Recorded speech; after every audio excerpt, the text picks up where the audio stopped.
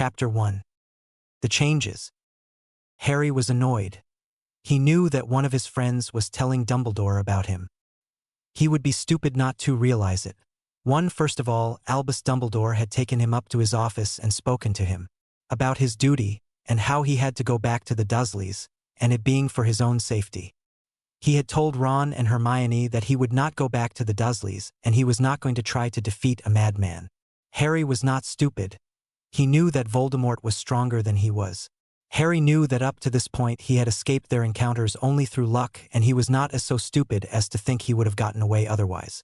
If it were not for his mother's sacrifice, he knew he would not have survived at all. His mother saved him from the killing curse. Her protection had killed Quirrell, or more rather, turned him into ash, cascaded him. Fourth year, if it had not been for Priori Incantatem and his parents' appearance, he would again not have survived. He had not known about portkeys, so he had not known he would have been able to get back if he touched it. Fifth year, he hated to admit it that Dumbledore saved him. It turned bile in his throat at the thought of the man as a grandfather. Dumbledore is not even trying to train me yet, he knows the prophecy too. I don't understand it. He knew that Snape and I do not get on yet. He forced us to work together, and together we make more destruction than help. Thinking about his father, he grimaced. And I cannot help but think I deserve it. I mean, my father was horrible to him and nasty. Even I would not do that to Draco Malfoy, he thought. I need help, I just don't know who I can trust. The only thing I can do is get one of them, either Ron or Hermione, under Veritaserum. And soon, before the leaving feast, said Harry, determined. Nodding to himself, he walked out of Gryffindor common room, ignoring Hermione and Ron's shouting calls to him. He honestly thought it was Ron who was informing on him, so he thought to himself, I will question him first. I really don't want it to be Ron. He was my first friend, and he did not seem interested in me until I did say my name was Harry Potter. Gods please, Ron, do not let it be you. I do not want it to be you, thought Harry. He was so deep in thought that he did not see Severus Snape following him out narrowed eyes. Severus had stopped being so horrible to Harry since the death of his godfather. He would be stupid to know Harry's childhood had not been full of pampering. Although he was lucky, he did not know about the beatings nor the cupboard, or he would of course tell someone. Severus thought, perhaps he wears a mask just like me. Since that day he had been watching Harry and he found himself impressed. There was an only small hint that he was wearing a mask. Sometimes his annoyance shows through his masks when Hermione annoys him. He had saw Harry trying to stop himself from rolling his eyes when Ron went on at length about Quidditch all the time. Severus realized that to Harry they were just children, and that had stunned him because Harry was the same age as them. His eyes, however, were completely different from theirs. Harry's eyes looked like he had aged 10 years each day. His soul was probably old and weary, Severus thought. Just like mine, but that cannot be. He may have not been spoiled, but he still had a family and they probably loved him. Perhaps the wizarding world it's doing it to him, thought Severus. That had been days ago now, and Severus had hardly seen nor heard of Potter. It being the weekend, he had not even seen Potter at Quidditch practice. Ron had told everyone that Harry did not feeling like playing. There was also another thing that Severus had noticed. Hermione Granger, Ronald Weasley, and Harry Potter were not as close as they used to be. They had either had a fight or they have just not found the time to talk to each other. He could see it was mostly Harry who was responsible for the distance between them. He seemed a lot more suspicious around his friends these days. He was acting as though he could not trust his friends at all. That totally mystified Severus. He also knew that Harry was not getting as much sleep as usual. He had heard whispers of people among the students telling their friends that Harry often woke up screaming Sirius in his sleep. He seemed to be having nightmares about the veil of death that his godfather had fallen through. He could not help but think to himself, that boy has been through too much and seen too much death. First his parents, then his friend Cedric Diggory with the killing curse, now his godfather. How much more can a boy that age take? So you could imagine how surprised to see Harry coming from Gryffindor common room and walking down all the way to the dungeons. Of course, by then he had gotten suspicious about where the boy was going. Deciding to follow him, he had quietly taken an invisibility potion and he became invisible. He found Potter raiding his private stores. He had wanted to catch him and take house points, but stopping himself he watched as the boy found what it was that he obviously sought. His jaw dropped when he saw what Harry had taken out. Veritaserum, he thought to himself, astonished. What would the boy be doing with that? Got ya, said Harry, slipping the potion into his hand. Severus had to duck out of the way so Harry did not hit him. He watched as Harry peeked out of the door, making sure no one was coming or would see him coming out. Harry opened the door. Severus swiftly followed before Harry could shut the door on him. He saw Harry pull out the map he had seen 2 years ago. The parchment had insulted him and he had been furious. He was not stupid enough to not know what it is. He had seen James Potter and his friends using it. He was not horrible enough to actually take it from the boy, but he would have liked to have examined it. He was astonished to actually see what it was for the first time. It was a map of Hogwarts, not just any map, but actually a magical map that showed where everyone was. He was in awe. One could even tell where someone was even under invisibility potion, possibly cloaks too. He panicked, thinking he would be seen, but Harry did not seem to look at the part where they were. There you are, muttered Harry. Severus looked at where Harry was pointing at. Why do you want Weasley? You're surely not going to use it on your friend, are you? Was all the man could think.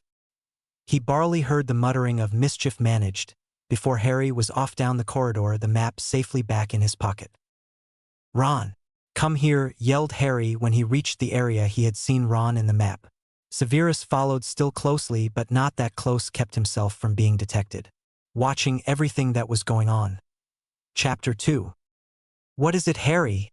Asked Ron, as Harry swiftly grabbed him and pulled him into an unused classroom. Severus was still confused. He was so lost in thought that he barely made it past and into the room before the door was shut and locked. Now Severus was getting more worried. What the hell was going on?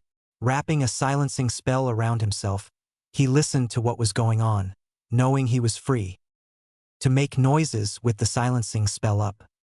Stupefy, said Harry softly. Ron fell to the floor with a thud. Severus took his wand out, not sure what was going on. He did not think that this was Potter. Perhaps someone had polyjuiced as him. He had not been in the company of the boy long enough to tell, so his thoughts were plausible. Then Harry took out the potion, opened the stunned red head's mouth, before letting 3 drops into Weasley's mouth.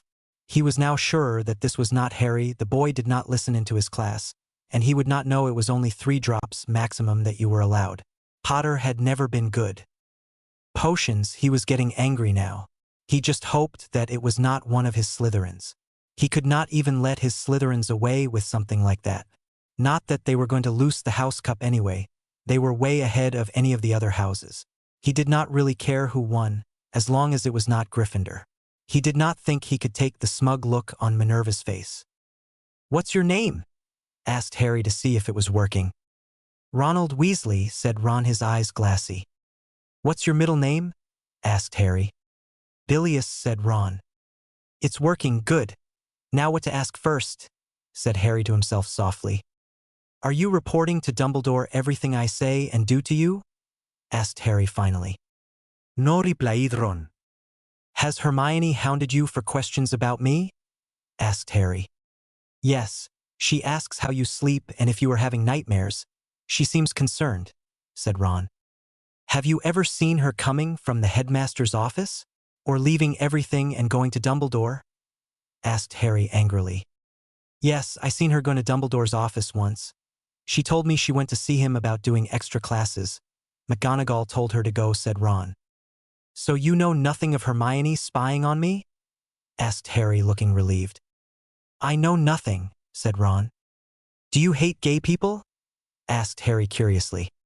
He was now more thankful that he had not told his friends this piece of information. He was gay, and he was now wondering what his friend would say that he could not lie. If he was okay about it, then perhaps Harry would tell him. Only time will tell.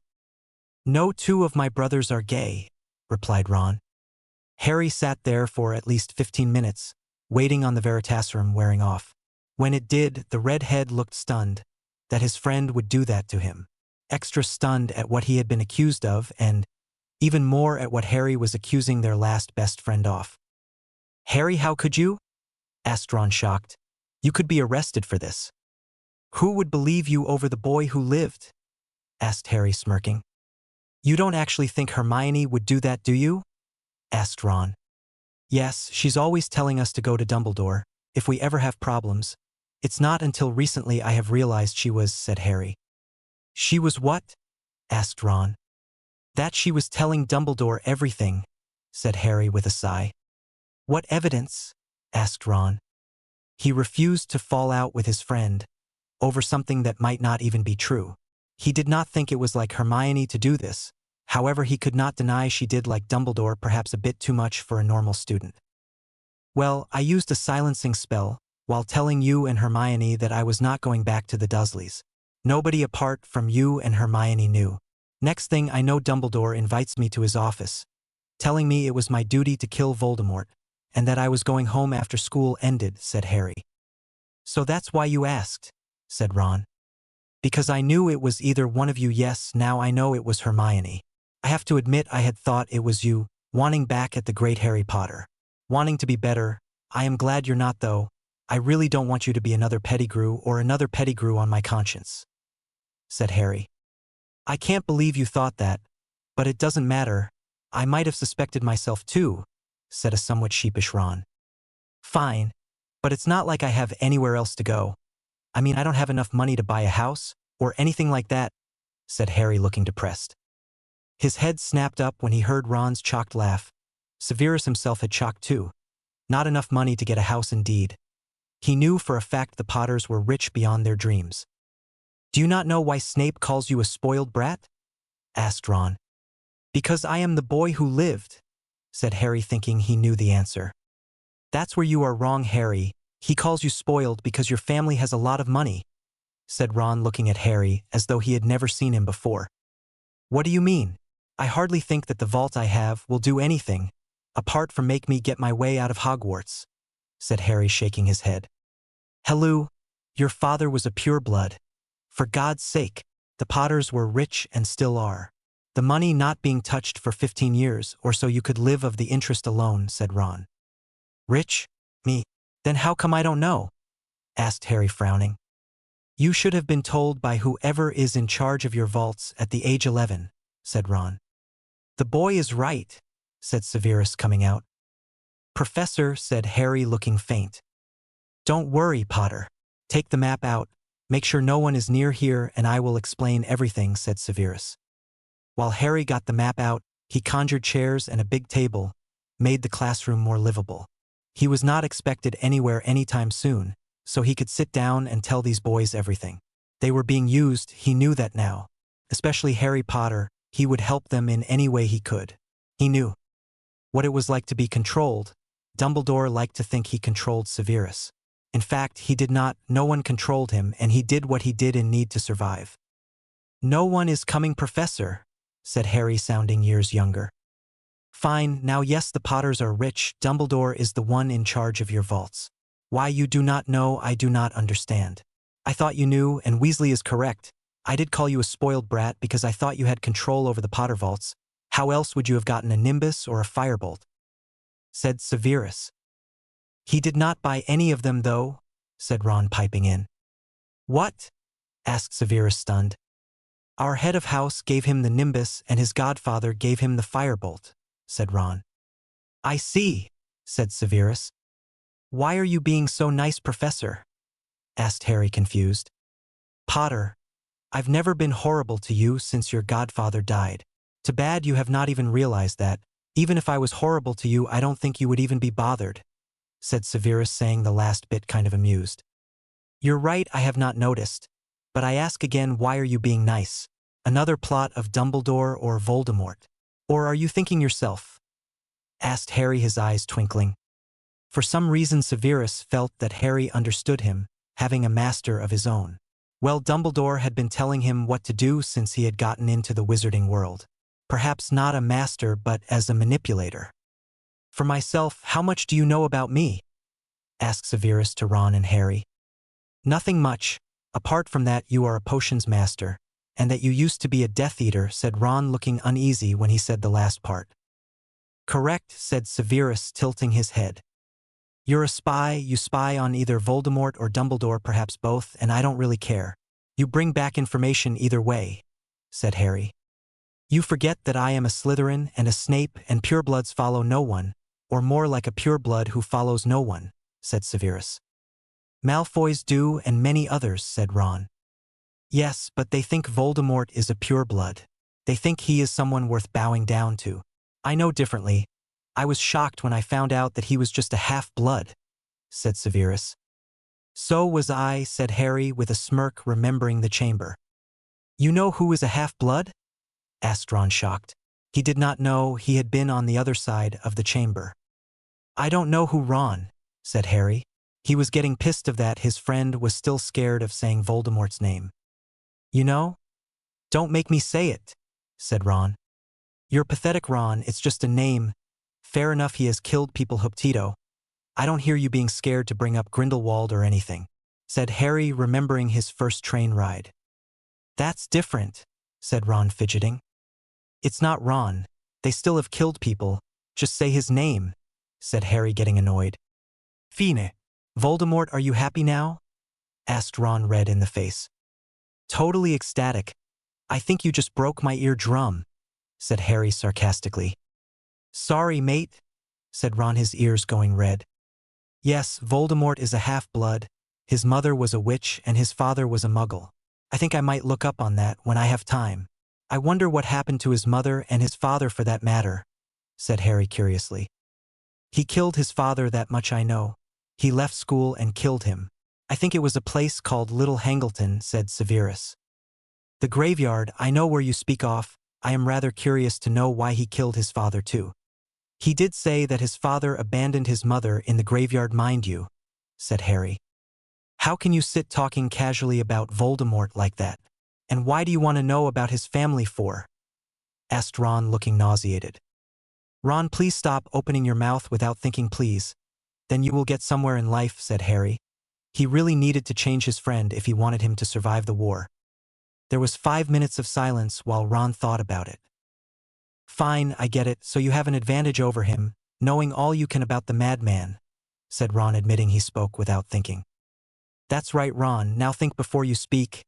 Anyway, back to the discussion, how do I get my money? And are you rich? Asked Harry to Severus. Yes, I was rich, the ministry froze my accounts, and I cannot get into them. I still, however, make money by making potions. I have more than I will ever need now, but I would someday love to have the Snape heirlooms back, even though I won't have an heir, said Severus sadly. Why not have an heir? Asked Harry. His teacher was not that old, was he? I'm a Death Eater. No one would trust me, said Severus sadly. That sucks, paying your whole life for a mistake you made when you were younger, said Ron, shaking his head, thinking about the time that made his scared of spiders, Fred turning his teddy into a spider. You have no idea, said Severus, looking at Ron. You're right, I don't, said Ron. Ron knew he had been coddled and loved all his childhood, shielded from anything bad that happened. That was until he came to Hogwarts.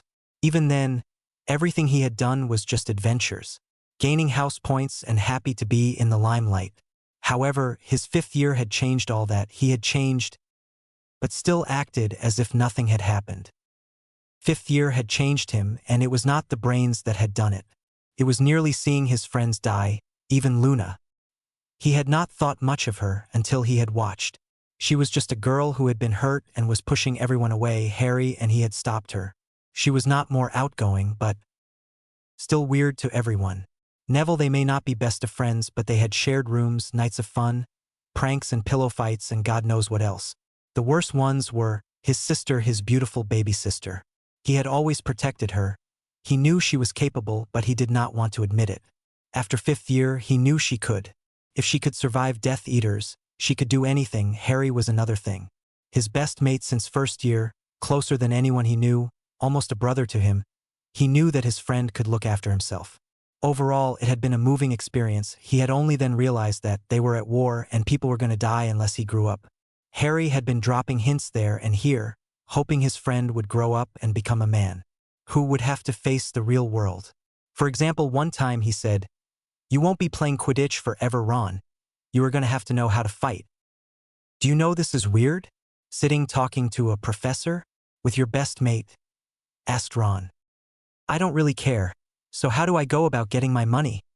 Asked Harry. Go to Gringotts and ask to take control over your vaults, said Severus simply. Easy as that? Will Dumbledore not fight for control? Asked Harry. He could not let his pawn run amok now, could he? Thought Harry. Dumbledore will fight. In the end he will lose. After all, they are your vaults. No one can really touch them, said Severus. Okay, I have money, I can buy a house, all I need is books, food, and a house elf. I know a house elf that would be willing, said Harry. Why do you want books? Asked Ron. Because I am going to start training myself, said Harry. Why, that's what the order is for, or are you joining? Asked Severus. No, I guess you never heard the prophecy? Asked Harry. What?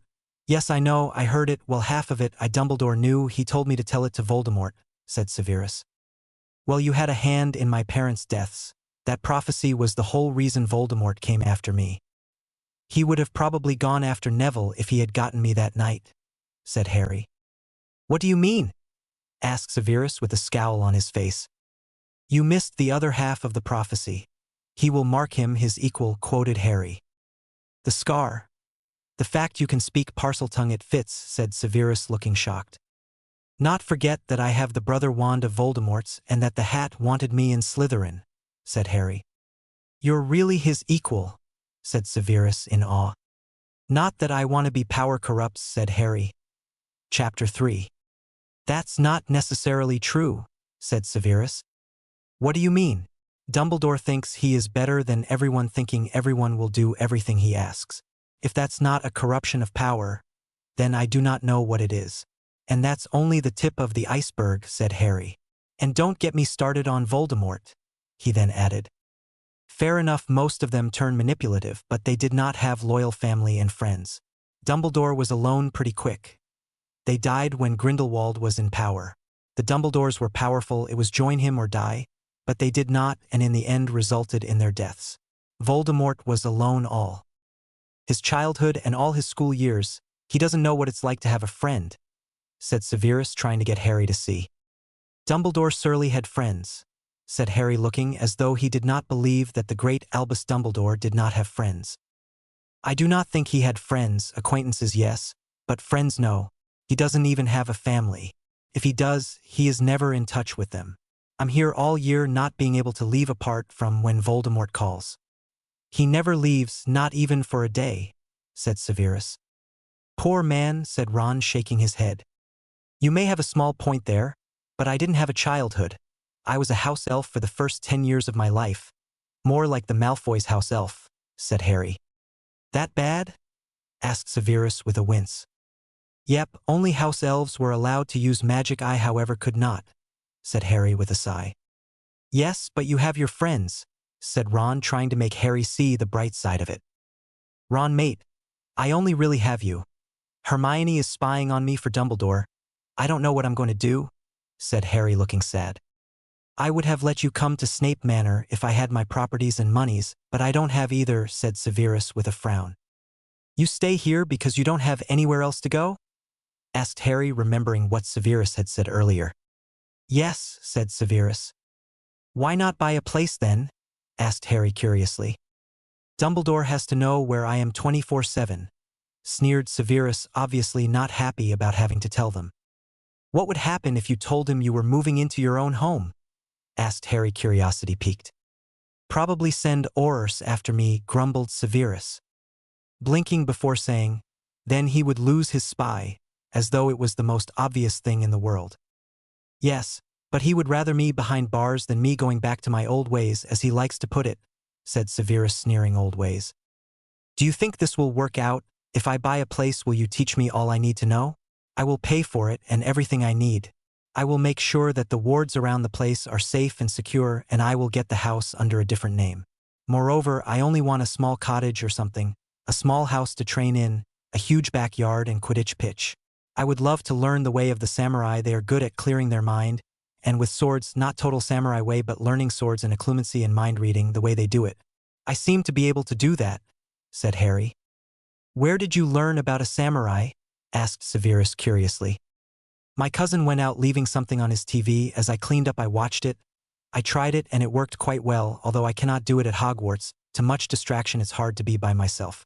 The night you caught me going up the stairs at the 5th floor, I was heading to the astronomy tower to try and practice, said Harry. I see. I can teach you the way of the sword and to discipline your mind, said Severus curtly. Great, would you let Ron try too? Asked Harry. If I must, said Severus. He had no idea that it was going to be easier to teach a Weasley than he thinks. Great, so I need to get to Gringotts, get the money, and how the hell am I going to buy a house? Asked Harry, looking confused. You really need to do things for yourself, Harry. Otherwise you are going to be independent on someone for the rest of your life. That's something you do not want. That's the first thing you need to do if you want out of Dumbledore's control. Depend on no one but yourself. If you need advice or anything you can come to me, but you really need to start looking after yourself, said Severus in a lecture tone. Harry nodded his head in agreement. He had to admit the man probably had it right. He had never really thought for himself. He needed to start thinking for himself. Right, first thing first, perhaps he was better to write to Gringotts first. See who was in charge of his vault. Perhaps he could get a bank statement from there. Every penny I have as well as property will be on the statement. Well, I will get in touch with Gringotts. I will send them a letter. I will get a statement. I will look over it. Would you lot like to help me? Asked Harry to both Sev and Ron. I will help you, said Ron. And I will offer assistance, said Severus resultantly. Well, I'm going to have to go before we are discovered. I solemnly swear I'm up to no good, said Harry. Looks like the bitch spy is waiting for us in the common room. What will we tell her, Ron? Asked Harry, looking up. Tell her we went for a walk, talked about Quidditch and that, said Ron. Right, let's go then, said Harry, getting up. Severus looked at him proudly. He would help these boys get their act together and get out of Dumbledore's thumb. Even if it cost him his freedom, he had no doubt he would probably be sentenced to Azkaban. If he is lucky, they will give him a proper trial. Perhaps Dumbledore would not find out, if Harry and Ron can keep quiet, then all is good. Dumbledore would not suspect him of helping them anyway. But if he disappears every day, then he will. He knew the headmaster was not stupid. He would put 2 and 2 together. Goodbye, Professor, and I will do something stupid when I have my statement. Just make sure me and Ron get detention, said Harry, his mind working overtime, getting everything into motion for his new plan. Just don't destroy my classroom, Potter, said Severus with a wicked smirk. Why, Professor? Do you think so little of me? Asked Harry in mock shock. Get going, said Severus, looking amused. Growling, he got back into his part quickly. Harry and Ron just raised an amused eyebrow at him, almost making Severus groan. He could hardly believe he had let his masks and facades down in front of those two. They would never be scared of him again. In a couple of months he would be glad it did not work. Bye, said Ron, dragging Harry from the classroom, talking about Quidditch. Watching them go, he knew that they were Slytherins at heart. It did not matter what a stupid bit of cloth they call a sorting hat had called they were Slytherins. If they were not, they would not have been able to pull that off or even think so fast. Where have you been? Shrieked Hermione as soon as they came in. Ron and Harry looked at each other, both thinking the same thing. I want to rub it in her face that I know. Thinking about that evening, they blinked and Ron was the one that answered. Calm down, Hermione. We were only taking a walk talking about Quidditch, said Ron, making himself shocked at her outburst. Are you all right? I thought Harry was hurt? Asked Hermione. No, don't worry. We were only talking about Quidditch and stuff like that, said Harry, smiling at his friend, as though nothing happened, just like he had the last few times. I'm actually thinking about going to the Libber, was as far as Harry got. Come on, we have homework, said Hermione, making them sit down. Harry frowned at that. She either really wanted him to get their homework done, or she was keeping him from the library. Question was, why?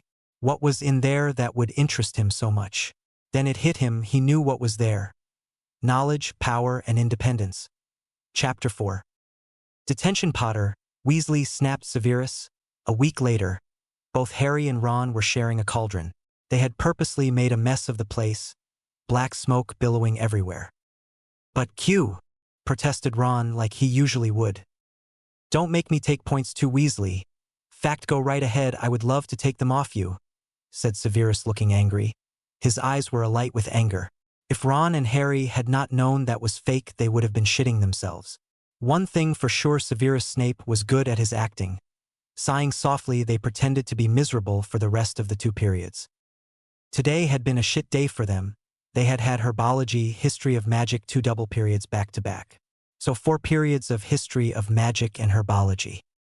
It was their least favorite subjects. One good thing came out of it: Hermione was not in any of their classes.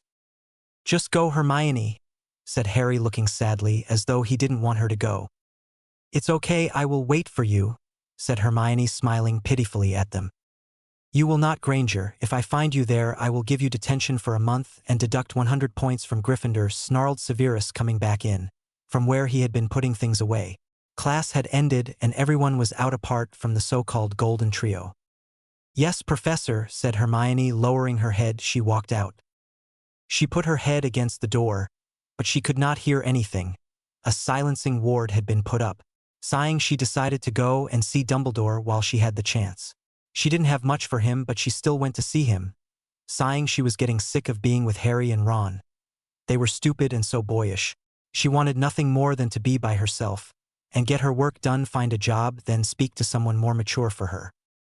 "She really is a good actress for someone her age," said Severus dryly as he sat down. "Do you know that bastard has been spending Harry's money?" snapped Ron.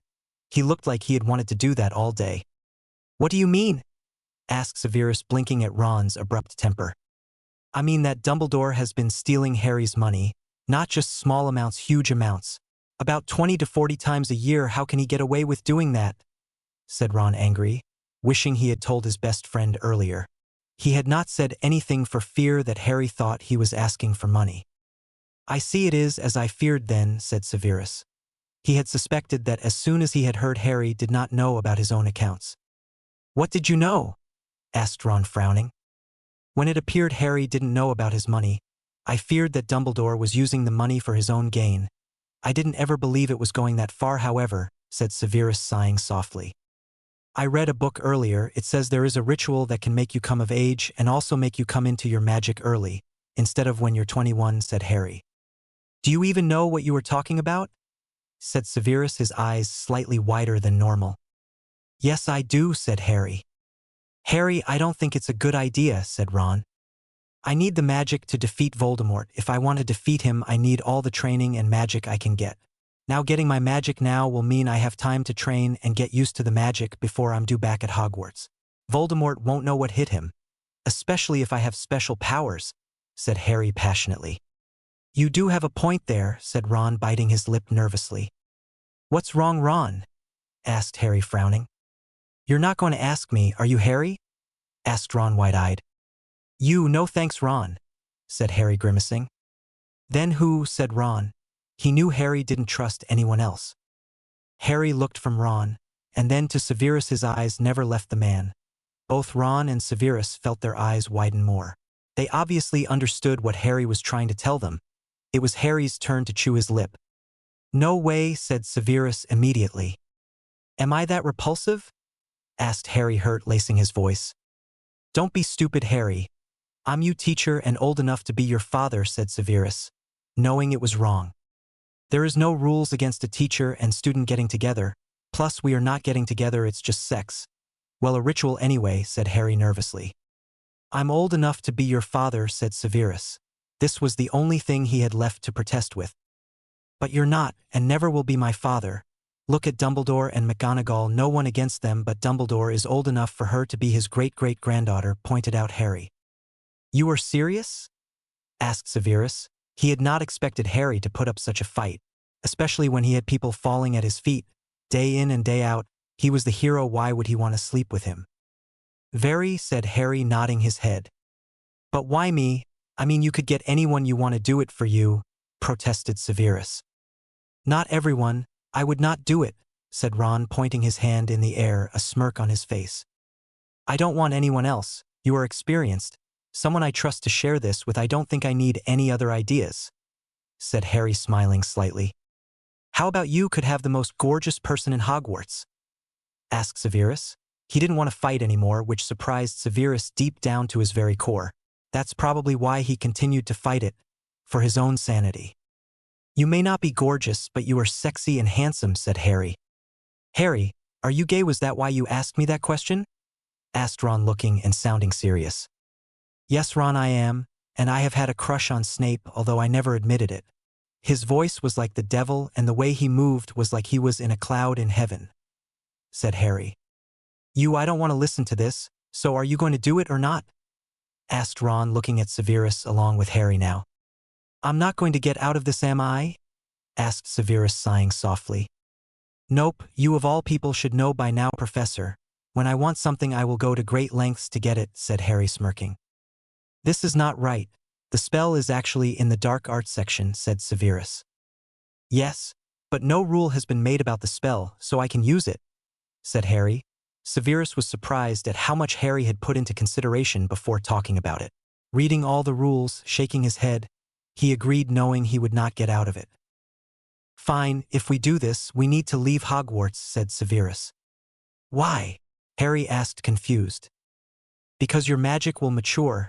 This means magic will pour off of you. Dumbledore would become suspicious right away, said Severus. Well, we can just go to a Muggle hotel for the night. They won't know about magic, they might feel it, but that doesn't matter, said Harry. Yes, but if Dumbledore finds out we are fucked anyway, said Severus, sighing. True, we will need to get Ron to cover for us. It will need to be a night you won't be called, and there is not an order meeting, said Harry. I will sort everything out, you give me the book and go and do whatever you want to do. I will give you detention when it's ready, we don't have long. Everyone will be going home soon, said Severus. Okay, said Harry, handing the book over and leaving.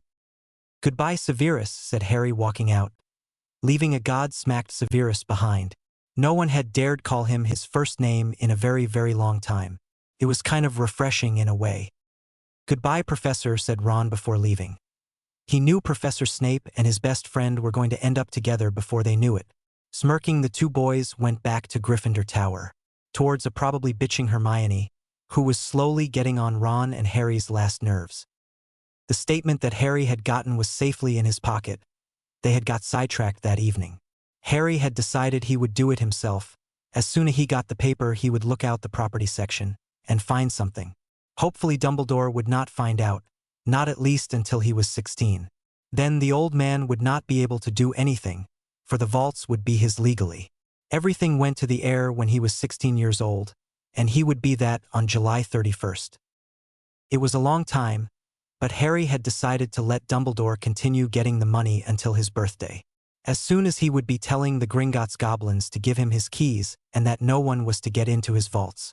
Only then would Dumbledore find out. By then it would be too late. Harry would be of age, and there was nothing Dumbledore could do. Dumbledore seemed to forget that he was Muggle-raised and he legally came of age at the age of 16. He would not learn until it was too late. By then Harry would be free of Dumbledore's hold and manipulations. Chapter 5. So why were you not surprised when I told you? Asked Harry. He was once again in detention with Ron, all planning their next move. I'm not a spy for nothing, Harry. I knew before even you did that you had a crush on me. It's not the first time either. Some of my Slytherins have as well. It's mostly my voice they are attracted to though, said Severus, chuckling, drying. Oh, said Harry, not knowing what else to say. Fine, but Ron, you didn't seem surprised, pointed out Harry. I think I've known for a bit, said Ron. What do you mean? Frowned Harry. Well, when you said Cho Chang's kiss was wet, that's exactly what my bother said. It was not long before he came out and said he was gay, said Ron, shrugging. Right, said Harry, nodding. It made sense, I suppose. Now, what was this you were saying about a house? Asked Severus.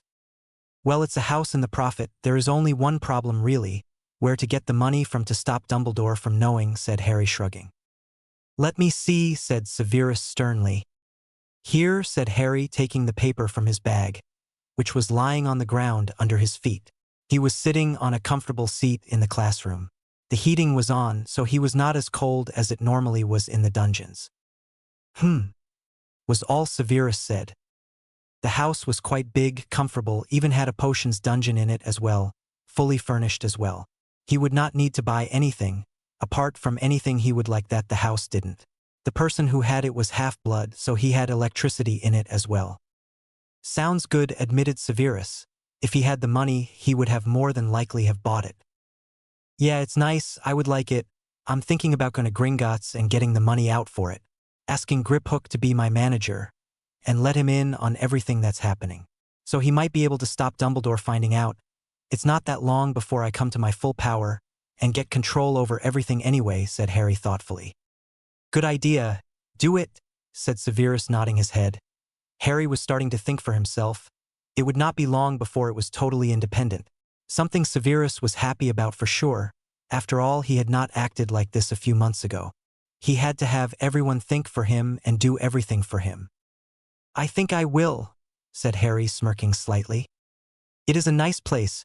Just wished I could afford a place like that, said Ron, smiling wistfully. You never know, Ron. Someday you might, said Harry, smiling at his friend. Aurors made a lot of money, that is, if his friend was still going to be an Auror. He had not made any indication of not wanting to be either. Maybe, said Ron, smiling slightly. His friend always knew how to cheer him up. When are you going? Asked Severus. He would need to distract Dumbledore. The man was always checking on his golden boy, not wanting him to disappear or becoming too independent. Tomorrow, it's Friday anyway. Dumbledore is going to the ministry on Saturday, so we can go to the house then, said Harry. Okay, good idea. I will distract Hermione, said Ron, piping in. Thanks, Ron.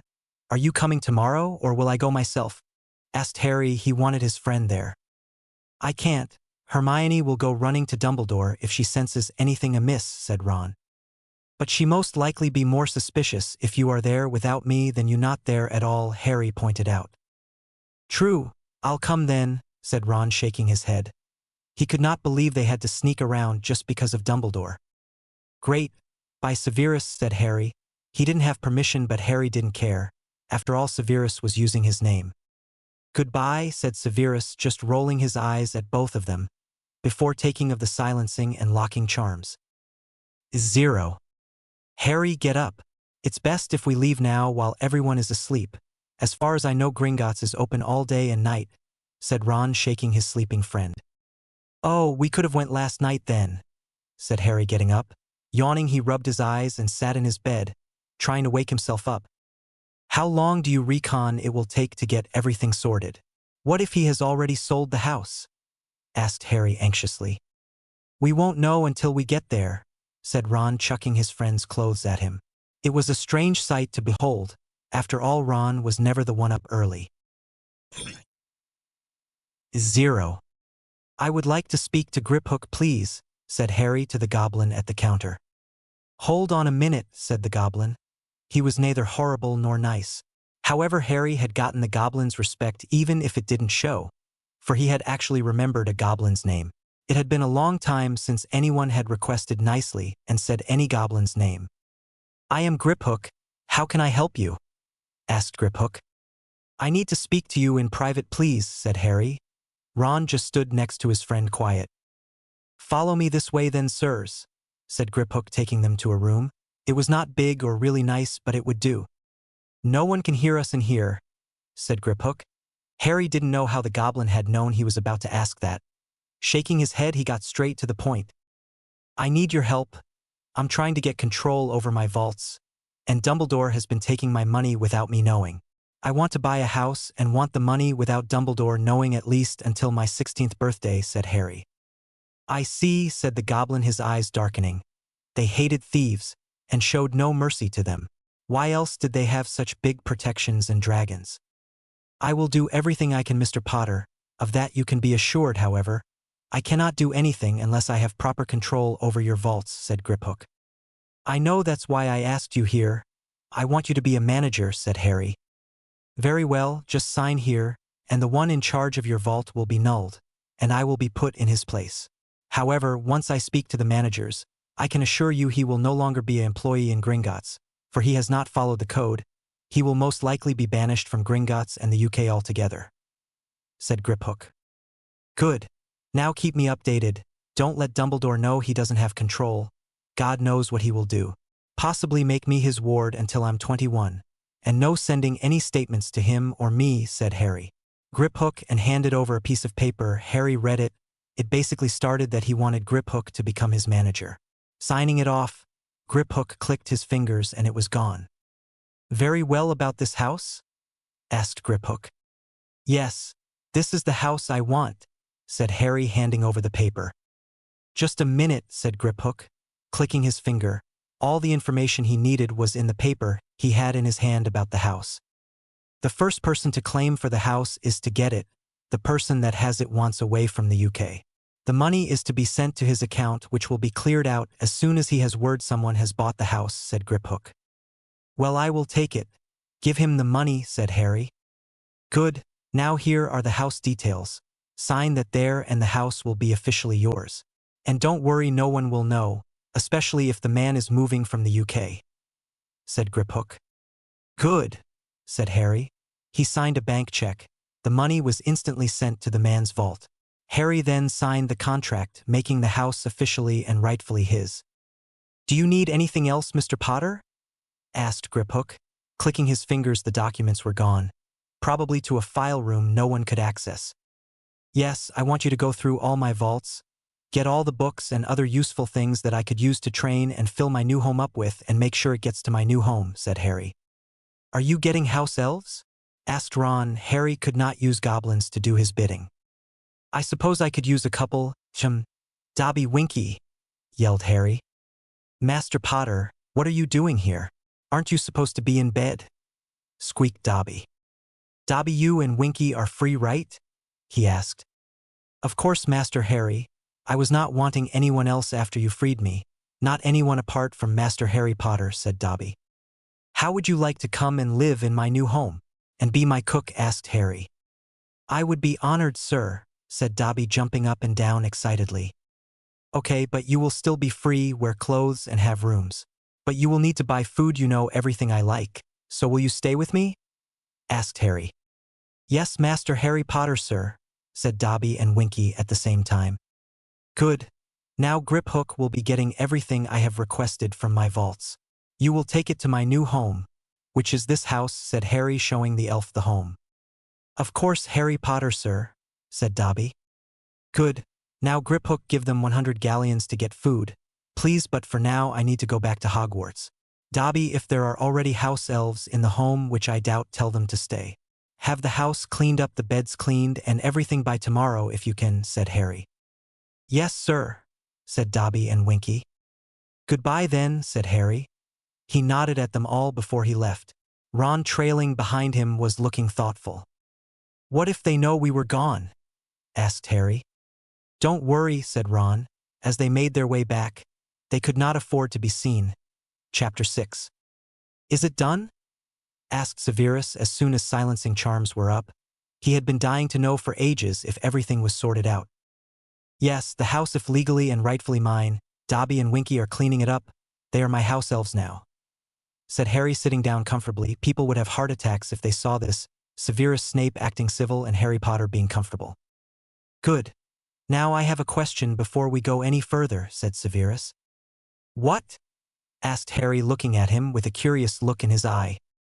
Are you sure you want to do this? You know you will always be connected to me forever after this? Said Severus, looking at Harry intently. Of course I want to do it. I read everything and know what I'm doing. Plus it might be handy, this connection. I can keep in touch, said Harry honestly. Fair enough, we will be leaving soon.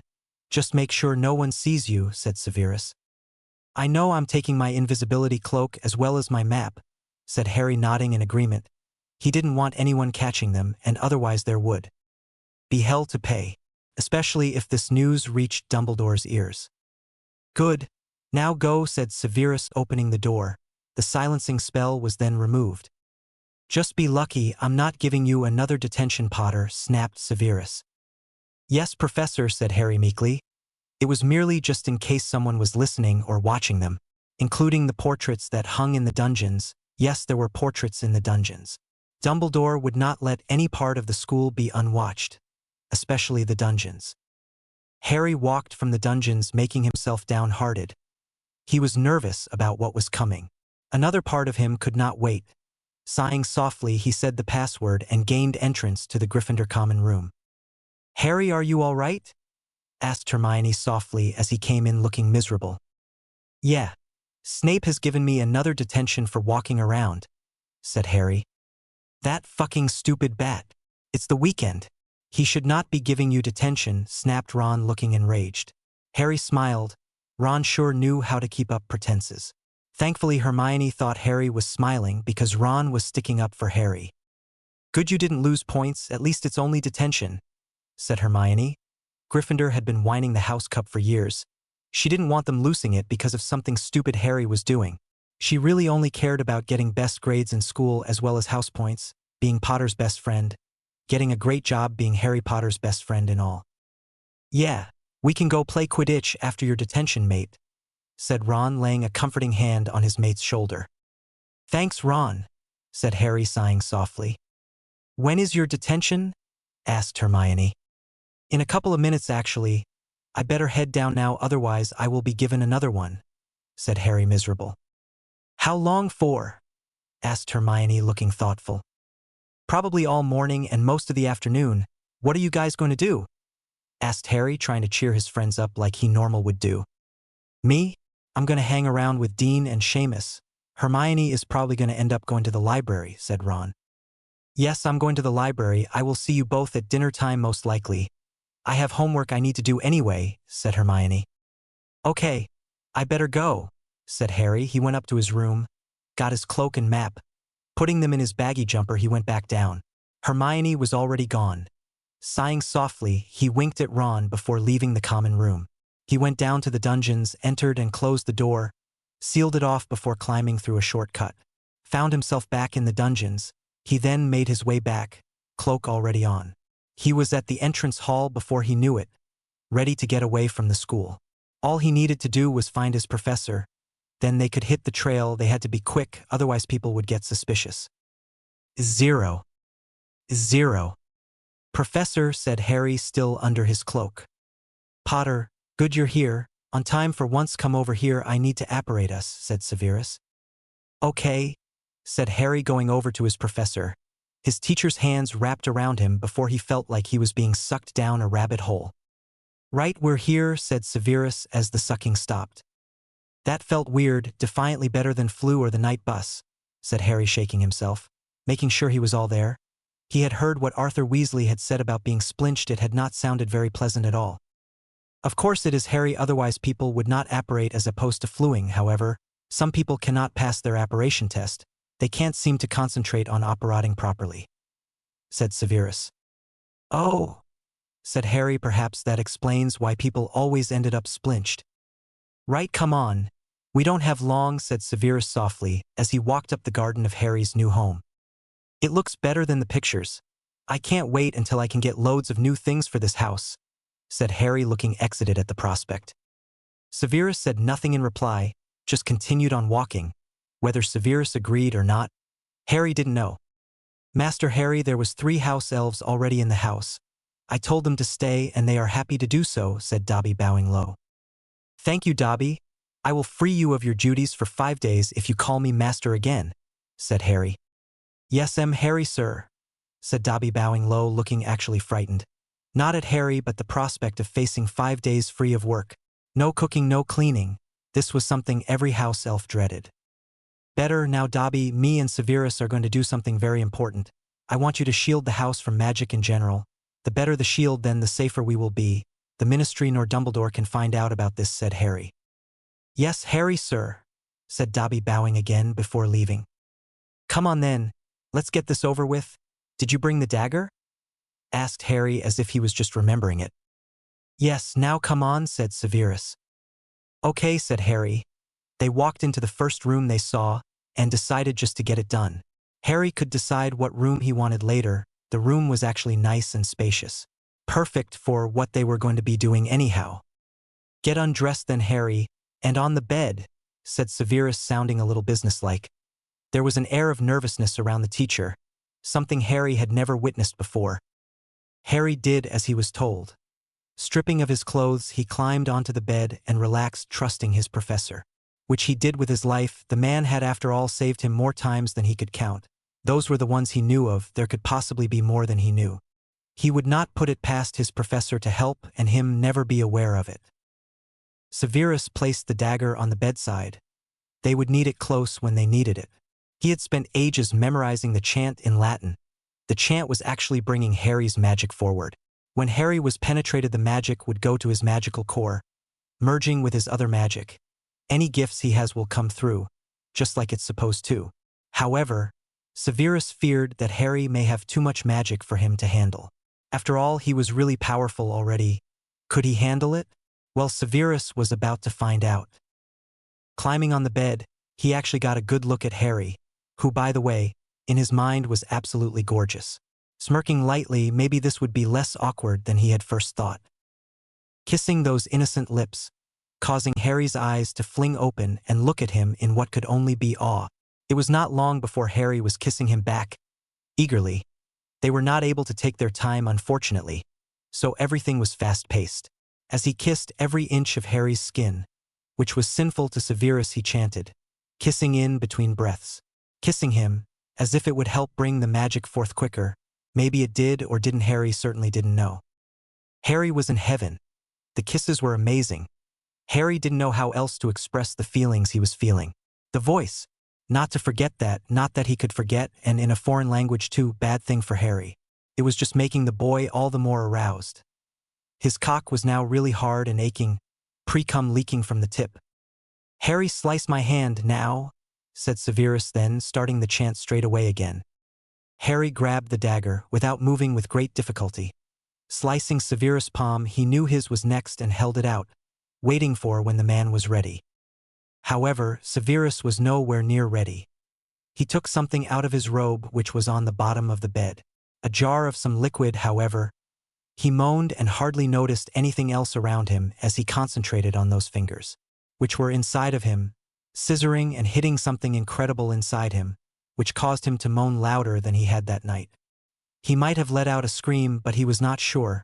Only once Severus thought he was properly prepared did he pull out. Taking the dagger, he cut Harry's wrist as well. Quickly he took Harry's hands in a death grip, putting the boy's hands above his head onto the pillows. The chanting had changed. Wording was different now. What more, he could feel his magic almost like it was begging to reach the top, to break free. Harry could feel Severus' cock at his entrance. He wondered if it would be painful. He knew the book said it was uncomfortable, but with him nothing was normal. His eyes rolled in the back of his head at the first push. He had never felt anything like this in his life. Before Harry knew what was happening, he felt fullness around him he had never felt before. If he thought that was great, he changed his mind when Severus pulled out before pushing himself back in. Looking back up at Severus, Harry realized he was not the only one enjoying themselves. Severus' eyes were dilated in lust and his head was thrown back. He was sweating and breathing heavily. Severus was enjoying himself. The feeling of Harry's tightness around him was unbelievable. He would have felt the same if it was anyone if it had not been a ritual. However, the fact that this was a powerful wizard and a ritual was making this experience more intense. He could feel Harry's magic around him and in him. It was amazing. No normal person could make him feel like that. Severus wished it would last forever, and then he shook himself. Emotions like that were not good for him as far as he was concerned. Plus, he knew Harry would get over his crush and him in a while, as soon as he saw gorgeous men outside Hogwarts. The magic burst forth, as Severus released his seed deep in Harry. The glow eliminated from their joint hand and worked its way down. Harry was shaking. His lips pursed to stop himself screaming in pain, as pain unlike anything he had felt before coursed through him. Harry, calm down. Accept the magic. Let it do its course, said Severus soothingly into the boy's mind. Thank you, mumbled Harry as he slipped unconscious, unaware that he had mind spoke to Severus Snape. 0. Harry, get up. Come on up, yelled Severus. Harry opened his eyes, yawning only to bolt up when he realized that he had fallen asleep. Looking down at his hands, he could feel the new magic coursing through him, and could not help but see what he could do. Accio clothes, said Harry. His clothes came towards him. Grinning in glee, he put his clothes on, unaware of Severus' stunned, odd look. Once he was dressed, he looked over. Severus was already dressed, as if this had nothing happened. What? Asked Harry, looking uncomfortable that someone was looking at him like that. You just did wandless magic, said Severus, as if stating the obvious. Yeah, just like you, Professor Dumbledore, Lupin, and the others can do, said Harry, shrugging his shoulders. They can open doors, light candles, but no one is ever able to summon their clothes. Several items might I add before, said Severus. So it's something I should keep to myself then? Asked Harry. Yes, it will give you a great advantage over Voldemort, said Severus. He was suddenly feeling much better about everything and everyone. He knew Voldemort didn't have a hope in hell against this powerful young wizard. Even Voldemort needed a wand to do magic, Harry didn't, and Voldemort would be surprised when Harry hits him with something, a killing curse perhaps coming from his hand. It's only 2 o'clock. I've missed lunch but not dinner, that's great. We better get back, said Harry, looking down at his wand. You're right, let's go, said Severus. Aren't you more powerful? Asked Harry, knowing the one doing the ritual could get some magic too. However, if people thought they could force them to do it, they had another thing coming. It needed to be mutual for both parties involved. Yes, however, I am locking the magic behind a shield. Voldemort nor Dumbledore must know. I've already put a shield on you, so you don't have to worry, said Severus. The shield makes Harry look less threatening and less powerful. It's one Dumbledore uses, however. He could not hide the power in his eyes. Okay, said Harry. Chapter 7. Harry indeed was much more powerful. He could feel it rushing through him, and it was the greatest experience he had felt in a while. Apart from last night, it had blown him away. He just hoped he one day could win the man's heart, and it maybe could happen again. He knew it would be a hard thing to do. He knew how closed off Snape was. It would be hard to get past the man's defenses. Harry was actually able to apparate back to Hogwarts himself. He sat outside Hogwarts near the lake. Letting Severus go in, it would not matter if he was late for dinner. Although he was famished, he needed to let Hermione and Ron find him. He could not just stroll in, as if he had only been gone 20 minutes. Harry! Shouted Ron, running over towards his friend as soon as he spotted. Acting his part really well, Harry had to bit his lip to stop the smirk that he wanted to let loose at Hermione's annoyed look. Where were you? We have been looking all over for you, said Hermione in an annoying, clipped tone. What do you mean? I've only been gone a while, said Harry, shaking his head, faking confusion. Harry, it's dinner time. You have been gone hours, mate, said Ron sympathetically. Oh, sorry about worrying you guys. I guess I'm just not feeling like myself going back to the Dursleys and all, said Harry half-hearted. Oh, don't worry, mate. I'll get Mum to convince Dumbledore to let you come early, said Ron softly. Thanks, mate, said Harry. Now come on, I'm hungry, whined Ron like he normally would do. You're always hungry. I'm hungry myself. Come on then, let's go for dinner, said Harry, shaking his head. Come on then, said Hermione. 3 of them headed into the Great Hall. 0. After filling their plates, Ron spoke in a low tone. Not even Hermione could hear what they were saying. She was sitting across from them. How did it go? Asked Ron curiously. Good. It's amazing, Ron. I can't wait until you experience it. The magic running through you. It's a shame that you have to wait until you're 21 to receive it, said Harry. Wicked, said Ron dreamily, taking his friend's word for it. What are you whispering about? Asked Hermione, a frown on her face. I asked Harry if I would ever really be good at Quidditch, said Ron. I just said he would one day, maybe even be a famous Quidditch player, said Harry, shrugging his shoulder, going along with his friend. Oh, that's fine, said Hermione. She agreed only because of the dreamy look Ron now wore. She knew he always got that look thinking about Quidditch. She was more observant than she was given credit for, that was for sure. I can't believe we are leaving tomorrow, said Harry sadly as he ate as much as he could, not knowing when he would be fed again. Yeah, another summer, only 2 years at Hogwarts to go. It's unbelievable that we have already spent 5 years at Hogwarts, said Ron. Yeah, said Harry, nodding his head. It felt like just 2 or 3 years since he had been there. When he thought about it properly, he felt as if he had been there for over 10 years. With all of the things he had happened to him, it was hardly surprising, really. Harry, I'm going to talk to Dobby. I will be right back, said Ron, walking away. Okay, said Harry to his friend's back, wondering why his friend was going to Dobby for. 0. Dobby, can I ask something of you? Asked Ron, entering the kitchens. What can Dobby do for Harry's Wheezy? Asked Dobby. Could you get what's eatable from the leaving feast and keep it for Harry? His cousin is on a diet and Harry doesn't get enough to eat. Can you help Dobby? Asked Ron kindly. He didn't want his friend starving all year again. He would do anything for his friend. Even shield Harry from the killing curse. That's how much Ron loved his friend. Dobby can be doing that, put spells on it so it doesn't go off. Yes, Dobby can help. I will give it to Wheezy when you are leaving, said Dobby. Good, thanks Dobby. I'm gonna go now, said Ron. Harry's Wheezy indeed. By Harry's Wheezy, said Dobby, already getting a box and putting food into different containers and into the box for his Harry Potter. By Dobby, said Ron, leaving the kitchen sighing softly. Loyal house elves who needed them. Harry was Ron's thought, shaking his head before going up the Gryffindor common room to be with Harry. 0. Dumbledore entered Hogwarts once more.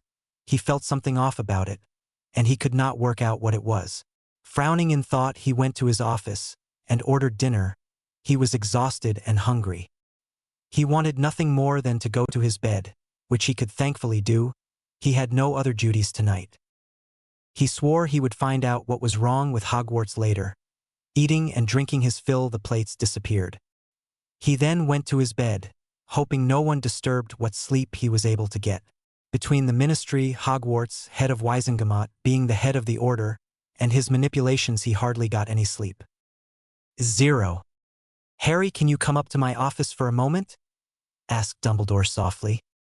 Yes, sir, said Harry immediately, acting the way he was supposed to. Good. Now let's get going, said Dumbledore. What is it, sir? Asked Harry upon sitting down. There. Lemon drop? Asked Dumbledore, his eyes twinkling. No thanks, headmaster, said Harry, smiling softly.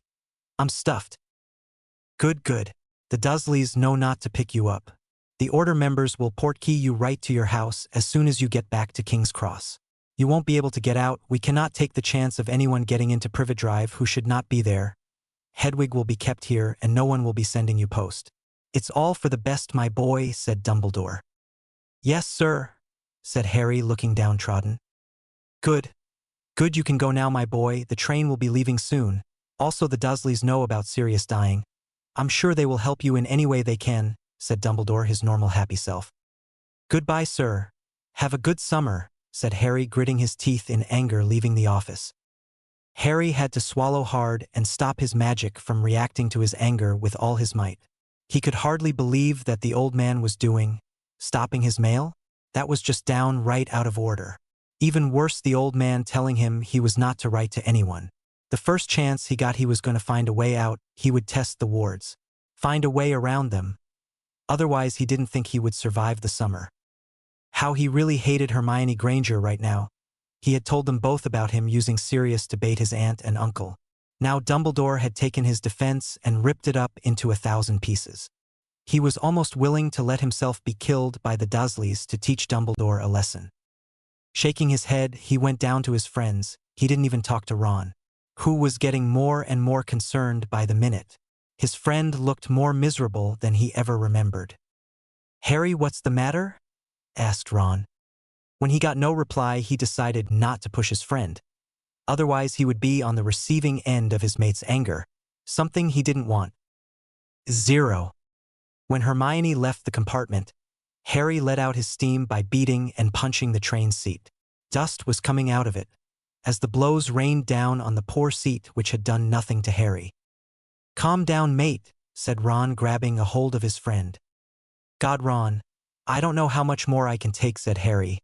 The knowledge that Dumbledore would no longer have control over him on his birthday was not enough to keep him quiet and satisfied now. What's the matter? What's the old fool said now? Asked Ron, worried. He's sending me to the Dursleys. Without Hedwig, I won't be in touch. No one will be able to send me owls or anything. I won't hear anything all summer. I won't be able to get out. What worse, he has told the Dursleys that Sirius is dead. I'm in for it this summer, Ron. They are going to kill me. They have been too scared of Sirius to hurt me. Now they know they will take out the pent-up frustration at everything on me, said Harry, his anger cooling off. I'm sorry, mate, but I'll find a way to talk to you, I promise. I'll even owl Snape. See if he has any ideas, if that's what it takes, said Ron. That's mate, said Harry, sitting down. I hope it's not my dad that's going to be taking you home. Otherwise I doubt I will speak to him again all summer, said Ron, shaking his head. His father knew some of what Harry went through. I hope not either. I'd hate to hate Arthur, said Harry softly. Well, we will just have to wait and see, said Ron. By the way, here, it's food from Dobby. It's all got spells on it so it won't go off. I asked Dobby to get you what he could. I hope it lasts you the summer, but I don't know how much he was able to salvage for you. Thanks, mate, said Harry in slight awe. Why had he never thought about that before? You're welcome. Now let's talk about Quidditch or something before someone walks in, said Ron, looking uneasily at the door. Yeah, do you think there is a slight chance the Cuddly Cannons will ever win? Is that the team you would play for if you do go into professional Quidditch? Asked Harry curiously. No, I'd play for either England or Scotland. I guess I'm in either country enough to want either of them to win, said Ron. True, said Harry, nodding his head.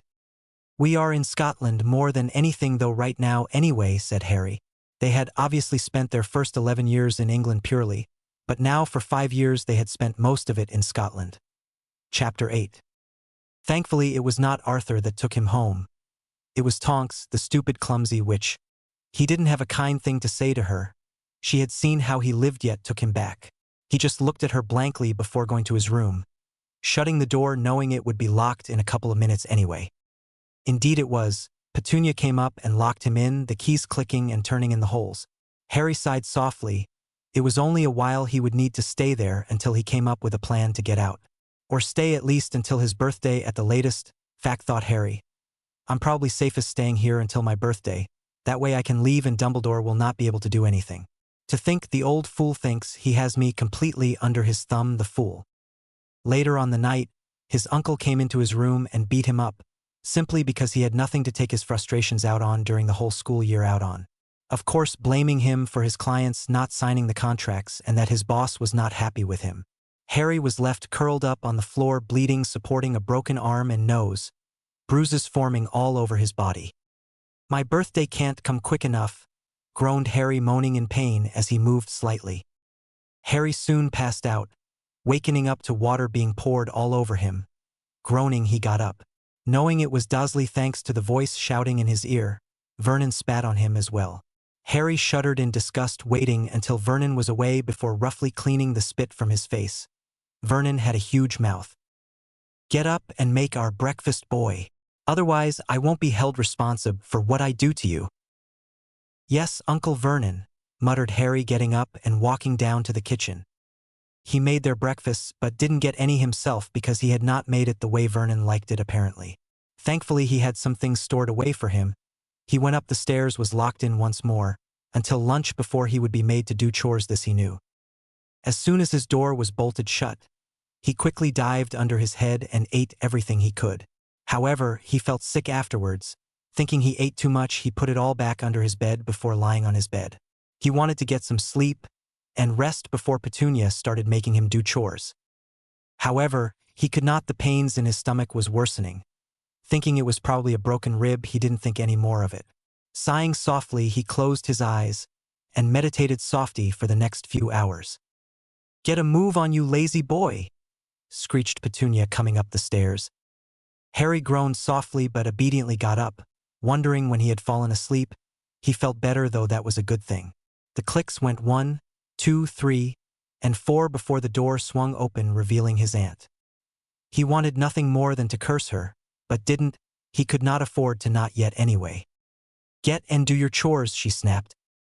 Harry didn't even need to ask. His chores were always the same, as they had been since he was about 5 or 6 years old. Perhaps when he was younger, this treatment was all he remembered really. Yes, Aunt Petunia, said Harry humbly before getting started.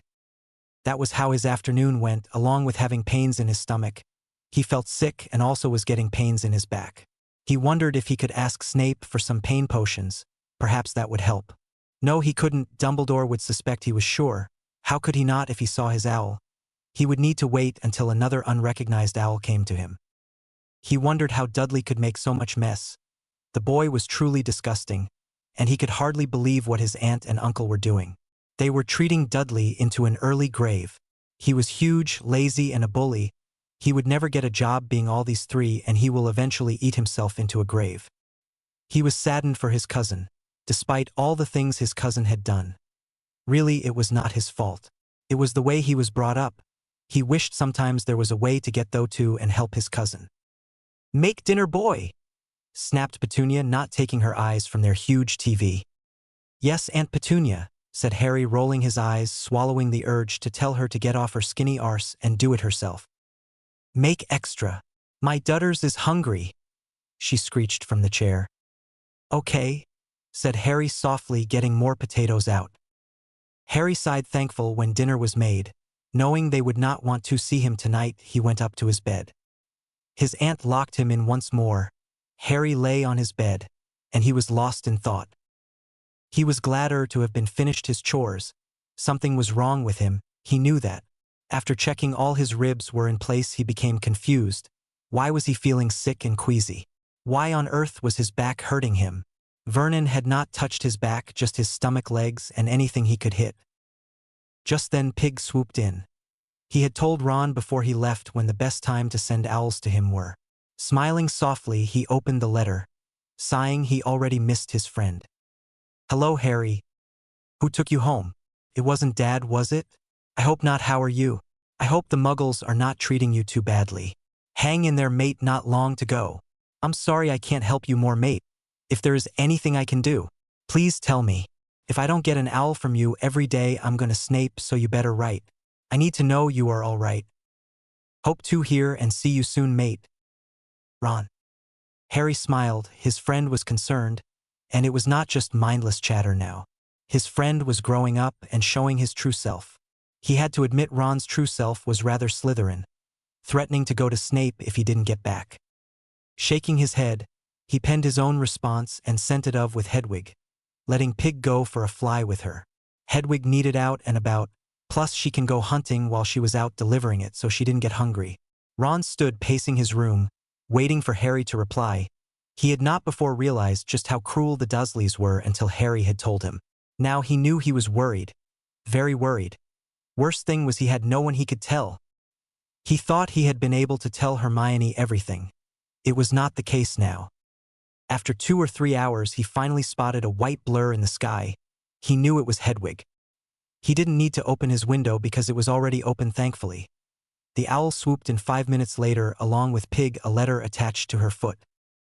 "Hey girl, nice to see you," said Ron, giving Pig and Hedwig an owl treat. He didn't have many, but enough to last the summer. Pig could spare one for Hedwig. Sighing softly, he quickly read the letter. Ron. "Hiya, mate, I'm fine here, or as well as I can be, I suppose. The Dursleys are as normal as they ever have been. Something is wrong, however. I've been sick all day. Sore back and stomach, and it's like someone had taken my insides out. I was lucky I was able to even do the chores today. You don't have any pain potions, do you? Because I could really do with one right now. Otherwise I'm gonna pass out. Can't wait till my birthday, mate. I'll hopefully be seeing you. Harry." "I'm going to fucking kill those bastards," snapped Ron after reading it. How dare they hurt Harry like that?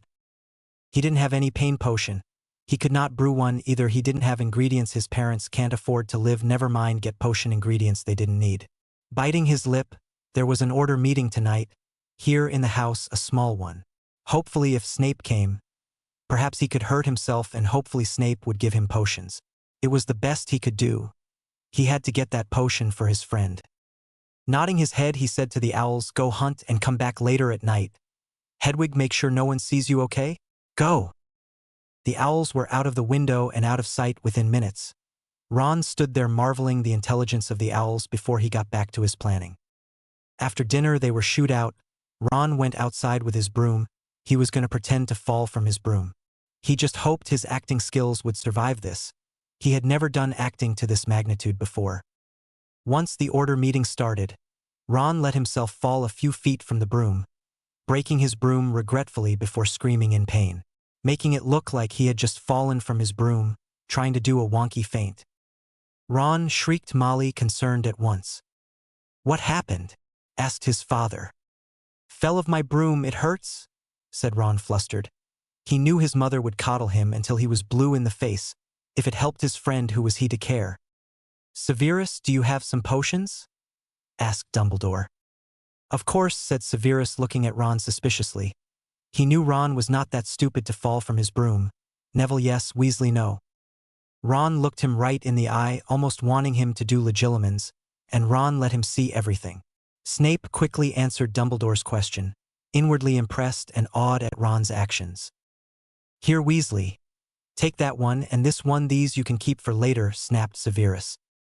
Thanks, sir, said Ron, as his mother levitated him to his room, coddling him some more. No one noticed Hedwig on the cupboard apart from Snape. Most of all, no one saw him not drinking the potions. Here, girl. Take them to Harry, said Ron, putting them in a pouch. Hedwig hooted in agreement before quickly taking off. She had fed and wanted to get back to her master. She knew he was in pain, and knew her master's friend had helped him. Soaring high into the air, she swooped back home. Free in the night air, flapper her wings extra hard. It took many hours for Hedwig to finally swoop into Harry's bedroom. Harry sighed thankfully when he noticed the potions. Smiling at his owl, he downed the numbing one. He needed to spread them out. This was not going to be the last beating and needed all the help and potions he could get. He wondered how Ron could have gotten them. They were defiantly Severus potions, and he had enough of the potions in the hospital wing to know they were Severus. It's unbelievable the length Ron was going to protect his friend. Even snapped his own broom to make the lie convincing. He didn't think anyone else apart from Harry maybe would have gone to such lengths. He sometimes envied the closeness the two had, the fact that they would do anything. He wished he had someone in his life willing to do that for him. Sighing softly, he knew that would never happen. Severus was now in his quarters drinking some brandy with a roaring fire warming him up. His thoughts were in turmoil. All he wanted to do was wrench Harry from that house. He felt so protective of Harry. He was turning out to be a true friend, like one Ronald Weasley by the looks of things. He had felt the boy's emotions when he had read the letter. Well, it was the same with him right now. Wanting to rescue him, but knowing he could not, unless they wanted their plans to be ruined. His mark burned. Sighing, he got up, summoned his things, getting ready to face Voldemort once more. The haunted, tired-looking eyes sighed, wondering if he would ever find peace or if this was his payback for joining the monster in the first place. Chapter 9. Ron was defiantly getting worried now. His friend's letters were getting more disturbing and horrible as the days went by. Ron was actually sitting in his room reading over the letters, as if they contained a clue to what on earth was going on. Ron. Hiya, mate. Things are not going well here. Something is very wrong with me. I'm getting very bad stomach cramps. My back is still aching and I'm beginning to actually feel sick. This morning I was up puking in the corner of my room. My uncle raged at that, calling me all the names under the sun. I've taken the potion though. It seems to make the beatings better, but nothing else. I thought I would be more powerful, but it doesn't seem like it, Ron. I don't know what it is. My magic has went to an all-time low now. It's like my magic is not responding to me. Come to think of it, I've hardly done any magic in this house. I've always been out. Only when I've been really angry and only been there a few days. Marge is one of the instants. I don't know, Ron. I don't think I will ever find out. I have to go now. Chores to do. Better do them while I still can, otherwise the oaf will kill me. Harry. 0. Ron. Okay, I'm getting really worse. Now that I don't have any pain potions, I don't think I will be able to wait until my birthday. As soon as I was outside, my magic sort of danced. What on earth is wrong with it? It feels like I'm suffocating each time I enter the Dursleys' house. How's your family? I hope they are all right. I've got to go. Vernon was mad when I passed out yesterday. I spent all day lying in the garden. Got an awful sunburn and beating. I need to finish them before I start feeling faint again. It's happening every day. I've hardly any food left, by the way. I've eaten it all despite puking up all the time, so I've not been able to gain weight. Harry. 0. Ron. I can't write long. I think my wrists are broken. It's killing me writing this. Just want to let you know I'm fine. Oh, and by the way, I'm bloating, so I can safely say I am gaining weight and fast. Harry. 0. Ron was sitting looking at the letters, biting his lip, his brow following him deep in thought. He was rather curious to know what was wrong with his friend. However, he could not think of anything. None of the books had said anything about his magic going wonky. or that he would start feeling ill. Sighing softly, he put the letters away. Locking it so no one else could get at them, he joined his family for dinner, not at all really hungry. "How is she, dear?" asked Molly quite loudly, pulling Ron from his musing. Ron began eating dinner half-heartedly. He was not in the mood for his family at the moment, not when his friend needed him. Normal as she can be for someone who is pregnant, her back is sore, so she hardly gets up now. Her feet are starting to swell as well. A week ago I demanded her to stay in bed. She spent too long in the sun, she ended up passed out, said Bill, shaking his head. Ron's head came up at that, looking at his brother, intently wondering if he would say anything else. What he said next made him gasp. "She's being sick now. She's always moaning about feeling bloated. She is finally beginning to show," said Bill, looking proud and exited as everyone else. Ron gasped and paled dramatically, something the entire Weasley family didn't realize. They were truly blinded. Ron looked too white to be normal, and yet they didn't even look at him or ask him if he was all right. "Oh dear, why not let her stay here? I'm sure I can look after her," said Molly, looking hopeful. "I will ask Mom, even if it's only to come for a few weeks," said Bill. Fred and George didn't take part in the conversations as usual. They were talking amongst themselves. Arthur was at work. Charlie was in Romania as always. Ginny was sitting there, in her own little world. "I can't wait to get pregnant," said Ginny dreamily. "Young lady, you better not get pregnant before you are out of school and being married," snapped Molly.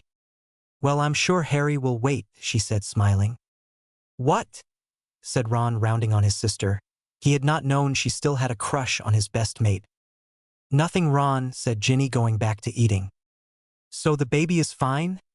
asked Molly again. "Excuse me," said Ron, diving out of the kitchen and up the stairs, leaving his meal practically untouched. Another oddity they didn't realize. Ron never left the kitchen without at least having 2 helpings of everything. Ron ran up the stairs and started looking through the letters. Biting his lip, he thought, was it possible for men to get pregnant? He would need to ask someone. Just then a ping followed the entrance of his father. "Dad?" asked Ron after running down the stairs. "Ah, Ron," said Arthur, continuing to put his cloak away. "Dad, can men get pregnant?" asked Ron curiously, making sure he was just portraying he was curious. "Yes, Ronald, they can. Only powerful and bond mates can. Why would you ask such a question?" asked Arthur, clueless as always. "Nothing, just curious. I thought I saw a man looking pregnant in Hogsmeade," said Ron. "You did, that's delightful," said Arthur, sitting down and beginning to eat his spell to keep warm dinner. "Yeah, bye, Dad," said Ron, quickly running back to his room. Now he was worried out of his wits. What if Severus and Harry were compatible and they had actually bonded in that way? He stood pacing his room. Each minute he knew that not making his mind up might mean Harry losing his child. Quickly deciding what to do, hoping he was not making a mistake, he went off to find his parents. "Mum, you're right. I want to take potions again. I don't care what the greasy git thinks," said Ron. "Professor Snape, Ron." "Good, I'll go and get him," said Molly smugly. She had finally made her son see sense that he needed potions to pass. "Fine," said Ron, looking defeated inside, smirking, so it had worked. "Professor Snape, Hogwarts," yelled Molly. "What?" snapped Severus Snape moodily. "Severus, can you come over for a second?" said Molly. "Fine," snapped Severus, rolling his eyes once she had left, wondering what on earth they could want. He flew Ed to their house. "Now what?" drawled Severus, standing in the Weasleys' house, beside the fire. "Ron would like a word with you," said Molly before leaving the room. "What do you want, Mr. Weasley?" snapped Severus. "Can I get into your potions class, sir?" asked Ron, mouthing silencing charm, please. Severus frowned before doing just that, so their conversation was private. Plus he was curious to know what Ron wanted. It was obviously important, no doubt, about Harry. "I think Harry's pregnant," Ron blurted out bluntly. Severus felt the room sway for a second before he regained himself. Severus frowned. It couldn't be. Ron was probably just reacting out of portions. "Mr. Weasley, I very much doubt he is pregnant. You are possibly misunderstanding," said Severus, his heart pounding fast. "But sir," He has been sick and has a sore back and swollen feet. Not to mention he said he was bloating. What else could it be? Said Ron, standing ready for an argument. Severus shook his head once again. He could not deny that it did sound like Harry was pregnant. He held the urge to start biting his teeth or bite his lip. Sighing softly, he rubbed his eyes. He was too tired to deal with this right now. If he is, there is nothing we can do until it's time to act, said Severus. But he might lose the baby, said Ron. He knew it would kill his best friend if he lost a child. He has always wanted a family of his own. Why is that? Asked Severus, completely forgetting what he had learned just weeks ago. His family are abusing him. One too many kicks to his stomach could cause him to miscarry, snapped Ron. I see, said Severus, his eyes flashing in anger. He hated child abusers. He loathed them with all his being, and would never willingly leave one in their care. He knew what he would do, but he felt he needed to stall. They were perhaps completely destroying their plans. Hedwig made an unexpected appearance, flying right at Ron's direction. Ron quickly caught the bird before she could land properly. She bit him on the finger for ruffling her feathers. Ron didn't care. He grabbed the letter and opened it. Ron, I'm really sick now. I can barely move. I don't think I can cope with much longer. You know something else? You should try putting chocolate in beside gravy. It really does taste nice. I cried when my uncle started calling me fat. I don't understand why. I've never cried, not for as long as I remember. I can barely move. I think I'm going to have to get myself out of there much sooner than I thought. Although I don't think I will be able to move. My stomach feels like it's about to burst. The pains are unbelievable. Harry. Oh no, said Ron, paling completely. Oh no is correct, Ronald. He may already be losing our child. We have to go now. And without arousing suspicion, said Severus, paling himself. I know what to do. Stay there, said Ron quickly, getting his wits around him. Mom, shouted Ron. What is it, Ronnie dear? Asked Molly, coming in almost immediately. Professor Snape wants to take me to Hogwarts. He is giving me one last chance to prove I'm good enough. I've got to make a potion. Is it okay if I go? Asked Ron, looking disgusted at having to go but wanting to prove himself. Of course, dear. Be back before supper though, said Molly. Molly coddling her son already. Okay, said Ron. Move, Mr. Weasley, I don't have all night, snapped Severus, sounding annoyed. Sorry, sir. Lead the way, said Ron, paling. Hogwarts, Professor Snape's room, snapped Severus, not telling Ron to come. Ron, however, did the same as Snape. They were in the potions master's room before they knew it. Severus was already moving around and getting potions ready. Come, said Severus, holding out a vial that was empty and broken at the top. It was obviously a port key.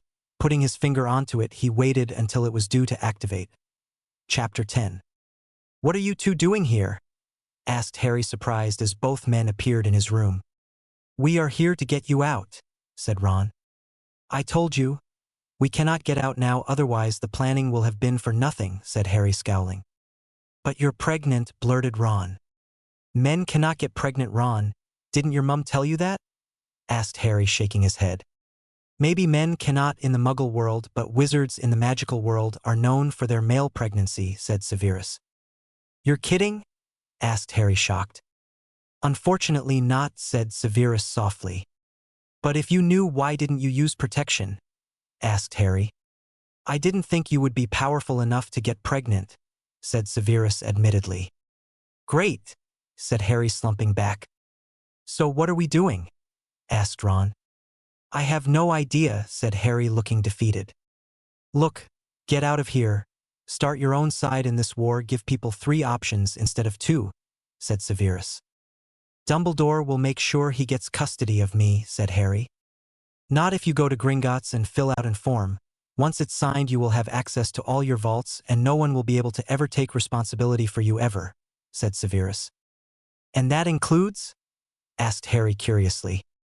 Paying for your own school education, paying for everything yourself, really. Apart from that, everything will be the same, said Severus. Sounds good, said Harry thoughtfully. Good, let's go, said Severus. Why the rush? Asked Harry, frowning. Don't you understand? You're pregnant. If you let your uncle beat you again, you could lose your child, said Ron. Oh, said Harry. Finally it got through to him. He was pregnant, he was going to have a child. Nothing could be better as far as he was concerned. Come on then, my trunk is down the stairs in the cupboard, said Harry. I know, Fred told me about it, said Ron, nodding and magically removing the padlocks and descending the stairs. What are you doing in my home? Snarled Vernon from down the stairs. Getting Harry out of here, that's what I'm doing, snapped Ron, quickly getting the trunk and bolting for the stairs. They would be gone hopefully before Vernon came up. They could not let Vernon know that Severus was here. Otherwise Dumbledore would get really suspicious. Let's go, said Ron, bursting into the room. Ashes to ashes, said Severus, and the portkey activated, and they were gone. Vernon Dursley only reached the room when they were gone. He snarled violently at the fact that the little brat had gotten away before going back down the stairs. 0. Okay, now what the hell are we going to do? Asked Harry. Don't ask me, I don't know, said Ron. Calm down for a start. Welcome to my cottage, said Severus. Thanks, said Harry softly. You're welcome, said Severus, nodding his head. At least someone had manners. So what are we going to do now? Asked Ron, obviously calm. Well, nothing much. We will need to lay low, go to Gringotts, and then sign that form before starting on getting this war over with, said Harry. Good idea, said Severus softly. Right, Ron, you work some of your ideas. Me and Severus will go to Gringotts, said Harry. What ideas? Asked Ron, confused. One's for the final battle, make a map of where everything will go and everyone, so we have plenty of time to get people together, said Harry. Right, said Ron, nodding his head, quickly asking. Where is the library? Asked Ron. Up the stairs and to your right, said Severus softly. Okay, said Ron, quickly following the directions. Put glamour on me, said Harry. Okay, said Severus, understanding immediately and casting the charm on Harry. Okay, we will flew there. Let's get going, said Harry. He needed this done as quickly as possible. Come on then, said Severus, giving Harry a handful of flu powder and grabbing some himself. Gringotts Wizard Bank, shouted Severus. Gringotts Wizard Bank, shouted Harry after Severus was away. Chapter 11. To shock, to feel pain. Ron immediately started reading all the books about Hogwarts, the grounds, and everything he could get his fingers on. He then began drawing maps of Hogwarts, places where they could hide or trap people with. He then began thinking about all the inhabitants of the Hogwarts grounds. Discarding all his thoughts about maps and places they could trap people, he started reading up on centaurs, acromantula, and other beasts of Hogwarts School of Witchcraft and Wizardry. Harry at Gringotts with Severus. I'm here to sign the emancipation forms, please. I'd like Griphook to take over, said Harry demanded, sounding like a pure blood, respecting but not tolerating any nonsense, and wanting his business done as soon as possible. Right away, sir, said the goblin, respect in his own voice, as he shouted for Griphook in gobbledygook. Ah, Mr. Potter, how can I help you? Asked Griphook. Mr. Potter is here to sign his emancipation forms. Take him there at once, said the goblin, obviously higher up than Griphook. Yes, sir, said Griphook, with nothing but respect in his voice for his superior. This way, Mr. Potter. Do you wish for your companion to come? Asked Griphook. They didn't listen to rumors or gossip.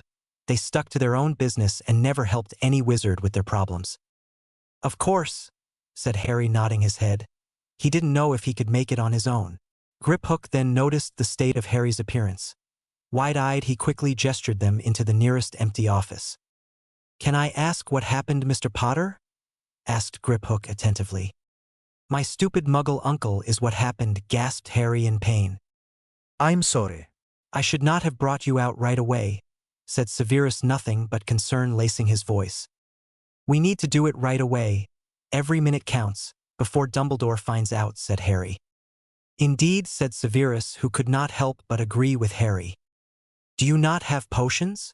Griphook asked the potions master. Indeed I do, but they are shrunk, said Severus, well aware that magic in Gringotts was forbidden.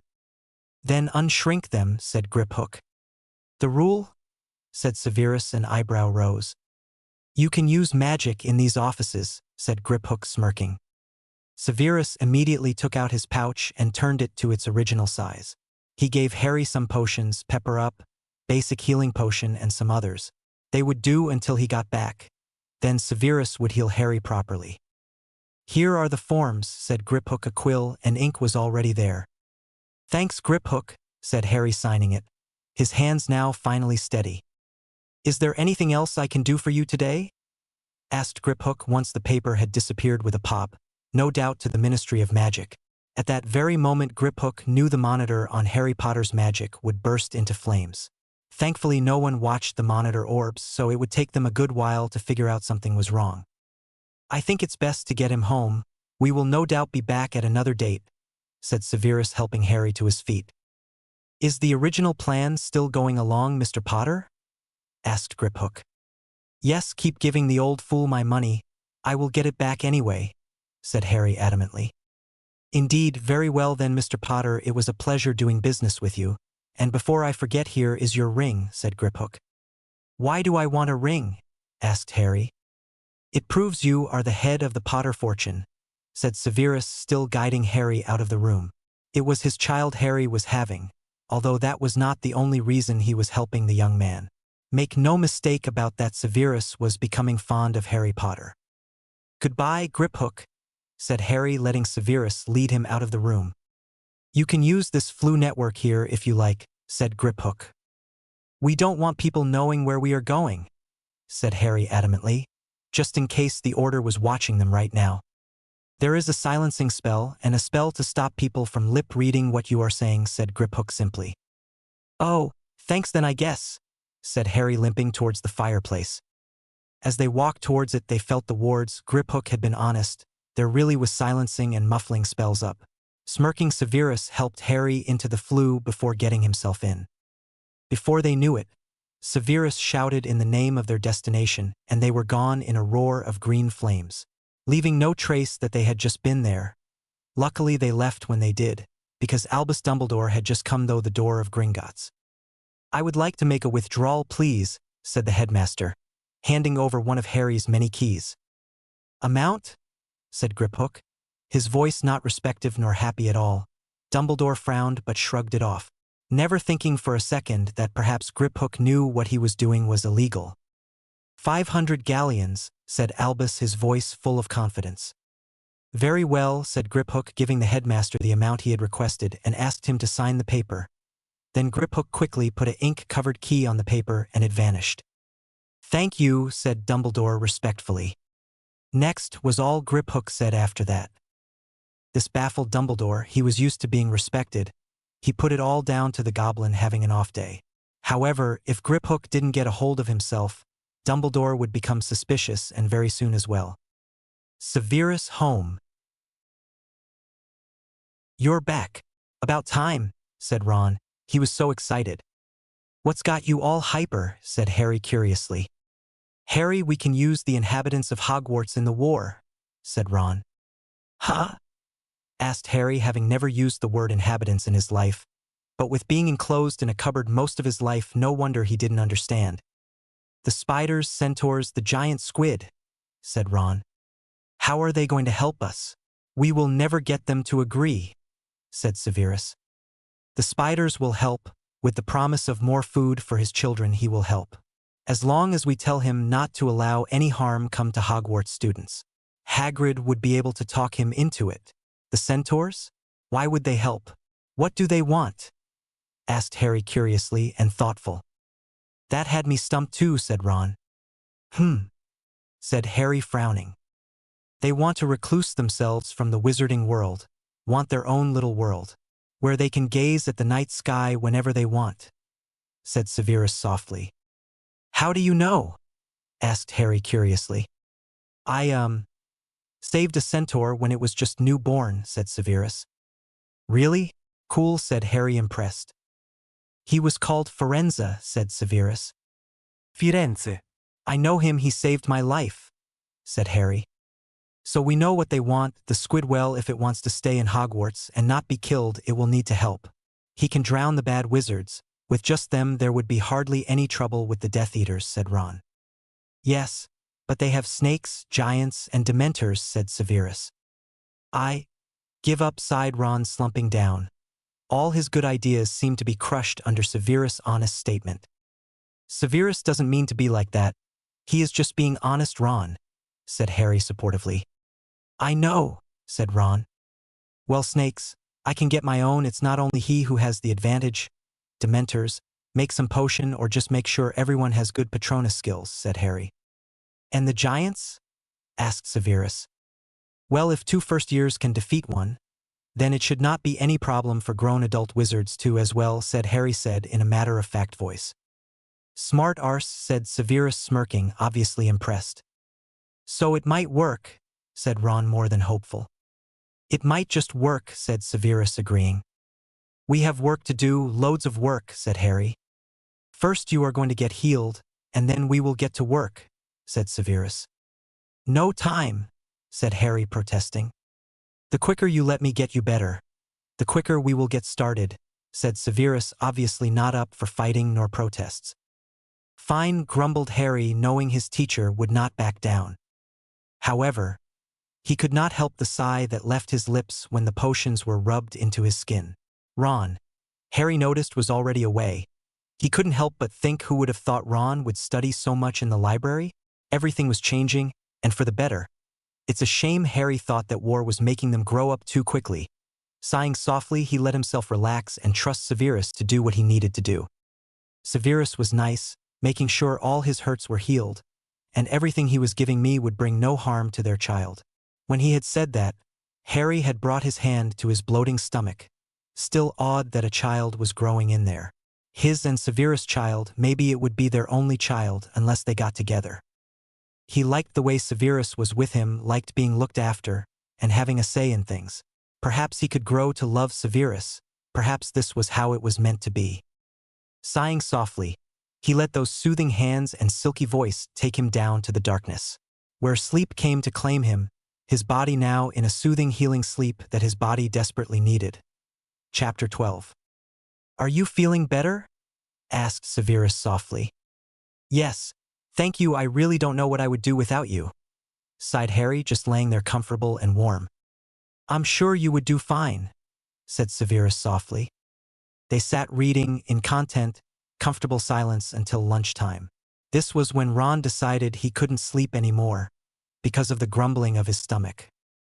Sitting eating lunch as if he had not eaten for a month, when he finished he joined the others on the couch, wondering what was going to happen, if they had thought of anything since his ideas had been proposed. Sev, is there a way to get undetected into Hogwarts?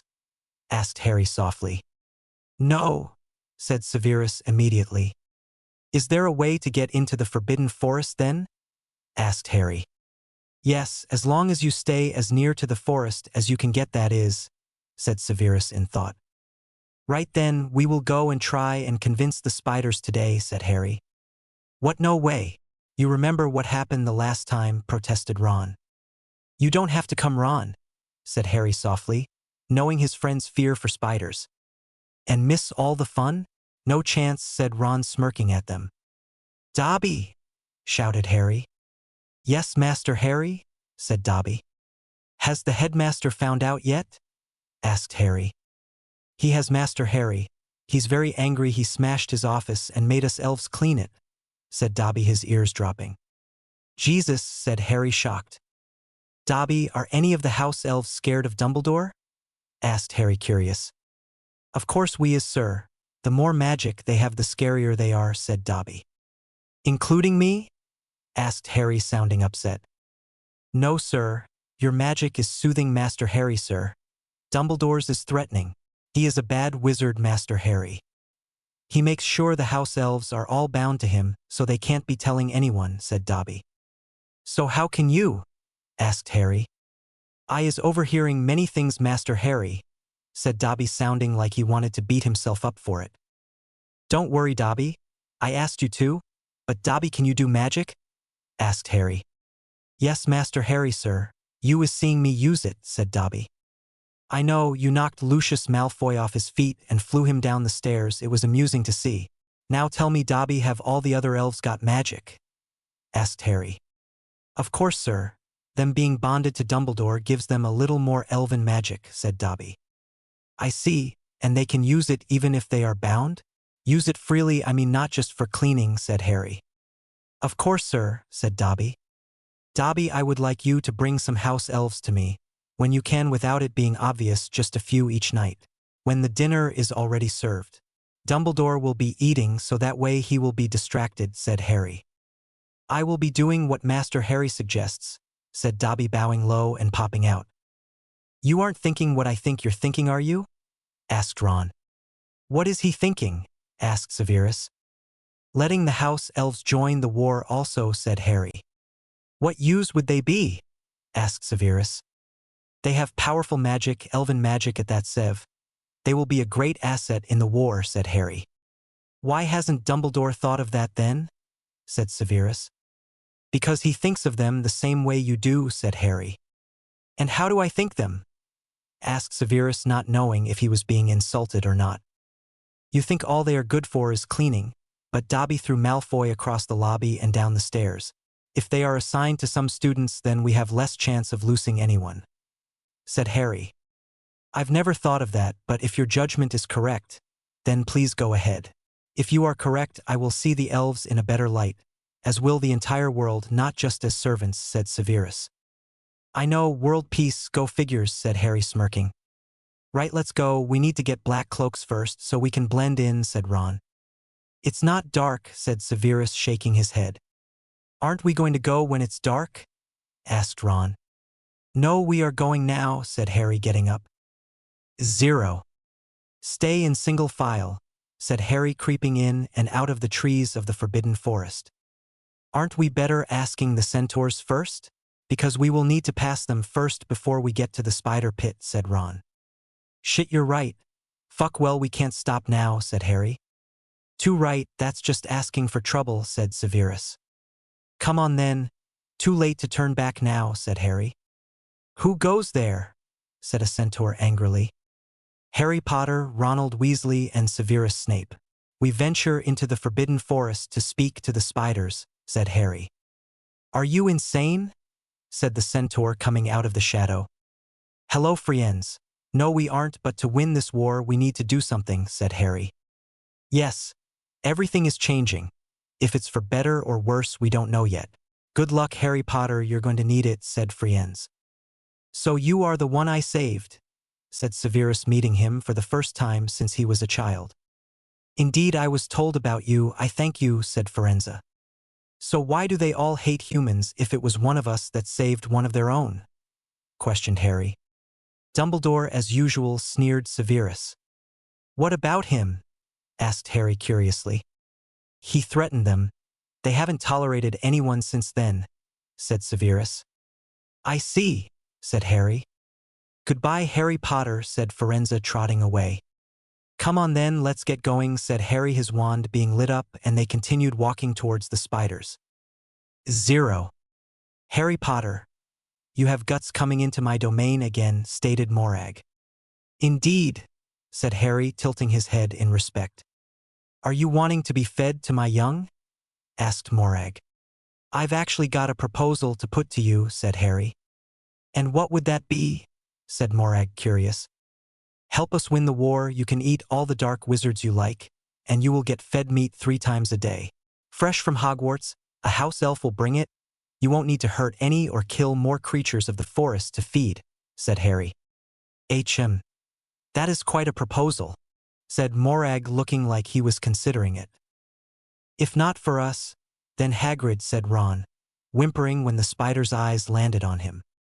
Why should I help someone who is fearful of us? Questioned Morag. I am not, neither is Severus here. But my friend has a phobia of spiders, said Harry. Phobia? What is this? Asked the spider, curious. Fear, even small ones, said Harry.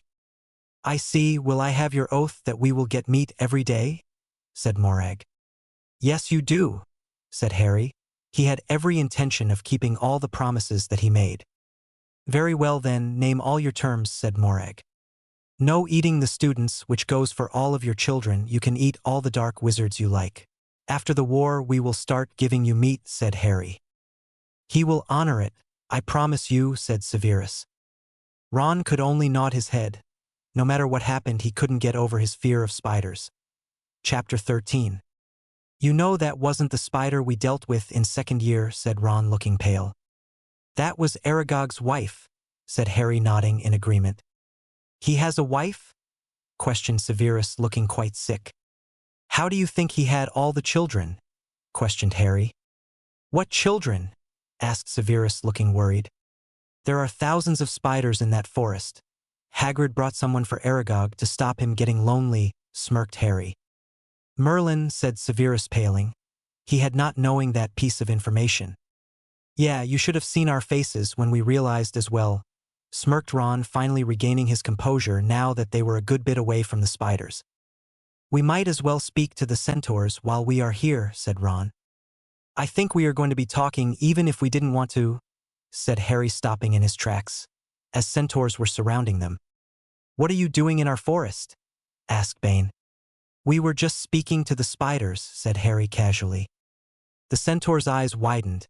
If there was an answer he was expecting, it was not that. That much was sure. Yeah, we were going to talk to you some other time. Since you want to talk now, we might as well. It will save us another trip into the Forbidden Forest and less chance of Dumbledore finding out, said Severus. You are against Dumbledore? Asked one of the centaur, his surprise not hidden. Yes, we are. We will win this war now, not in years to come. We need your help, said Harry. And why should we help you? Asked Bane, sneering. Because I can give you what you want, said Harry, looking seriously at each one in turn. What do you think we want? Asked Friends. A place of your own, where you and your kind can be free without anyone else bothering you, said Harry. So you did your homework. It doesn't mean we will accept? Sneered Bane. So when Voldemort attacks, what will he see? Scared centaurs? Shaking horses? No, they will see free centaurs and free men, and what the enemy will see is the wind gusting past as your bows enter their bodies.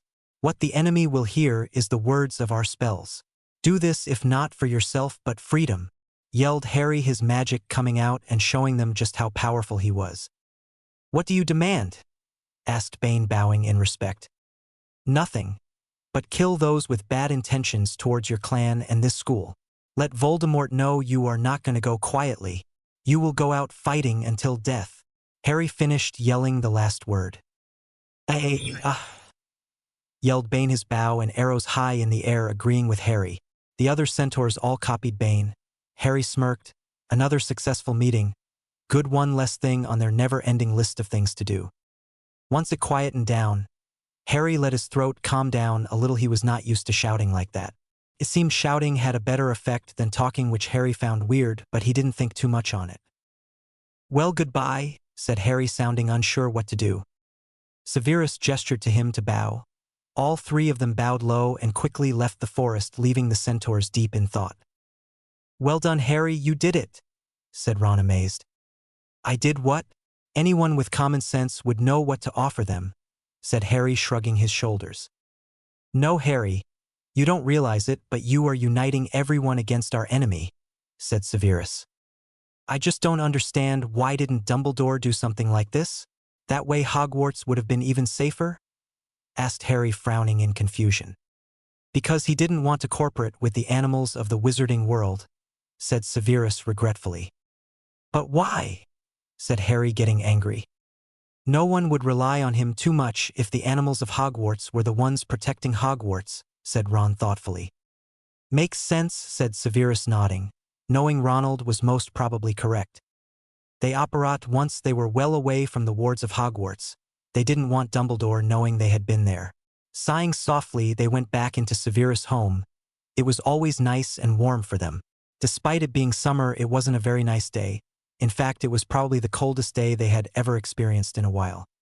They went into the sitting area, letting the warm fire heat them up. Even if it had been nice, they had been walking through a forest. A forest that didn't get much sunlight with all the trees anyway. Tea and coffee appeared for them. Thanking the house elves, knowing they could hear. They were always nearby just in case they needed anything. Dobby, who is this? Asked Harry, surprised. This is Dippy, Mandy, Pippi and Dum, said Dobby softly. Hello, everyone. How would you like to protect students when the war starts? Asked Harry softly. You is honoring us with this task? We is honored to do this for Dobby's Master Harry, said Mandy. The others all nodded, obviously agreeing with what Mandy had just said. There is only one thing, said Harry. What is Master Harry wanting? Asked Dum. You cannot tell Dumbledore, said Severus. No telling Master Dumbledore? Asked Dippy as if he was making sure he had heard correct. Yes, it has to be our little secret, said Harry, nodding in agreement to what Severus had just said. Then we will do what Master Harry wishes, said Pippi, nodding her head. Bowing low, the others did the same, obviously agreeing on what Harry wanted. Very well then. Goodbye, Dippy, Pippi, Dum, Mandy and Dobby. I will see you another time, said Harry. It's only the afternoon and we have 3 tasks already done, said Severus, putting his feet up. A few months ago this would have been weird for Ron and Harry to witness, but no longer. I'd say it was a good day's work, agreed Ron. I'd like something though. I don't know what it is, just something to help me relax. Something that's not a potion, said Harry before Severus could open his mouth. I have something that will do the trick, said Severus, going over to the cabinet in the corner. Oh no, Harry's never had anything like that, said Ron once he spotted the fire whiskey. Then he will just have to have one large one and make it do him, said Severus, smirking. Muggle-raised didn't know what they were missing until tasting the fire whiskey. What, it's only whiskey, said Harry. It's a lot stronger than normal Muggle stuff, Harry, said Ron softly. It didn't take them long to settle down drinking fire whiskey. Harry seemed to calm almost immediately. If anything, he was giddy. Ron was amused he could hold his drink a little better, however. 3 drinks later he too was drunk out of his mind. In UK it was 18 you were allowed to drink by, but in America it was 21. So Harry and the others couldn't help but pity them. However, they were drinking underage, but it wasn't by much. They didn't make an idiot of themselves that night. It didn't take long before they were all snoring drunk from fire whiskey and celebrating. They had just gotten house elves, centaurs and spiders on their side. Nothing could be going better for them in their opinion. Chapter 14. I'm never doing that again, groaned Harry, wiping the sleep from his eyes. You won't be doing it again either. You aren't supposed to drink while you're pregnant, said Severus. However, you can drink if you really want to, and it's just up to yourself. Here, drink this. It will clear the alcohol out of your system. Thanks, sighed Harry when the headache and sickness disappeared. You're welcome, said Severus, smirking at the unconscious form of Ronald Weasley. You won't be able to wake him, said Harry, amused. Really? How much you want to bet on that? Sneered Severus, almost wishing Harry would make a bet. Nothing, said Harry, curiously wondering what Severus would do. A silent spell was sent Ron's way. Harry realized what it was. The second Ron's eyes opened wide and gasping.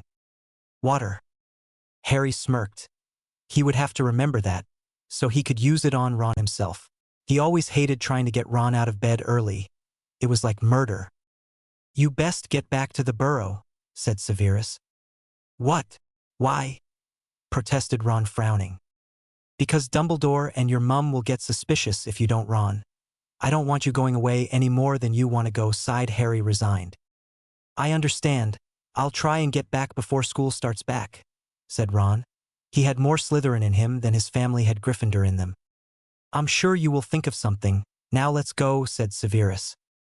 CYA, mate, said Ron. Sadly, he didn't want to leave, but the knowledge that his friend was going to be all right soothed him. Cheerio, mate, sighed Harry, smiling sadly also. Severus Snape's quarters, Hogwarts. Boomslong, shouted Severus, trusting Ron to follow. One last look at his friend, he did indeed follow. Severus Snape's quarters, Hogwarts. Boomslong, shouted Ron. He was gone before he knew it. Get into the lab now, said Severus, and that's where they spent the next few hours. Severus was waiting on Dumbledore coming, which he had no doubt he would. As soon as he felt the wards change, he hissed at Ron and began acting like a jerk. Grind it properly, Weasley, said Severus, now hovering around Ron like a big bat. Yes, sir, said Ron, red in the face and angry, just as it would be expected of him to be. Ah, Severus, Mr. Weasley, I have been looking for you, said Dumbledore, coming in cheerfully. Headmaster nodded Severus curtly. Ronald, your mother has been fluing my office.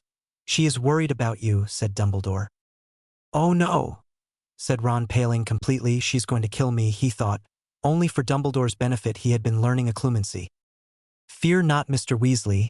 I am actually here to offer you training, said Dumbledore. Training? Is Harry getting this training? Asked Ron curiously. No, he will need his two best friends watching his back, said Dumbledore. Huh? You mean Hermione? Asked Ron. Indeed, said Dumbledore. Brilliant, said Ron, smiling. Inwardly he was groaning, so there was his plans out of the window.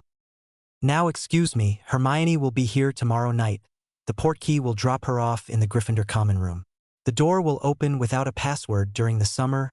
Good luck, said Dumbledore.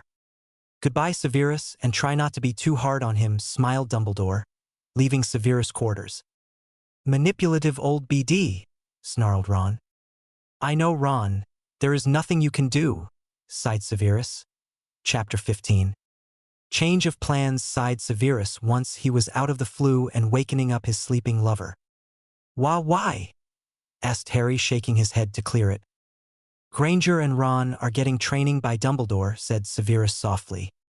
Harry looked as though he had been stuck across the face by the mother he didn't know was alive. I'm sorry, love, said Severus, bringing his lover into his embrace. It hurts. Why does it hurt so much, sobbed Harry. He tried as he may to hate Dumbledore's guts. Because it does. It will not hurt in time. Trust me, soothed Severus, calming his pregnant lover. Harry seemed to snuggle right into him, moving his clothes out of the way. He seemed desperate for skin-on-skin contact with the one he had fallen for. Before they knew it, both of them were naked, and Severus was aching hard. He was supposed to be the adult in this relationship, but the sight of a gorgeous green-eyed young man rubbing himself against you will do that to you. Can we have sex? Asked Harry softly. Why are you asking? Asked Severus. The baby, said Harry, embarrassed. Ah, not until you are further along, said Severus soothingly, rubbing his hand up and down Harry's spine, making him shiver. Then take me please, hard, said Harry, his green eyes watching Onyx's eyes, which flared with passion and need. He carried Harry up the stairs and into the bedroom, kissing him passionately, urgently, and fast.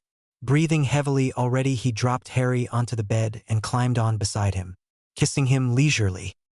Please, said Harry, rubbing himself against Severus, impatiently. He had only ever been taken once, so it was obvious he had not taught himself restraint.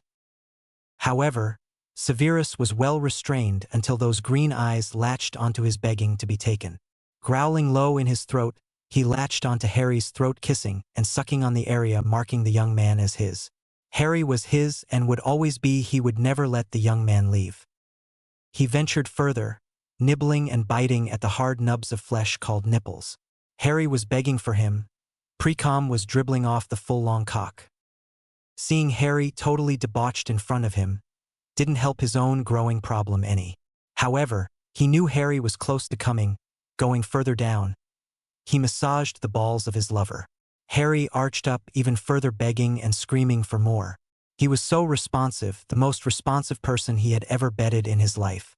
Severus found himself liking a very responsive lover.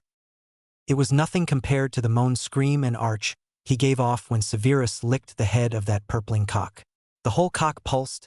Severus knew he wouldn't get to enjoy this for long, so he decided to wrap his hand around the cock and tighten his hold. Severus, said Harry, pain-filled eyes latched onto his own, as the cock became flaccid. Not for long, as Severus returned to doing what he was doing, licking and sucking along his lover's cock. It didn't take long for the cock to lengthen or harden once more. Severus, Severus, Sev, Sev, Sev, mumbled Harry, unable to say anything else. He licked the head and dipped his tongue into the slit. That did it. Harry arched up once more, and with a wordless cry, semen spurted from his cock, to be swallowed by his lover. How did you like that, little one? Whispered Severus, crawling back up to Harry. God, Sev, mumbled Harry, sweaty and totally debauched. He had never experienced pleasure like that before in his life. He never wanted it to stop, and that's what he said. Please don't stop. I don't intend to, little one, smirked Severus, knowing by the time he was finished Harry would fall unconscious from the amount of pleasure his boy was receiving. Little one? Asked Harry curiously, looking up at Severus. You're my little one, said Severus, kissing Harry softly. What about this one? Asked Harry softly, circling his stomach. We will have to wait and see, but I'm sure I can have more than one little one in my life, said Severus. Oh, suppose, mumbled Harry. Are you ready? Asked Severus, his hands traveling down Harry's arse. Always, said Harry, opening as far as he could so his lover could do as he pleased. Accio lube, said Severus. The jar was in his hands in seconds. Harry's eyes lit up even more at the sight of it. The emerald eyes sparkled with passion and lust.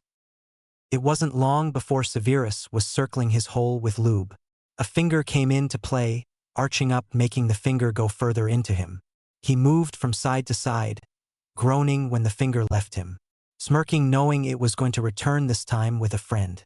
Indeed it did. With more lube, the fingers slipped effortlessly into his hole, scissoring him and hitting the bundle of nerves inside him. It set his cock off almost immediately. Severus smirked before leaving and returning with 3. Harry pushed them out, grabbed his lover's cock and lathered it in lube before positioning it where he wanted it most. I haven't prepared you enough, said Severus, managed to get out even though he just wanted to slam home. A little pain is worth it, said Harry, arching up the head, popping over the ring of muscles. That said, Severus drove his cock right in, his balls slapping off Harry's delicious ass. He didn't stay there long, he was in and out before he knew it. Harry arching into him, moaning, screaming and begging for him not to stop. Harry was breathing like a racehorse. Severus hardly seemed out of breath. Eventually it became too much for him. Harry came hard and fast, his semen covering his own and Severus' stomach. Severus had to stop the pull to come. He didn't want to end it just yet. Even after that second explosive climax, Harry started to harden once more, under that talented cock hitting his sweet spot with each thrust. Severus looked down. If it was possible, Harry was even more debauched now than before. His entire body was covered in a coat of sweat, making his body seem to glow. His green eyes were unfocused and nearly rolling into the back of his head. After 5 more times of Severus hitting that spot inside him, again and again he came once more without having even really been touched. Severus couldn't control himself this time. He came spilling his seed into his lover. Looking up, he saw that Harry had indeed passed out. Smiling smugly, he rolled over and brought his lover to him. Fuck Dumbledore, he wasn't going to give Harry the greatest fuck in his life, then leave him to wake up alone. With that thought, Severus joined his lover in sleep. It had, after all, been a long time since he had ever had sex that much all in one's time. 0-0. Harry felt himself wakening up. Opening his eyes, he was surprised to see Onyx's eyes watching him. Shouldn't you have left by now? Asked a worried Harry, but a glowing ball had settled deep into his stomach. No, I'm hardly going to give you the fucking of a lifetime and then leave, smirked Severus, upon seeing Harry blush dark red. Such innocence, and it was all his, to devour, to love, to cherish, and he would never do anything to jeopardize that. Harry smiled, showing how much he appreciated it, staying wrapped up in his lover's arms. You do want this baby, don't you? Asked Harry, insecurity returning. Of course, said Severus, replying immediately, leaving no doubt he meant it. So they are getting trained without me? Asked Harry. Severus was right, the anger was building up now. Unfortunately, I will still have him most days, by himself without Granger, so he can come here, said Severus. Brilliant. Thanks, Sev, but what about Dumbledore? Won't he be wondering why you both keep leaving? Asked Harry softly. I will make him think I'm taking Ron to see potion ingredients or something like that, said Severus.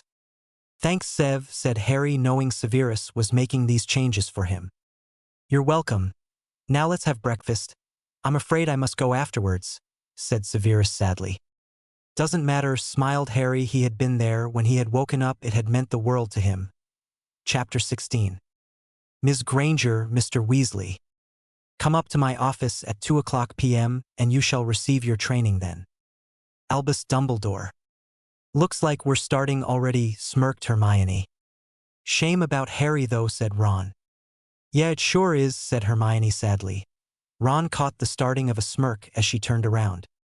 He hasn't given us much time, she moaned, running up the stairs. Ron frowned.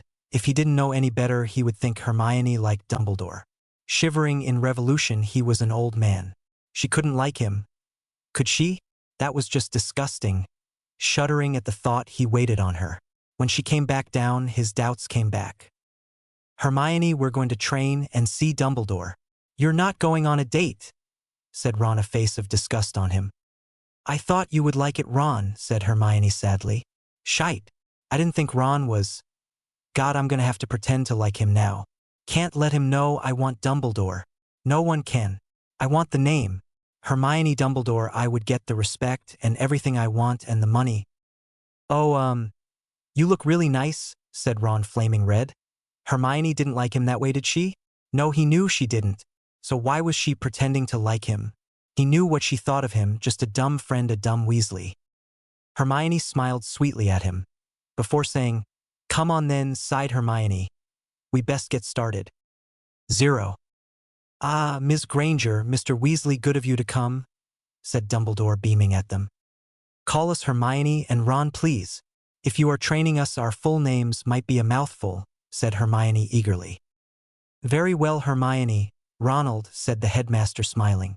Another student that wants me? Goodness me, she wants the name and money just like the last one. She was good while she lasted, of course. Perhaps I should take another toy to my bed. She is willing to do anything after all. No one was any the wiser about his thoughts. Today we are going to learn the 3 unforgivables, said Dumbledore. Wow, already? Asked Hermione, looking at him with admiration. Yes, already, said Dumbledore with a tone of impatience in his voice. Then let's get started, said Ronald. So that's what they did. They didn't stop practicing the curses until they had perfected them. The Imperius was first, practicing until they managed to keep it on for a long time. The Crucio they practiced on a rat, which Ron got well before Hermione, which shocked everyone in the room. Ron was thinking about that rat he had looked after being the one that killed his best friend's parents. A Gryffindor that had joined the dark side. Well done, Ronald, said Dumbledore. Thanks, sir, beamed Ron, but the praise didn't make him feel on cloud 9, like it would have before he learned the truth. Hermione got the killing curse right away. Obviously, Dumbledore praising Ron didn't sit well with her at all. She got praised herself for getting the killing curse right away. Albus? Asked the Severus Snape had fire called. Ah, Severus, can I help you? Beamed Dumbledore as if he was happy to see the man. The brat is due down, sneered Severus as glaring at Ronald. Late once more, boy, and you can say goodbye to advanced potions. I'm sorry, sir, said a gobsmacked Ron. He was just sneered at for his troubles. You best go, Ronald, and not make Professor Snape any angrier than he is, said Dumbledore kindly. Yes, sir, gulped Ron. You coming, Hermione? He didn't know why, but he dreaded leaving them alone together. You better go. Quickly, said Hermione urgently, not answering. Fine, groaned Ron. Going into the fire, he shouted his destination and was gone. Dumbledore spelled the fireplace inaccessible. The door locked and turned the portraits around, so they couldn't hear or see anything that was going on. Hermione just watched, unzipping her zipper a little more. She needed Dumbledore, and she knew it, and Dumbledore knew it also. She walked over to him, young and wanton. She put her hands on his robes. When he made no protest, she undid his robes at the bit she wanted. She had no pants on, which Dumbledore discovered and found he rather liked this girl. She guided his penis to her opening and sat down on it, bit by bit, moaning softly. She was finally where she wanted to be, on Dumbledore, the most powerful man in the world. Dumbledore was finally inside her. His semen would be inside her by the time she was finished. God, he was so big, hard, and all hers for now. Hers forever if she thought she could get away with it. Up and down she went, the man making noises the entire time, letting her know she was doing well. I can be yours if you want me, said Hermione seductively into his ear. When you want, where you want, what you want, she said, grinding herself into him. Sounds promising, gasped Dumbledore. He was playing her. He had been offered this all before. She wasn't the first person to think she could become rich and powerful by buggering Dumbledore. However, she seemed to be the first one to be genuinely enjoying it, no fake orgasm to be seen. She then milked him for everything she had, sitting there enjoying the feel of him inside her. This surprised Dumbledore. She seemed to really like him, which was surprising. Of course she liked him, he was Dumbledore. She had admired him since she had heard about him in the books she had read. "I want you," she said, the complete truth. "I can see that," said Dumbledore, playing his part, shocked and awed that a young student would want him. "I can give you everything you ever wanted," she said. "Would you come up tonight?" asked Dumbledore, massaging Hermione's breasts, mesmerized by them. "Of course, anything for you," said Hermione, awed that Dumbledore would risk it. Finally, he would be hers, and she would be Mrs. Hermione Dumbledore. "Good," smiled Dumbledore. "Albus!" pounded McGonagall on the door. "Merlin," groaned Dumbledore. Hermione regretfully got off him, and made sure she put everything back where it was and made sure she was dressed properly. Dumbledore undone all his spells and said to McGonagall to come in. "Ah, Miss Granger," said McGonagall, flustered and surprised. "Minerva, she is here for training. Harry will need all the help he can get, and Ronald was here 10 minutes ago. He had to leave because he was late for Severus classes. It seems Ronald is finally taking his studies seriously and wants to become an Auror," beamed the headmaster. "Oh, that's great, Albus," said Minerva. Hermione glared at Minerva. She seemed jealous of the relationship she seemed to have with the headmaster. Chapter 17. "Harry," said Ron, hugging his mate good naturally. "How's training?" asked Harry. He seemed almost bitter. "Dumbledore means business. He's teaching us the killing curse," said Ron. He looked uncomfortable. "What's the matter?" frowned Harry, looking at his best friend. "I think Hermione, likes Dumbledore," said Ron, looking very disgusted. "Excuse me?" asked a skeptical Snape, wondering if he had heard right. "Well, when we got his note, she went and got changed. She looked stunned when I said to her we were only going to get training. She then declared she did it for me, but she was too stunned." "She likes Dumbledore," said Ron. "That's disgusting. Why would she like Dumbledore?" shouted Harry, looking rather sick. "I don't know, but she does, Harry. You have to believe me," said Ron. Ido Ron, Ido, said Harry. "Can I take the Marauder's map with me to Hogwarts?" asked Severus. "Why?" asked Harry, frowning. "I just want to make sure everyone is where they are supposed to be, especially Granger," said Severus, snarling the girl's last name out. "Oh, yeah, I suppose," said Harry, nodding his head. "I'm glad you're out of the Dursleys, mate," smiled Ron. This had to be the strangest summer of his life, but he wouldn't change it for the life of him. "Know what, mate? So am I," smirked Harry. He was still getting used to not getting up at 6 in the morning to cook breakfast for his aunt and uncle. Never mind just breakfast, everything for them. He certainly didn't miss his chores and thought it was amazing not getting beaten left, right, and center.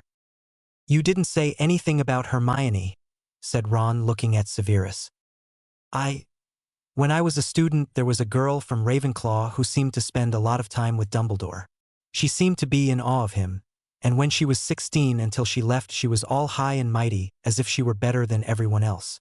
She wasn't seen again after she left Hogwarts. I always suspected that something was going on," said Severus uncomfortably. "Merlin.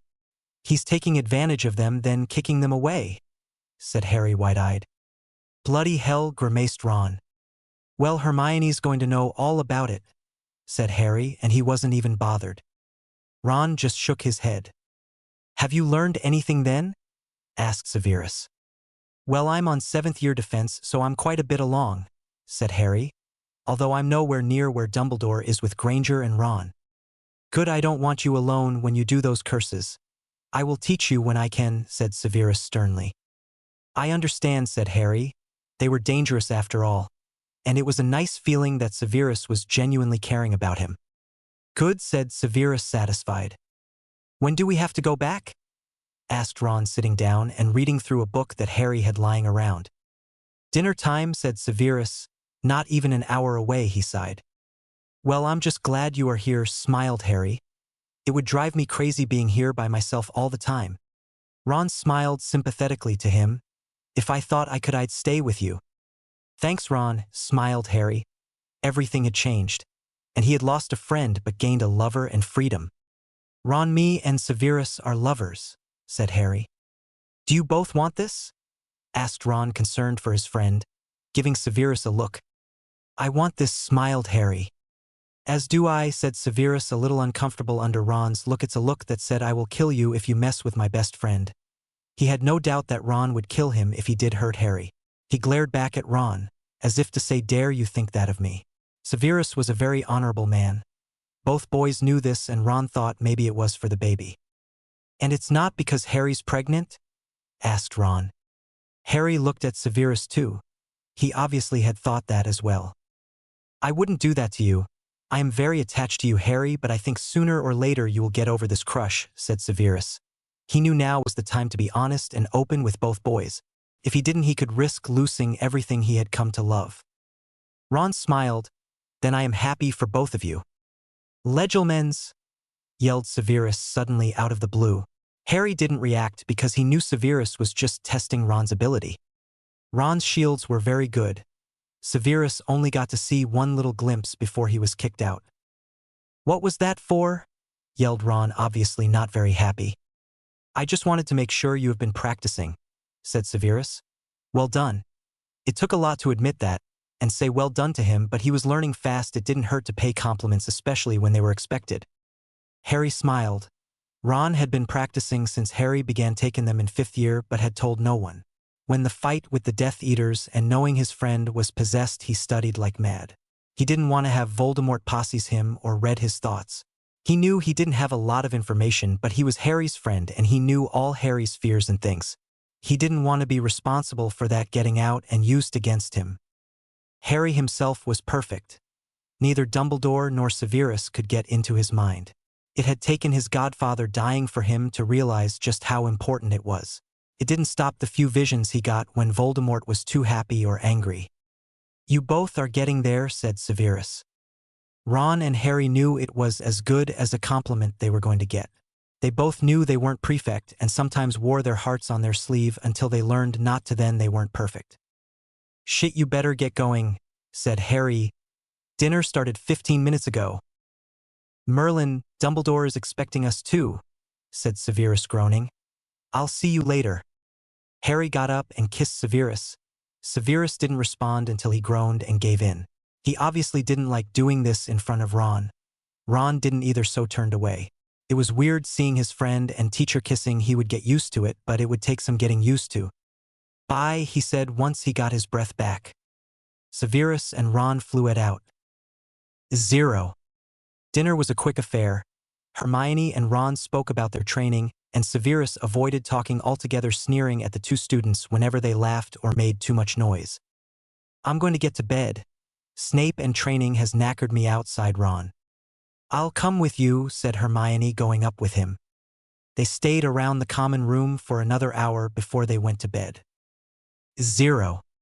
Hermione waited until 11 o'clock before she got dressed in something she thought Dumbledore would like. She was going to work her way into the old man's good graces. This would do it. She would make him need her so much he would propose to her. She would make sure other boys were interested in her too, including Ron, so she would leave him no choice but to want to marry her. She quickly made sure no one was around before making her way to the headmaster's office. She knew the passwords into his private quarters and made her way there. 0. Severus watched all this in the Marauder's map. It looked like Ronald Weasley was correct in his assumption. As he watched, the dot labeled Hermione Granger went into Dumbledore's private quarters, then into his bedroom, where Dumbledore was. He watched, feeling sick, as the dots joined together. 0. Warning: serious Hermione / Dumbledore scene. Do not read if you do not like. Warning 0. I was beginning to think you weren't coming, said Dumbledore, making his voice sound delighted that she had come. Of course, had to make sure Ron was asleep, said Hermione, smirking. She took off her school robe, revealing her fancy underwear. Dumbledore looked at the girl and couldn't help but think she defiantly was a gorgeous girl. Probably the best-looking one he had ever taken to his bed. Her hair was straightened for him and it was nice and long. Hermione smirked. She had Dumbledore where she wanted him. She gave him a full view of everything, giving him a little saucy dance. Before she got onto his bed and began taking his night clothes off. He didn't have much on, so it wasn't a chore. Dumbledore began taking what she had off. For an old man, he was very quick. She charmed her knickers off. She was excited already, and the potion she had taken was finally coming into effect. She began kissing him everywhere, sucking him until he was hard, which wasn't for long because he had began hardening upon her, showing herself to him. Dumbledore wasn't just sitting there taking it, he was kissing and feeling her up. She was very fit and gorgeous. He guided her down on his cock before shoving her down. Hermione didn't expect this and gave a grunt of serious discomfort and stopped herself from screaming at him. Moaning loudly, she begged him to mark her as his, which he did, sucking on her breasts until they were bruised. Squeezing the firm molds on her chest. God, it had been such a long time since someone had been in his bed. She began jumping up and down on him, fast and hard. She liked it that way herself. It took ages to get Dumbledore to come and she was knackered by the time he had. She actually fell asleep. Dumbledore nudged at her once. He had summoned a pepper-up potion and taken it. He lay on top of her, her delicious arse just there waiting. He popped a pillow under her chest, and her back end was in the air a little. Stirring, she groaned. She hadn't meant to fall asleep. Wondering what was happening, she saw Dumbledore on top of her. She didn't like that. She liked being the one in charge. The potion had worn off now. She was just about to move when she felt some cold liquid fill a part of her. Then Dumbledore's fingers delving inside of her. She forced herself to moan at his touch. She grimaced when the second finger went in. Dumbledore soothed her, telling her she would enjoy this. The third one did hurt very much, but Hermione bore with it because she wanted to be Mrs. Hermione Dumbledore. Hopefully the next headmistress of this school. The pain was very bad once he started going in. Tears came to her face, which she hid from view. She bit her lip, stopping herself from sobbing as he went further in. Dumbledore moaned. Such tightness. The other girl had been looser, and not a virgin. Hermione, he knew, on the other hand, had been. She defiantly was new to this way. Smirking, he continued to sink into the tight, hot, delicious arse. He knew she wasn't enjoying it. He knew the pain it was probably causing her, but she was putting up with it. That's why he did it, because he knew he was going to get away with it. Finally, he was inside her completely. He said things to her such as he was enjoying her, she was gorgeous, and he loved her. Hermione perked up at that, drying the tears away. It can't have been that easy, could it? She didn't care, really. Finally had Dumbledore where she wanted him. Or so she thought. It didn't stop what Dumbledore was doing to her from hurting, as he began thrusting in and out of her. He didn't last long. She was too tight around him and the tightness was driving him mad. He then slid back out. Hermione stayed there and Dumbledore lay down, obviously exhausted, and told her he had never been with anyone like her. How he didn't know what he would have done without her. How he would train her himself in the art of pleasure. Hermione got up ready to leave when Dumbledore asked where she was going. She said she wanted to get back to the dorms before anyone got suspicious. He took a potion while she spoke and she then watched him turn into a teenager. He had taken a de-aging potion. I said I would teach you everything, said Dumbledore. His voice was different, more seductive. Hermione was about to protest when she felt herself taken into a forceful kiss. This time it was him giving her pleasure. His teenage self was not old and Hermione moaned wantonly for him. The times she was riding him was nothing compared to his forceful thrusts. She enjoyed it. The pain in her backside was gone now. Dumbledore took his wand and with a spell he had her screaming in pain, as a brand was spelled into the top of her leg. A beautiful hawk with a D inside it. Her withering in pain had him coming inside her. He told her this was his promise, that he would always be hers, that they would bond as soon as Voldemort was gone. Told her that it would be too dangerous before the war was over. Eventually Dumbledore fell asleep, his arms possessively around Hermione, who eventually managed to get out of his arms. Looking at the brand, she smirked success. Dumbledore wouldn't have given her that unless he had meant it. She gathered her stuff and walked back towards the dorms, a limp in her step as the pain came back. To her, it was all worth it. She was going to be Mrs. Hermione Dumbledore, the only one. When he was gone, she would remain a Dumbledore, have his money and be headmistress. She never asked herself, had someone not already thought of this? She thought too much of herself.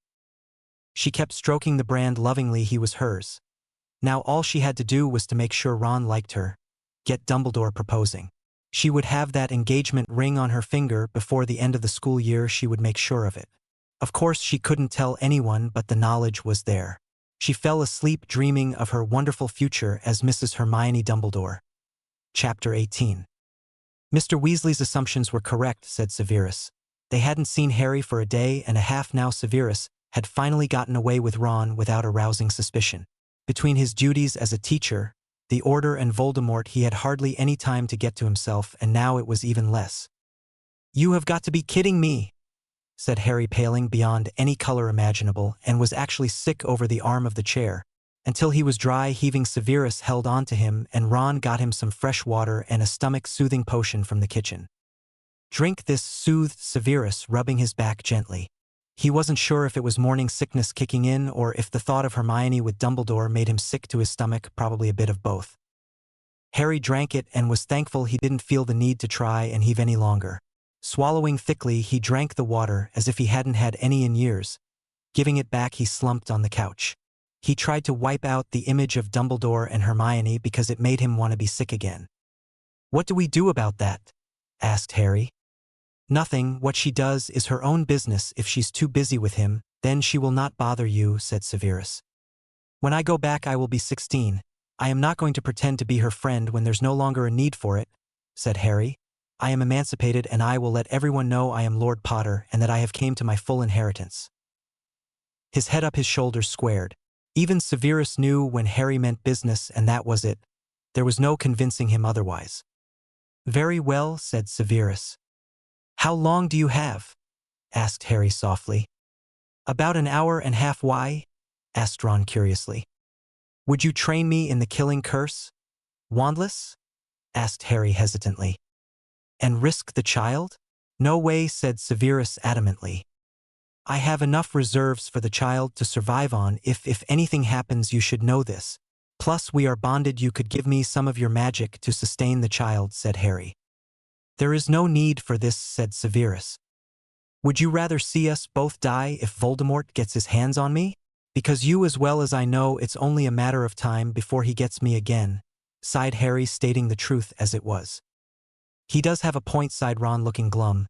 "Plus rather do it with you here, or he does it on his own." And it was true, Harry would have ended up doing it on his own. "Very well, let's depart to the garden," said Severus. He didn't want the cottage he had just bought destroyed. Harry's still lay vacant, Dobby and Winky restoring it and working at Hogwarts. Turned out there had been more damage to it than was first anticipated. No wonder the man fled as soon as the money went through. It was no skin of his nose. He liked it and would have it. End of story, really. "Think up all the memories you hate more than anything else. The anger, let it out," said Severus. "Avada Kedavra!" shouted Harry. Nothing happened. "Avada Kedavra!" yelled Harry. Once again nothing happened. Nothing worked. No matter what memory he used, no real anger was enough to get the killing curse to emerge from his hand. Ron suddenly got an idea. Transfiguring a stone into a rat, he put it in front of Harry. "That's Pettigrew, Harry. Remember what he said? If you could turn back time, what would you have done? Would you kill him? Remember what he did to Cedric in a swish of his wand," said Ron. He made sure to stay well behind Harry. He didn't want to see the look of utter anger and hate appear on Harry's face. "Avada Kedavra!" snarled Harry, only it didn't sound like him. It sounded cold and hard, something Harry had never sounded before. As for Severus and Ron, they got to see something no one else had ever managed to do. A killing curse wandless, and see them still standing. The best anyone else ever did was a tiny lumos or small transfiguration, nothing quite as advanced as what Harry had done. Harry Potter had once again done the undoable. "Well done," said Severus, pride filling his insides. Any child Harry and he had would be powerful, as they were both magically powerful themselves.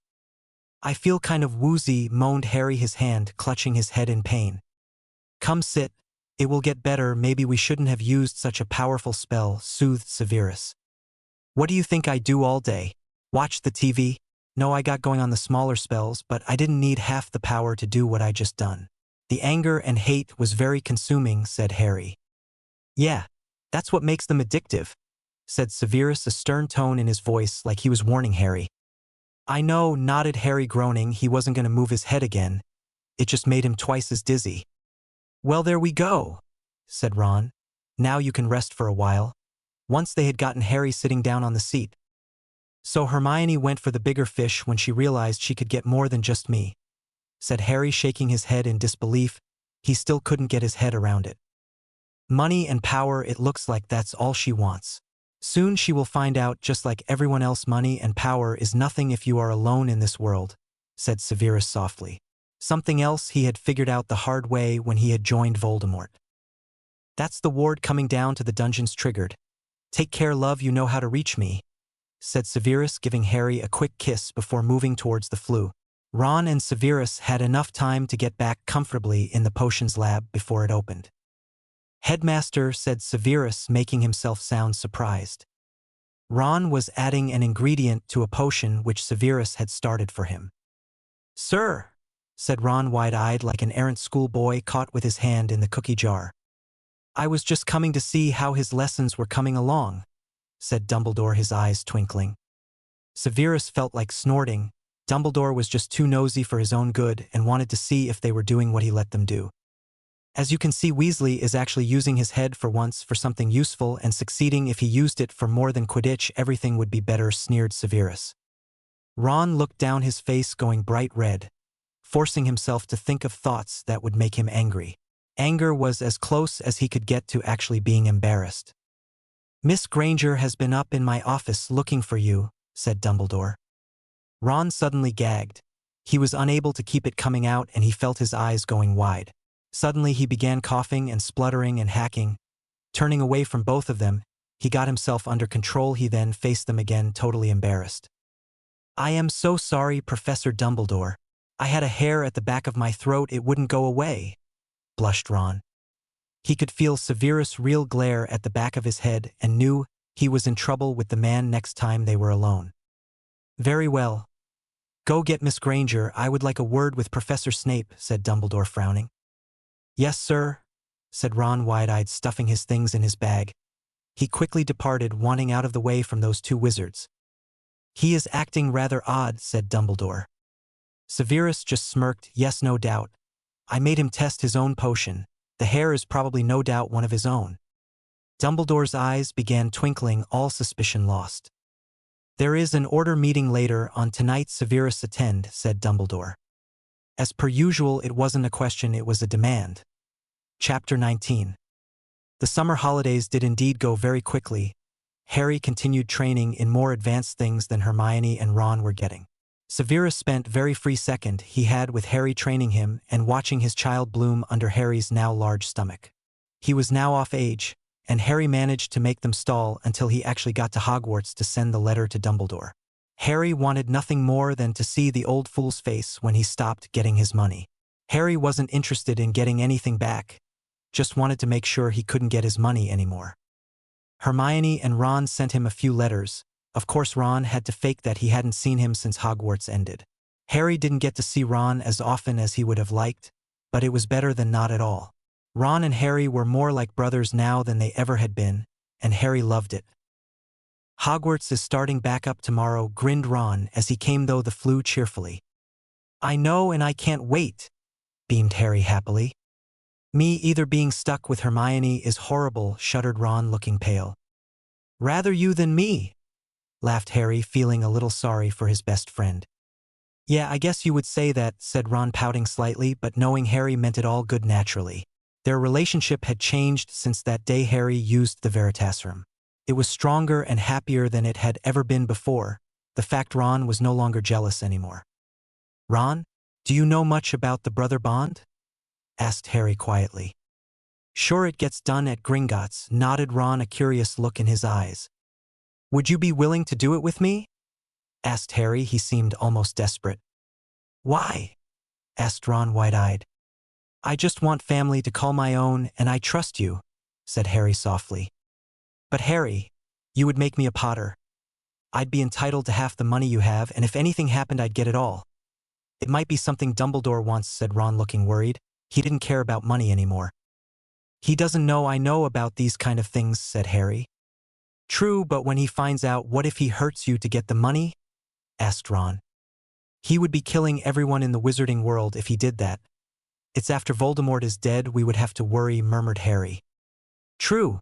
If it's what you truly want, I'd be proud to be called your brother, said Ron softly, his heart swelling with brotherly affection towards Harry. The trust Harry showed him was more than his heart and mind could handle. Hermione didn't deserve someone as good as pure as Harry, and he felt undeserving as well after all he had done. I would be too, whispered Harry softly, his green eyes glowing brightly. How can you trust me, after all those times I've blown our friendship to smithereens? Asked Ron, fourth year, the tournament blowing off his friendship for bloody stupid jealousy. Because you have proven yourself when it matters, said Harry honestly. So when are we doing it then? Next year? Asked Ron, wondering when he would be able to officially declare himself a Weasley Potter. Before we got back to Hogwarts, whenever you have the time, said Harry. Well, I've got until lunchtime. They are having an order meeting, which Hermione is present for. It showed her on the map along with all the other order members, said Ron, a twisted frown on his face. Great, sneered Harry, disgusted. Up for a trip then? Laughed Ron. He was actually glad to go anywhere away from Hogwarts. It was getting on his nerves, the common room, Snape's potions classroom, and Dumbledore's office. That's all he saw. Yup, grinned Harry, getting up. It wasn't long before they flew Ed to Gringotts and saw about the ritual they wanted. It was fairly simple. The goblin kept on chanting in Latin. Harry and Ron both understood a good load of the words, but the other eluded them. They sliced their palm open and joined their hands together, before saying the last part of the rite, and blinding light filled the room. Ron felt Harry's power enter his body. Before leaving, he felt more powerful than ever. Some of Harry's magic must have remained. Bloody hell, said Ron, looking surprised. Your hair has red highlights in it. Look at your own, laughed Harry. He had 3 freckles on each side of his face. Red highlights, but other than that nothing had happened. Ron had brown highlights in his hair, less freckles, and his face was slightly paler. Just like Harry, they did look similar now, and everyone would know. The ritual wasn't done often. Not only was it making you share the inheritance, but magic as well. Harry had been surprised that his father and Sirius hadn't done it. Cool, smirked Harry, getting used to it. Very, smirked Ron right back. Hermione will know as soon as she sees me, said Ron after a few seconds of silence. I know, and I don't care, scoffed Harry. Dumbledore cannot do anything to us, said Ron passionately. And you're going to be an uncle soon, laughed Harry. Ron gawped. He hadn't even thought about that. He was truly Harry's brother now, which meant Snape was in all technicalities his brother-in-law, and Harry's baby was going to be his niece or nephew. He silently mused how his family was going to take it, especially his mother and sister. What's the matter? Asked Harry as they made their way back to Harry's house in silence. Just wondering how Ginny and my mum will take it, sighed Ron, honestly sitting down beside Harry. Are you regretting it? Asked Harry, his eyes dropping, feeling guilty. No, but you know my mum has always envisioned you and Ginny getting together, said Ron, grimacing. That's not going to happen, said Harry sadly. Funny thing was, when he was 13 he had thought about it as well, joining Ron's family for real. However, he had made Ron his family and Ron had made him family. That was all that mattered to him. Money didn't matter to him, family did. No, it's not. At least Ginny can get her head out of the clouds now, said Ron. He felt for his little sister, but Harry wouldn't and couldn't love her the way she wanted. Suddenly the fire roared to life and Severus stepped out. What have you two been up to? Asked Severus, seeing the changes in both of them immediately. I'm Ronald Bilious Weasley Potter now, smirked Ron. I see, said Severus, shocked. Another thing Dumbledore will be furious about, laughed Harry. Oh, he lived to torment Dumbledore and Voldemort now. You should really watch what you are doing, murmured Severus, kissing Harry softly and rubbing his tummy as if soothing his baby. Yep, I know, sighed Harry, but it's what he wanted, and as he told Severus before, what Harry wanted he got. Apart from his parents, of course, but Harry didn't dwell on things he wouldn't ever have. Dumbledore finished the order meeting early, so I'm afraid you need to get your arse back, said Severus. He didn't look happy at all. Can I come over tonight? asked Harry softly. Of course Dumbledore doesn't know if someone comes to Hogwarts though my room, said Severus. One of these things he had made sure of. His privacy was number one on the list. Great, I'll be over soon. Severus, has Dumbledore said if I'm to be picked up? Asked Harry. I've to go and get you tomorrow, smirked Severus. Originally it had been Tonks and Moody to go. However, Severus was brilliant with manipulation and made sure Dumbledore picked him instead. Tonks and Moody hadn't been happy, but he didn't care how they felt. Smart and manipulative, a brilliant combination, smirked Harry, kissing Severus softly. Now I must get going. I'll see you tonight, said Severus softly. Harry sighed in boredom and sadness when the two people who had come to mean more than anything in his life left. It looks like it's just you and me, little one, sighed Harry sadly. Harry gasped in shock when he felt a nudge exactly where his hand was. It didn't take long for tears to run down his face. Happiness unlike nothing he had ever felt began to flow through him. His baby, his little one, had kicked for the first time, and it was more than he had ever hoped for. A child of his own. Chapter 20. Changes and Hogwarts train ride. Needless to say, Molly Weasley was shocked when her son came home, looking very different from his usual self. She at first assumed it was a charm and swished her wand and tried to undo them, with 2 words, finite incantatem, but nothing worked. Molly looked stunned, staring at her son in utter disbelief. She couldn't understand where he had gotten the money to get his hair done.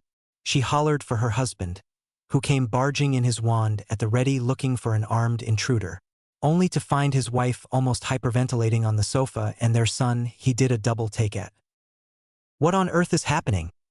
Asked Arthur, confused. Ronald Weasley, what have you done? Shrieked Molly Weasley. She hadn't shrieked like that since Bill came home with long hair and refused to let Molly cut it. Ron hadn't expected her to react like this. It was only a few highlights, for goodness sake. He wondered what her reaction would be when he told them what really happened. Fred, George and Ginny were peeking around the door curiously now, wanting to see what Ron had done to earn their mother's wrath. I went through the blood brother right bond, said Ron quietly. Who? Asked Arthur, not knowing anyone his son trusted enough to make a Weasley. Well, he did, but he was currently at Privet Drive, safe from harm in the Muggle world. Harry. I'm now legally Ronald Harry Bilious Weasley Potter, said Ron softly. But why? Shrieked not Molly, surprisingly, but one Ginevra Weasley, who looked like her entire life had shattered before her eyes, and it had in a way. Ginny Weasley would never be Ginny Potter, the wife of the boy who lived. She would never have the big manor and fancy clothes.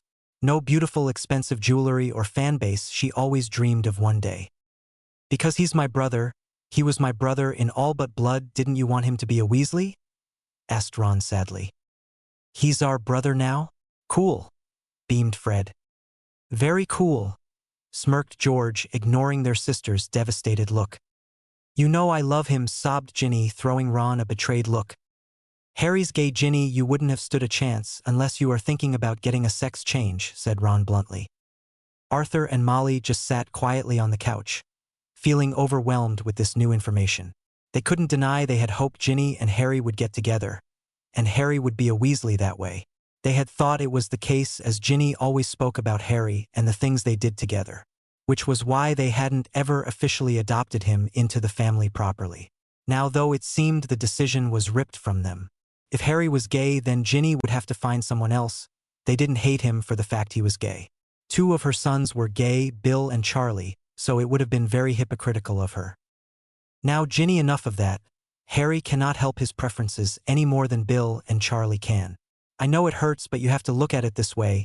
It was better for him to realize now rather than later on in life, said Molly, honestly taking her daughter out of the room. She stopped at the door and smiled at her son and said, Well done, son. I'm proud of you. I know you have grown up a great deal lately, and I couldn't be happier. We shall celebrate Harry's official welcome into the family during the holidays. That was her acceptance, as she led a sobbing even louder at Molly's approval of Ron's actions away. Dad, are you okay? Asked Ron, seeing his father's stunned looks. I am, son. But you really should have asked me for my acceptance before going through with the rite, admonished Arthur. Not really. Only requires one head of the family, and Harry is his, said Ron weakly. True, mused Arthur. It made sense why he wasn't contacted magically to agree with it. If Arthur hadn't been happy, Ron would have just taken only the Potter name and been done with it. Well, it looks like we have another brother to torment, grinned Fred and George, speaking together. Just you remember who gave you that money, whispered Ron cheekily into their ears as he headed for his own room. They would be leaving for the Hogwarts Express first thing in the morning. Without more ado, he packed everything into his trunk and fell asleep almost immediately. Harry, I was beginning to think Snape hadn't brought you, said Ron, looking relieved. He had been looking in every single cart for Harry, ending up talking longer than he liked with some of his Gryffindor housemates. He was back to saying Snape as they were in a place near students, where they could overhear. He didn't want to be caught calling the man he supposedly hated by his given name. It would raise unwanted and awkward questions, something they wanted to avoid. He's away back to Hogwarts, explained Harry. Where's Hermione? Asked Ron, his face contorted as he asked about her. Don't know, shrugged Harry indifferently. He wasn't going to pretend to be her friend this year. She had another thing coming if she thought he was going to make it easier for her to spy. It was just a shame he couldn't tell everyone that she was a horrid little sneak. He just wished he knew how to charm that on her forehead, like she had done with Marietta Edgecombe back in 5th year. Perhaps he should do the same to her. He was sure she would appreciate it. Actually, Marietta still had the words on her face, just not as prominent as before. He had to give Hermione applause for that. She was a powerful witch, but not as powerful as him. He wondered if he did it when they would disappear. He sniggered at the thought. What's funny? Asked Ron, curiously, spreading himself comfortably on the chair. They were 16 years old now and on their way to their 6th year at Hogwarts School of Witchcraft and Wizardry. The door was already locked. With a wave of Harry's wand II, he had come in and put his trunk up above him. Just thinking of Granger with sneak written across her face, smirked Harry nastily. Oh, Harry, we have got to find that spell, begged Ron, his eyes wide, a surprised, shocked look on his face. Harry had never been one for pranks, even less fond of them since he found out about how his father treated others. Harry wasn't stupid enough to think Severus Snape had been their only target. Ron had been immature then. He hadn't truly understood why Harry hadn't laughed at his father's actions. Then again, he knew Harry so much better now, knew what his life had truly been like before Hogwarts and during the summers. Hermione betraying Harry had been the best thing for them. They were really close now. He knew everything there was to know about Harry Potter, something no one else in the world could claim other than Severus Snape. We will, smirked Harry wickedly. Hermione Granger would rue the day she decided to spy on him. What else are you thinking? Asked Ron, looking over eagerly. Well, I'm thinking she's with him for his money and titles, right? Said Harry.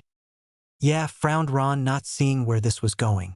There was also a disgusted grimace on his face at the thought of such an old man doing anything like that to an underage girl.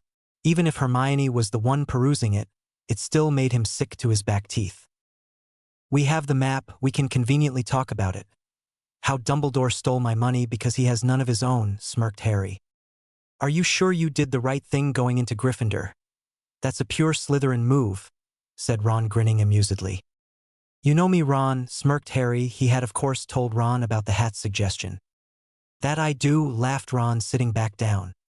How did they take it? Asked Harry quietly after a few minutes of peaceful silence. Not too bad. Ginny was the worst. She acted like I had betrayed her, sighed Ron sadly. He loved his little sister. He hoped this got her head out of the clouds. His mother had it right when she said it was better now than later. At least Ginny can get over him and find a true relationship, someone he could beat the crap out of, without looking his best friend in the progress that was. Harry winced in sympathy and sighed sadly after a few seconds. Fred and George are over the moon. Expect a long letter from them, laughed Ron, remembering their reactions.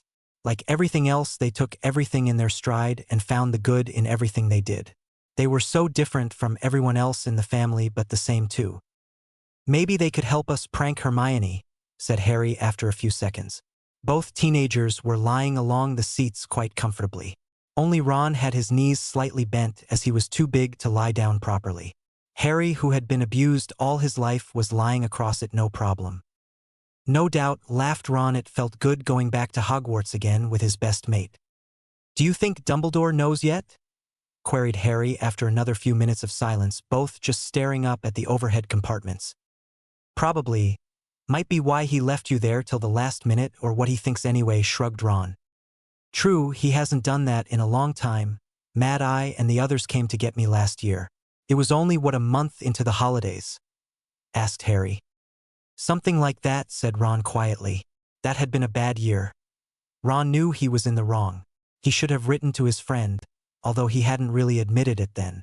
More often than not, Ron was now actually trying to put himself into his friend's shoes and trying to see it from his point of view. Not that Harry's shoes would fit him anyway.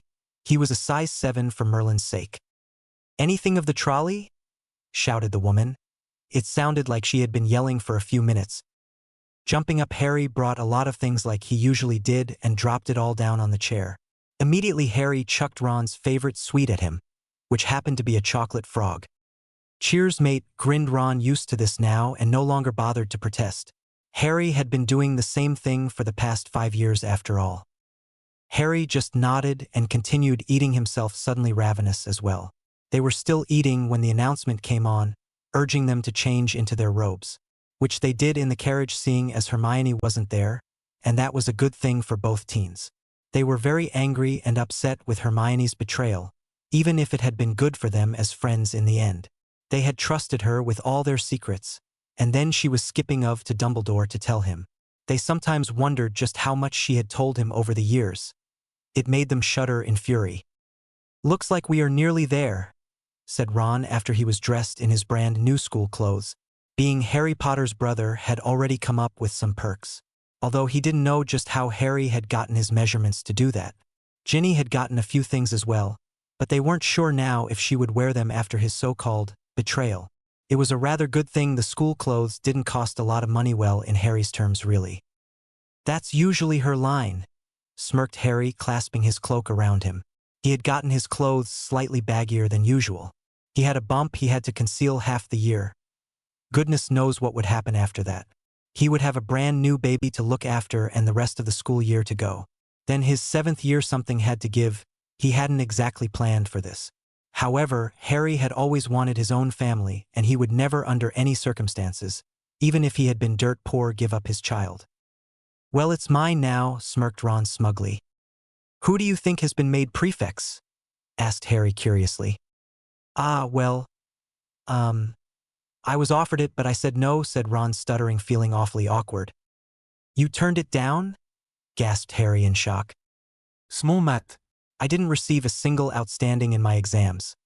I managed to get potions only because of Snape's extra tutoring. There was no way I was picked because of my academic history. It was another way for him to lord it over you, said Ron, a disgusted look on his face. You did it last year, Harry pointed out, confused. Yeah, well, I'm a brother now, gotta put him first, said Ron proudly. Harry snickered softly, feeling a warm glow in his stomach that had nothing to do with the baby this time. So no doubt Hermione is one of them.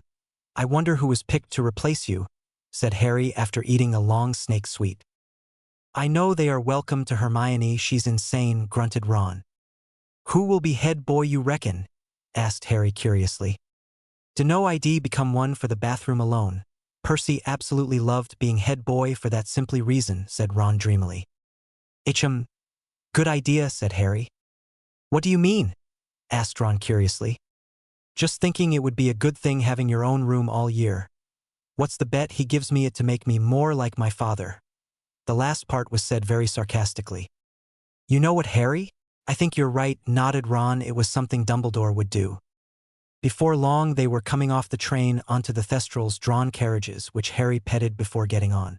It wasn't long before the beautiful Hogwarts castle came into view and welcoming them. It was always nice and warm, no matter what weather was on the outside. They took their normal seats. Hermione was missing from the table so far, so it made them all the happier. Oh boy, Dumbledore looks furious, said Ron, staring at Harry, trying to stop the smirk from slipping on his face. Has he looked at you, or is it the money? Smirked Harry quietly so no one else could overhear them. Money, nodded Ron. Harry couldn't help himself, he smirked despite his best efforts. It came of no surprise that Harry was demanded up in the headmaster's office after dinner. Both Severus and Ron were concerned for him, but Severus just gestured to his neck. Severus had given him a portkey that would take him straight to Severus in case anything happened. Thankfully, no one was paying attention to Severus other than Ron and Harry, discreetly obviously. "Come, Harry," said Dumbledore joyfully as usual. The trip to the headmaster's office was in silence, broken only by their feet on the ground. Before long they entered the headmaster's office, which was the same as always, just missing a few big trinkets that Harry had broken in his furious tantrum at the end of his 5th year. "Sit, sit," said Dumbledore when Harry never said anything. "Lemon drop?" beamed Dumbledore once he was seated behind his big chair. "No thank you," said Harry, not even attempting to put Sir or Headmaster at the end of the sentence. "Is everything all right, Harry? Nothing you want to tell me?" asked Dumbledore, his twinkle noticeably absent. "Nope," frowned Harry. The nerve of the old fool. Nothing he wanted to tell him indeed, when it was Dumbledore who had been stealing from him for years. "Care to tell me how you became emancipated?" asked Dumbledore, shaking his head in sadness and distress. "I signed my name on a little piece of paper that emancipated me," said Harry bluntly. "Why?" said Dumbledore, hiding his fury at the insolence of the boy. "Because it's what I wanted," said Harry honestly. "You are only 16, Mr. Potter, and I'm afraid that is too young," said Dumbledore sadly, "which is why you must return to the Dursleys after Hogwarts finishes for the year." Emancipate denunciate Harry Smagli. "I'm afraid it will be overthrown, and if I have to I shall gain temporary custody of you," said Dumbledore. "It's for your own good." "It won't happen. I'm emancipated and I've also gone through the blood right bond, which makes me a Weasley Potter. If you force your hand, that's where I will be going. You cannot destroy that kind of bond," said Harry, standing up, not caring for Dumbledore's demanding him to get back in. He walked out and went to his dorm, sick and tired of Dumbledore's constant scheming.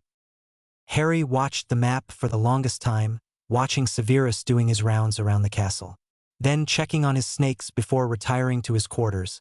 Only then did Harry put on his invisibility cloak and begin sneaking away. He had to stop abruptly when he noticed Hermione's dot moving. Stopping breathing, standing deadly still as she passed, exhaling in relief, he made his way down to Severus' quarters. Chapter 21. Hermione finds out as Ron and Harry play dirty. Slytherin. "You ready to do this?" asked Harry. He had been waiting a week to do this, ever since he had the idea on the Hogwarts Express. He wanted to blow every fantasy and idea Hermione Granger had about Dumbledore. If she knew then, that would suck, but still, he had to do it. If she didn't know, he wanted to hurt her. If she did, he was going to hurt her even more. Harry had changed since being emancipated and going through the rite to get his magic early. He had a child to think about now. He couldn't afford to be stabbed in the back. He had to get rid of those who wished him harm before his baby was brought into this world, which included Hermione, Dumbledore, Voldemort, and of course his Death Eaters. He knew from what happened to Neville's parents that Death Eaters wouldn't quit, not because their lord and master was gone. "You bet," grinned Ron. He lived to torment Granger now.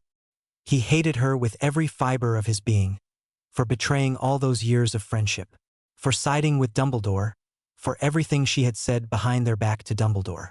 He had confided in Hermione a lot about what Harry was going through. He had wanted to go to him, save him from what was happening, only for Granger to tell him he wouldn't be able to get past the blood wards. This had been after he rescued Harry in his 2nd year, when Fred and George had first seen Harry's room. He had expected it full of Muggle stuff. His friend had been raised there after all, and he had only known Harry a year. He hadn't realized just how bad the Dursleys were. He had been raised right. The thought of abuse was foreign to him. It was only when he grew up a little more, heard more stories of the Dursleys, that it truly sank in. He had remained a boy until he had fought the Death Eaters in the Department of Mysteries, though.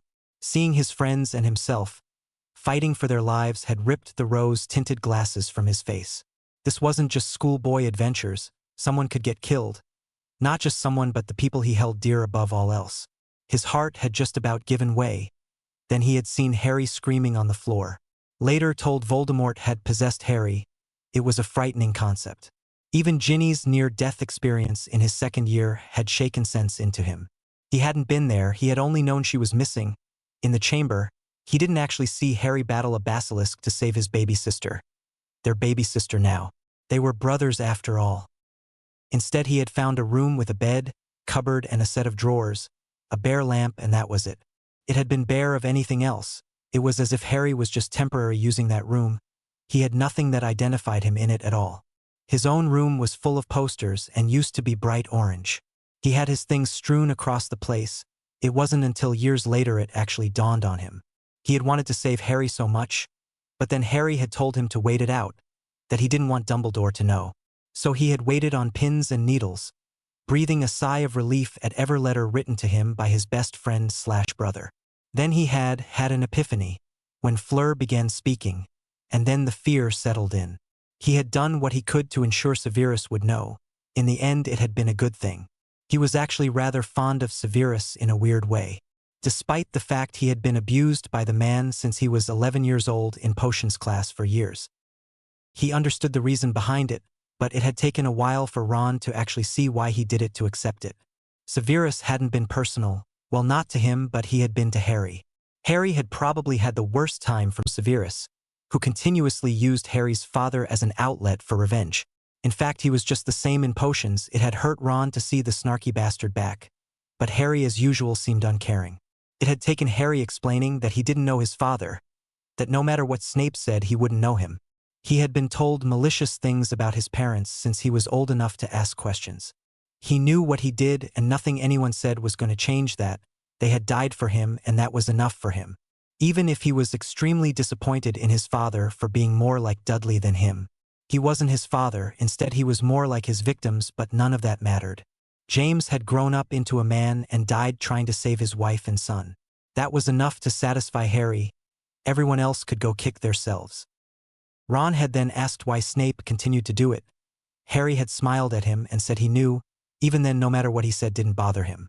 He can read people, especially him. He knew Harry didn't care what he said. Although if he mentioned his mother, it would have been a different thing altogether. It was a good job Severus hadn't, or not being able to use accidental magic at Hogwarts would have been proved false. Severus would have become Marge and been blown up. Nobody mentioned Harry's mother and got away with it. Nobody at school even dared try. Nobody was that vicious though, not even Draco Malfoy. Surprisingly enough. Ron had blinked and pointed out he got mad, and Harry had simply shook his head and said it was expected of him. He had played his part so long it came second nature to him. He had started the second he stepped foot in Hogwarts. Apart from antagonizing Albus Dumbledore, that wasn't a smart move, but Harry was through playing most parts of the game. Ron had learned that certain things about his brother weren't exactly what he thought, and he was all right with it. "She thinks she's following us?" snickered Harry viciously. Ron bit his lip to stop himself laughing. Nobody could see the map anymore. Only Harry, Ron, and Severus Snape, not that he had handled it often. Hermione couldn't take it, couldn't even see it. She would never know it was in their hands. Ron and Harry had avoided Hermione, ignored her, and basically tuned her out. The confusion had come off her in waves, and it was the only real emotion they were sure they could get out of her other than anger. So she had taken to following them when they weren't at classes. So far they had avoided her. Having that map came in handy so many times. This time they were going to let her think she had found them. Without more ado, they sat down on the floor and waited on the dot, getting closer before they began their very private conversation that no one was meant to overhear. "But why would Dumbledore steal your money? It's just bloody pointless," Ron said in exasperation.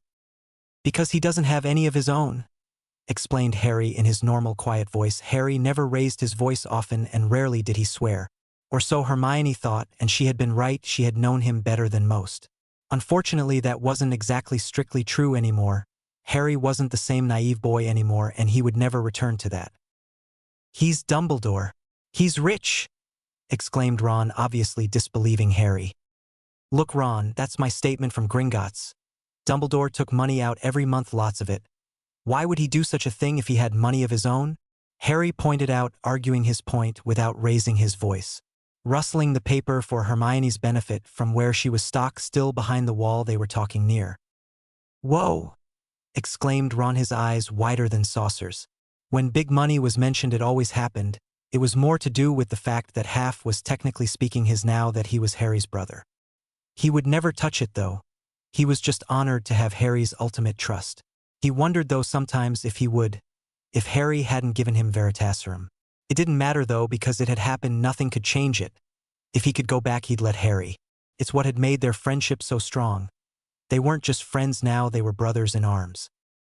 Yeah, he's been taking my inheritance for himself, said Harry quietly, his voice sounding broken. His face, though, said a different thing altogether: fury. It was a good thing Hermione couldn't see him, or she would have ran for the hills. If it was only so easy to scare Voldemort away, Harry would be happy. Well, you did get emancipated, Harry. Nobody can touch your money now. That's all that matters, isn't it? Ventured Ron, sounding unsure and very young. I suppose so, said Harry, his voice full of doubt. Come on, let's go play some chess and get some lunch. I'm hungry, said Ron, sounding like his old self for a few seconds there. Harry had to applaud Ron. He really was becoming quite the actor. He was rivaling Harry there. Yeah, come on then, sighed Harry. Harry, are you ever going to tell Hermione? Asked Ron as they began walking away. She'd never understand, Ron. She thinks too highly of any teacher to ever believe us, said Harry sadly. They wanted to give Hermione the impression they were avoiding her was because she trusted the adults too much. Not because they knew she was a spy until the war ended. That's the way it had to be. Or that's how they were going about it. As long as Harry didn't have to be friends with her, he didn't truly care. I guess, said Ron mournfully. Harry pressed his lips together, stifling his urge to laugh.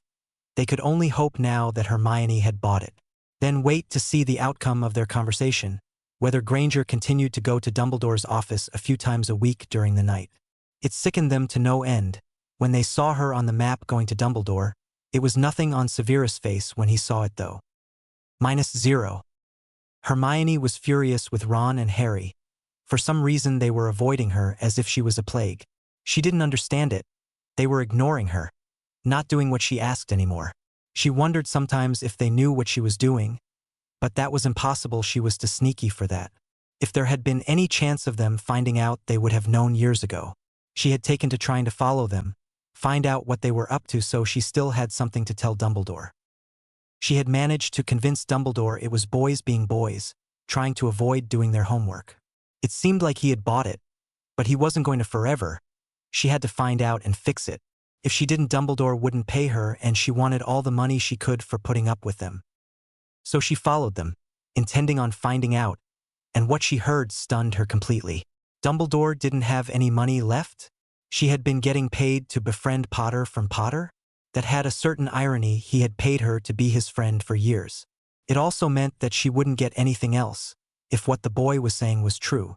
Swallowing harshly, she felt undeniably betrayed. If Dumbledore wasn't going to leave her any money, what good was he? The name didn't mean all that much, especially considering what she had found out about Dumbledore's father. That had been completely unexpected. She had been reading a book in Diagon Alley that spoke about Azkaban. She watched them walking away, feeling out of her depth. She was drowning in the sea of the uncertainty. She scowled at Harry and Ron, as if it was their fault Dumbledore was penniless. What had Dumbledore planned when Potter found out? She had to think things through and then maybe confront Dumbledore. -0. That was fun, laughed Ron, finally letting it rip. Oh yeah, she didn't even know what hit her, said Harry, or rather he hoped so anyway. Do you think she will tell Dumbledore and get booted? Asked Ron. He grimaced at that thought. Dumbledore truly was a sick man and he needed dealt with. The thought of his sister even going anywhere near Dumbledore's office was enough to make him panic. He was abusing his position by allowing people to think he cared, that they would be powerful too. Merlin knew what he was offering them. All Ron knew was it had to stop. I don't know, said Harry, opening the secret entrance to Severus' quarters. He was sitting reading a book in front of the fire, or had been at least. He was busy staring at them curiously. He had listening devices out there, since he had found out about it. Just in case Harry and Ron weren't the only ones who knew about it, he was a cautious man after all. Don't know what? Asked Severus smoothly. We let Granger know that Dumbledore doesn't have a penny, explained Harry, sitting down, his back aching slightly. I see, said Severus, taking a few seconds to digest that. Severus, we have to stop Dumbledore, said Ron, choking on the word. He was so disgusted it was beyond a word to describe it. I know, said Severus pensively. Nobody would believe them, unfortunately, so they were stuck really. There's nothing we can do, is there? Said Ron hoarsely. No, unfortunately nobody would believe it. Dumbledore has everyone stuck around his manipulative finger, said Severus, his lip curled in disgust. Actually, if they see it they would have to believe it, right? Asked Harry curiously. Indeed, said Severus smoothly. Then what about showing someone the map? Someone with the power that rivals Dumbledore, especially at Hogwarts, said Harry. McGonagall is the only one that has the authority that rivals Dumbledore. She adores him. I do not think that will work, said Severus reluctantly. Even if she sees it on the map? Asked Harry quietly. It's easier to believe it's malfunctioning, grimaced Severus. But it's got to be worth a try. We can't let him continue, or we will become like him, doing things for the greater good, protested Ron. Ron's right, Sev, we are already doing it, said Harry, pale. He looked a little green. Severus looked at both teenagers and thought about what he would do if he knew Dumbledore did those things and his daughter went to Hogwarts. He would take her out and run for the hills. Neither option was available. He knew they were right, but he was used to doing bad things for the greater good now. Spying had been the start, hurting people had been the second thing. Dumbledore had convinced him he had to do it. The information he brought back was too valuable for the life of a few. All right, we do this, but if it comes to it I will obliviate her, said Severus grimly. She cannot know and do nothing, so I agree, sighed Harry. Agreed, said Ron. They had much to do and they needed to be at Hogwarts to do it. Then we wait, said Severus. Game of chess. Ron asked both his companions, even if one was still a teacher. Chapter 22. McGonagall, the shit hits the fan. Harry and Ron remained in Severus' quarters until Hermione made her way to Dumbledore's office.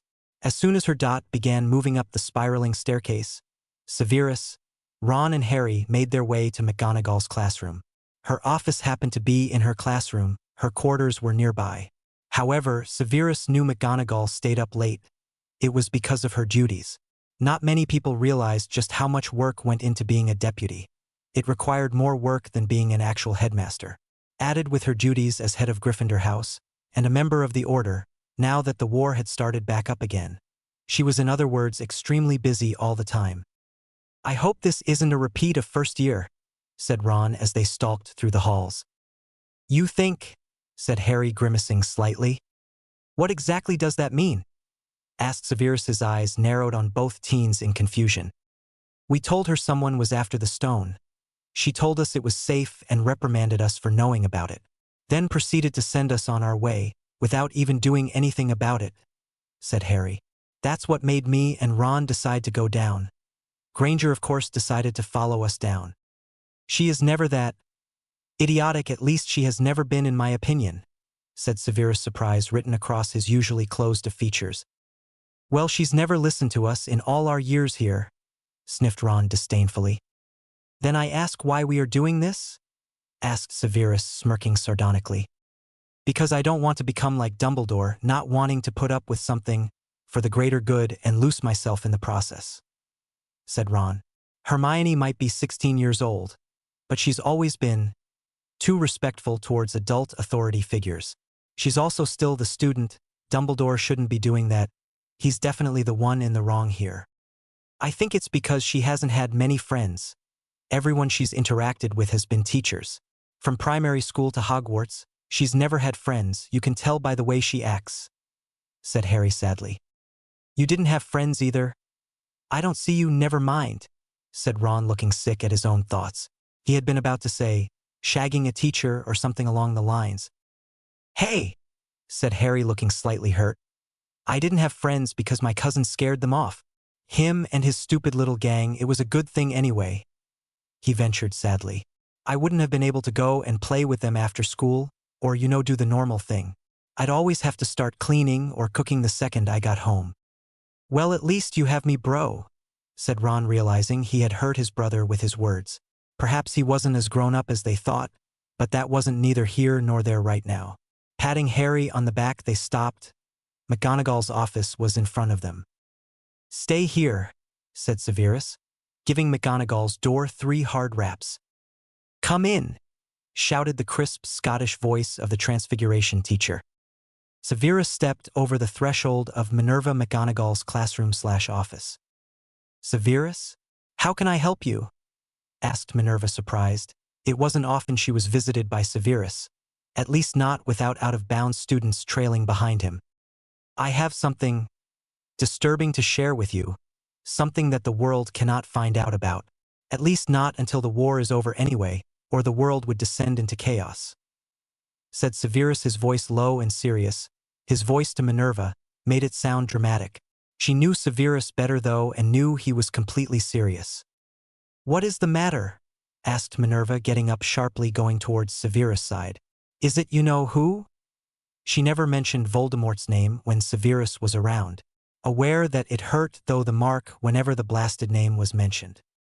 "No, it's not," sighed Severus. They had already removed the spell from the map temporary, so Minerva could see it, but it would be replaced whenever they could.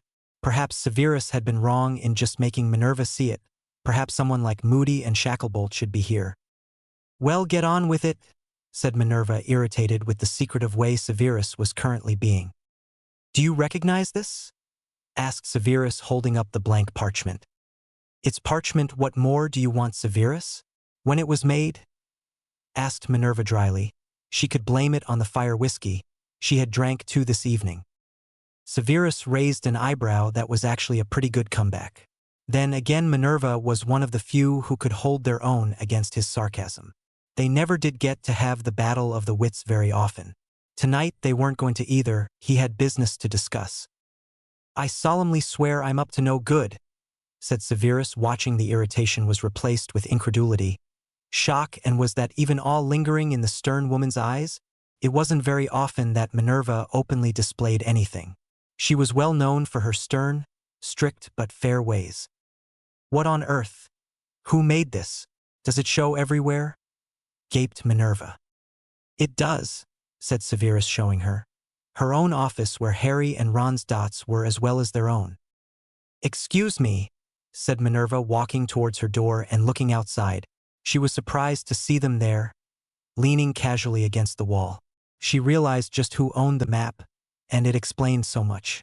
How they were able to sneak out of bed all the time. She, of course, had no idea about the invisibility cloak. "Mr. Potter, Mr. Weasley, what are you doing here? It's past curfew." 20 points dash started but never finished Minerva. "They are with me, Minerva. I wanted to show you the efficiency of the map," said Severus before she could finish. "At this time of night? Why did they go to you?" gaped Minerva, quite simply stunned. "We have something we wanted you to see. Look closely at mine and Professor Snape's dots," said Harry, walking in and standing nose to nose with Severus. Minerva was still confused by what on earth was going on. She did as she was told, though, hoping someone would explain everything soon. "Do you see how close our dots are together?" asked Harry quietly. "Of course," said Minerva, her lips pursed at how close they were standing together. Harry was a student, and there was a thing called personal space. "And now?" asked Harry, putting his arms around Severus in a hug. As much as he wanted to lean in and hug him properly, he didn't want Minerva to have a heart attack. "They are joined. Now please explain what is going on and remove yourself from Professor Snape at once," she said, very flustered. Severus hated physical contact, and she was surprised he had allowed it. Especially with Harry, of all people, their hatred was very well known. "We are just trying to prove a point. Narrow in on Dumbledore's office," said Harry thickly. Minerva for once didn't say anything about someone disrespecting the headmaster. She wanted to know what on earth was going on. That would make Severus nervous enough to think it might change the world. Her eyes just about popped out of her head when she saw it. Ron peeked over her shoulder, having no problem considering he was now taller than his head of house. He shuddered in revulsion as well. He hated seeing that on the map. "This has to be wrong," choked Minerva, looking disgusted. "I'm afraid not. It's been happening since the summer holidays," said Severus. "You let it continue?" shrieked Minerva, outraged. "I didn't know what on earth to do. I mean, seriously, would you believe it if you didn't see that map?" asked Severus smoothly. "Well, no, but this cannot continue," said Minerva, looking as though the rug had been pulled from under her, in the most violent manner possible. "That, Minerva, is why I'm here," stated Severus sarcastically. "I need a drink," said Minerva, her usual stern posture melting away.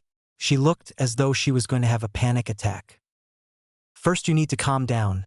There's students here, loose it later," said Severus sternly. "Secondly, figure out a way to alert the order. See what they come up with. Not everyone can know about this. It would send them into chaos," she said, shaking her head. "Shacklebolt, Moody, perhaps Arthur?" suggested Severus. "No, not Arthur," disagreed Minerva.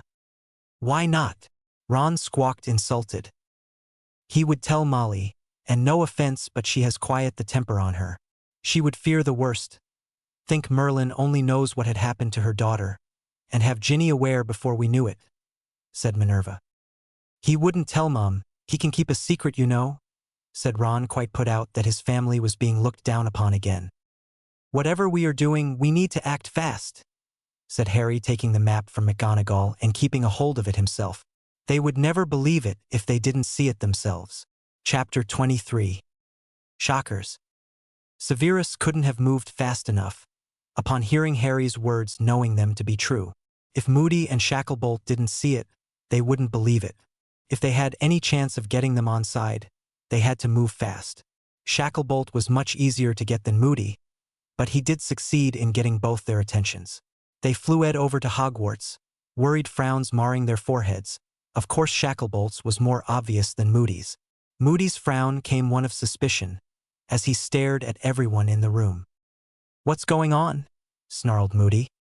Harry would have jumped at the attitude if he didn't already know that was Moody's usual voice.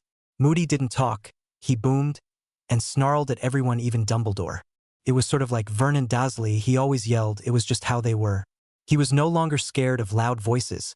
Harry knew he could defend himself if need be. When he came out of his musing, he noticed that they looked sick. Blinking, he realized he had missed Severus telling them everything. "Are you sure this is right?" gaped Shacklebolt. He was the only one looking shocked.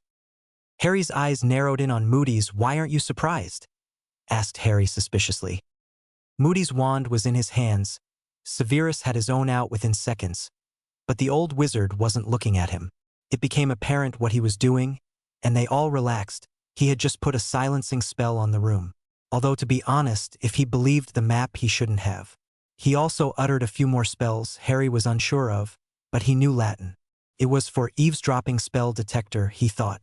"I've always had my suspicions, Potter," admitted Moody to a completely stunned set of wizards. "What the bloody hell is that supposed to mean?" exploded Ron. He had noticed since doing the brother bond. His anger was easier to control. It was just his magic now that was getting to him. Ron had noticed he was more powerful, and if he got angry it reacted. So since then he had, with great difficulty, reined his anger in. With how he felt about Dumbledore, Hermione, and a lot of things, it truly was surprising. Minerva looked sick. She was staring at Moody as if she had never seen him before. Shacklebolt just gaped at Moody as though he was stupid, as if he was perhaps even under Polyjuice potion.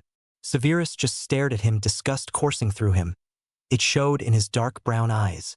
It was a good thing Moody wasn't paying attention, or he would have ended up furious. Moody would have loathed being stared at in disgust, especially after everything he had done for the wizarding world. He had given them his leg and his flesh over the years, and they still wanted more. He understood Harry Potter a great deal more than the teenager thought. Moody sighed warily. As he sat down, one of Minerva's chairs looked older than ever. "My first day as a head Auror, I uncovered complaints of a very grave nature. You see, once a complaint is made, it's recorded for good. No amount of magic can take it back. Instead of dealing with it, it was put away and forgotten. I couldn't believe what I was seeing. I wanted to see the girls with the complaints. Instead, I found they were dead. All suspicious circumstances and all till cold cases in our department." Minerva blindly looked for a seat before slumping down, her face ashen and gray. Ron just looked sick, as he stood there almost as tall as Shacklebolt. Shacklebolt's reaction was a look of revulsion on his face. Not for Moody, but for the situation. Harry's eyes just stared at the floor as if it was the most fascinating thing on the planet. "How many?" asked Severus, He had suspected one, two including Hermione Granger. The fact that there was more surprised him a lot more than it should have, given that he suspected the worst at every situation. I uncovered 5 that actually made a complaint, admitted Moody. I suspect at least 10, perhaps more. What age were they? I mean, when they died? Asked Ron, grossed out. 18, grunted Moody. That's just sick, said Ron. Why hasn't anything been done? Demanded Harry. Think about it, Potter, all the witches that put in a complaint died. And the wizard suspected was a very valued high-end hero. You cannot just drag him in without questionable evidence. It's why people get away with crimes, snarled Moody, thinking of Dumbledore and Lucius Malfoy of all people. A simple drop of Veritaserum would have done the trick, said Harry. It wasn't invented back then, said Moody, irritated, rolling his eyes. I created it a few years ago, explained Severus. Nobody knew that, of course. Nobody would want potions invented by a Death Eater. So what have you been doing? Harry asked Moody, sitting himself on one of the desks, wanting as much information as he could possibly get. We've been watching, waiting on him screwing up, said Moody. We? Questioned Severus dangerously. There are a select few who know everything I know. We've been watching and collecting all pertinent information, said Moody simply. Is it anyone we know? Asked Ron. Moody stared at Ron for a few seconds before he answered, Your brother. Percy?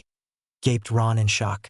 He suddenly had the urge to join nearly everyone else and sit down, unable to believe straight-laced Percy was involved in this. He knew what Dumbledore was really like. That had been why he left the family? Because of their ties to him. Why did he try and blame it on Harry? He suddenly felt betrayed and angry with Percy. Just wait until he saw him again. He was going to know the living daylights out of him. Moody just nodded curtly. Chapter 24. Information gathering and taking action. I'm going to kill him, find a way to bring him back, and then kill him again, snapped Ron, pacing back and forth, unable to believe it, yet as he paced he felt undeniably proud of his brother. None of his family members saw through Dumbledore. He had thought he was. More fool him. Percy wouldn't have been safe backing away from the family without an excuse. Ron wasn't happy he had used Harry, but it did make sense. It was a good reason to leave the family without suspicion. Listen, we cannot let this continue, said Harry. No, we can't, said Moody. Since he had started the Auror Academy, no one else had come forward, at least not on his watch, and he couldn't find any files to be suspicious of. Now that a case had been brought to his attention, he couldn't let it continue. He wasn't one for thinking about the greater good as it was. We need a plan, as much as I hate to say it. Without Dumbledore, Voldemort just may attack Hogwarts, said Severus bluntly. Isn't that what we want? Asked Harry out of the blue. Excuse me? Growled Severus. Just what was Harry hinting at? He was pregnant. The last thing he wanted to do was lose them both, should the worst happen. I don't want the baby born into a world with Voldemort, stated Harry adamantly. What baby? Asked McGonagall, confused. Shacklebolt nodded along with him, but Moody was staring at Harry's midsection. Congratulations, do you want to know the sex? Asked Moody, smirking wryly. Severus and Harry stared at one another before nodding their head, agreeing wordlessly. It's a boy, said Moody. Very powerful. You've got some years ahead of you boys. Children that powerful was going to cause problems. If anyone could handle it, it would be Harry and Severus. Then again, Harry had been powerful. Unfortunately, it had been suppressed growing up as a muggle unaware of his powers. If Harry had grown up as a wizard, he would have been one hell of a competitor. He's lay some serious money that Voldemort would have been as afraid of Harry as he was Dumbledore. Sure, Voldemort was probably scared of Harry, but not as much as Dumbledore. Harry and Severus shared a small proud smile. They were going to have a beautiful little boy in a few months' time. As long as Harry didn't want to name him James, he was all for it. You're pregnant? Asked Minerva, wondering when the shocks were going to end. Yes, I'm due in 1 month 2 weeks, said Harry. At least that's what the last diagnostic said. It seemed as though his child was growing at an alarming rate. It might have something to do with him being male, and magical that his child was growing so much. Although it wasn't too bad, he had been pregnant 5 months 2 weeks already. So he's be pregnant a total of 7 months when he gave birth. It's only 2 months shaved off by him having a child rather than a woman. I think Severus has a point, Harry. You cannot fight him to full capacity if you worry about the baby. Plus you are going to be huge. You'll never forgive yourself if you lost him, said Ron grimly. He was going to have a nephew. He suppressed the smile. He had bigger things to worry about. So what, we let Dumbledore get away with this until Voldemort's gone? Asked Shacklebolt, ready to fight against it. No, denied Ron a sudden through striking him. Then what? Asked Shacklebolt, unable to believe he was actually listening to a 17-year-old boy. However, any idea was better than doing nothing, as disturbing as it actually was. I think we should hear the laddie out, said Moody, watching Ron. He had seen that look before. I need information on Grindelwald before I say, asked Ron curiously. He was friends with Dumbledore. Perhaps more, but nobody could deny or confirm that. They met as teens in 1899, just after Dumbledore finished Hogwarts. Grindelwald attended Drumstrang, but was expelled, which showed how bad he was even then. Back then it might not have been a school bad for dark arts in those days, said Minerva. Dumbledore defeated him in 1945, the final year of World War II, said Moody. Wait. Are you telling me wizards and witches participated in the war? Asked Harry curiously. This was even more fascinating than almost 7 years of history. Muggle-borns did, no doubt, but most of us just stayed in our own world, said Shacklebolt. How the hell did we not end up bombed? Asked Harry, wide-eyed. Pure luck. No amount of magic would have stopped it, grunted Moody reluctantly. Good job, it looked like a demolition site, replied Harry, impressed. Back to Grindelwald, said Ron in amusement. He's imprisoned in Nurmengard prison, said Minerva. Ironically enough, it's got, for the greater good, written over it, and it was built by the man in question. He built it for his enemies. When he was defeated, the people he had imprisoned were released. Then the Aurors and Unspeakables ensured it was secure and left Grindelwald there, said Moody. How are prisoners fed? Asked Ron. House elves, said Moody. The others hadn't ever thought of it before, much less be in a position to answer his question.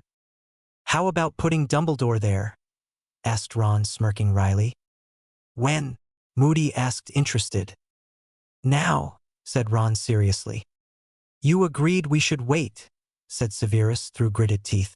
He didn't want Harry or his unborn son put in any more danger than they had to be in. We will. Someone else is going to take Dumbledore's place, said Ron smugly. Polyjuice is not going to go well. Breakfast is over an hour long itself, and Dumbledore doesn't drink anything. People would get suspicious fast, said Severus, rolling his eyes. So that's the big idea, Ron had honestly. He had to remind himself that he was just a 17-year-old boy. Not Polyjuice potion, said Ron, still smirking. I was thinking along the lines of a metamorphmagus. Tonks? Scoffed Shacklebolt in disgust. She couldn't do it. There was no way. She was far too clumsy and idiotic for such a task. It would work, said Severus in agreement. Don't be idiotic. She's stupid, clumsy, and downright catastrophic. She wouldn't last one afternoon, never mind until the end of the school year, said Shacklebolt. Say one more bad word against her, Shacklebolt, I'll remove your tongue, snarled Moody angrily. He had taken Tonks under his wing when she first joined the academy. He had seen her potential, not because of her shape-shifting abilities, but because of her magic.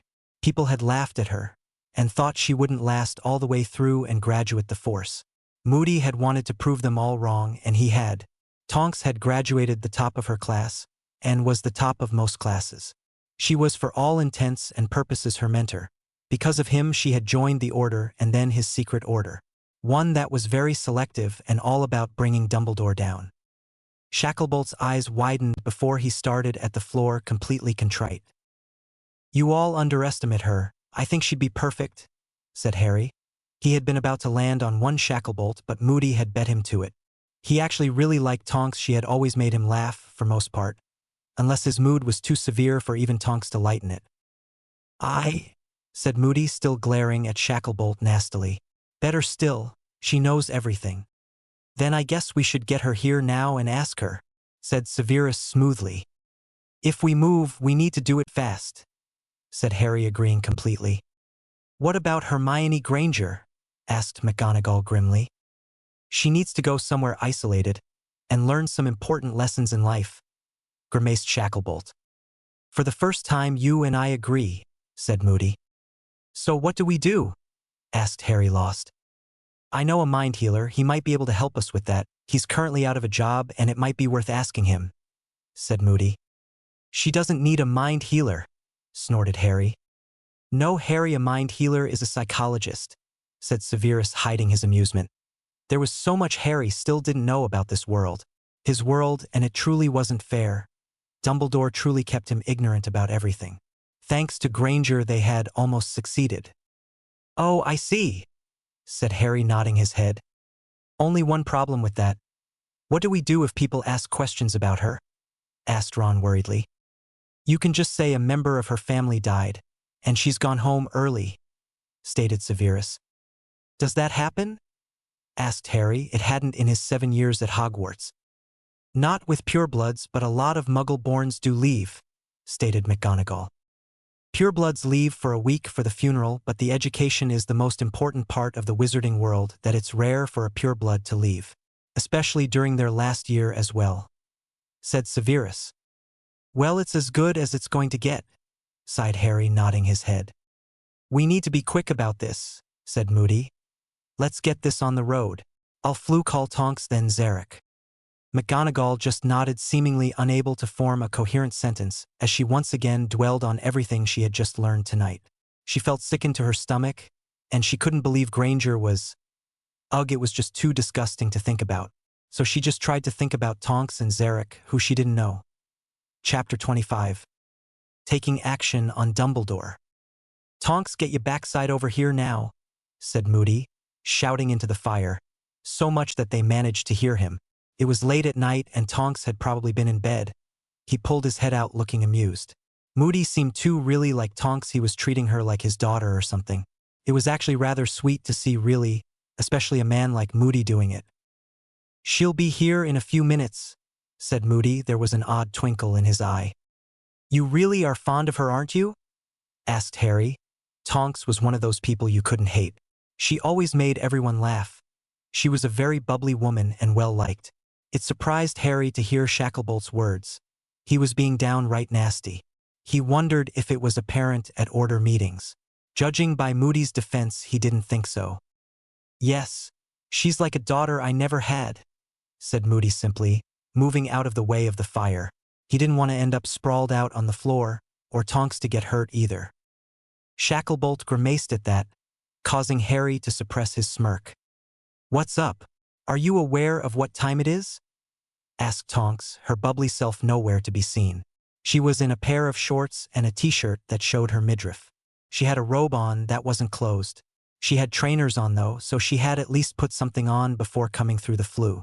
Her wand was in her waistband of her shorts.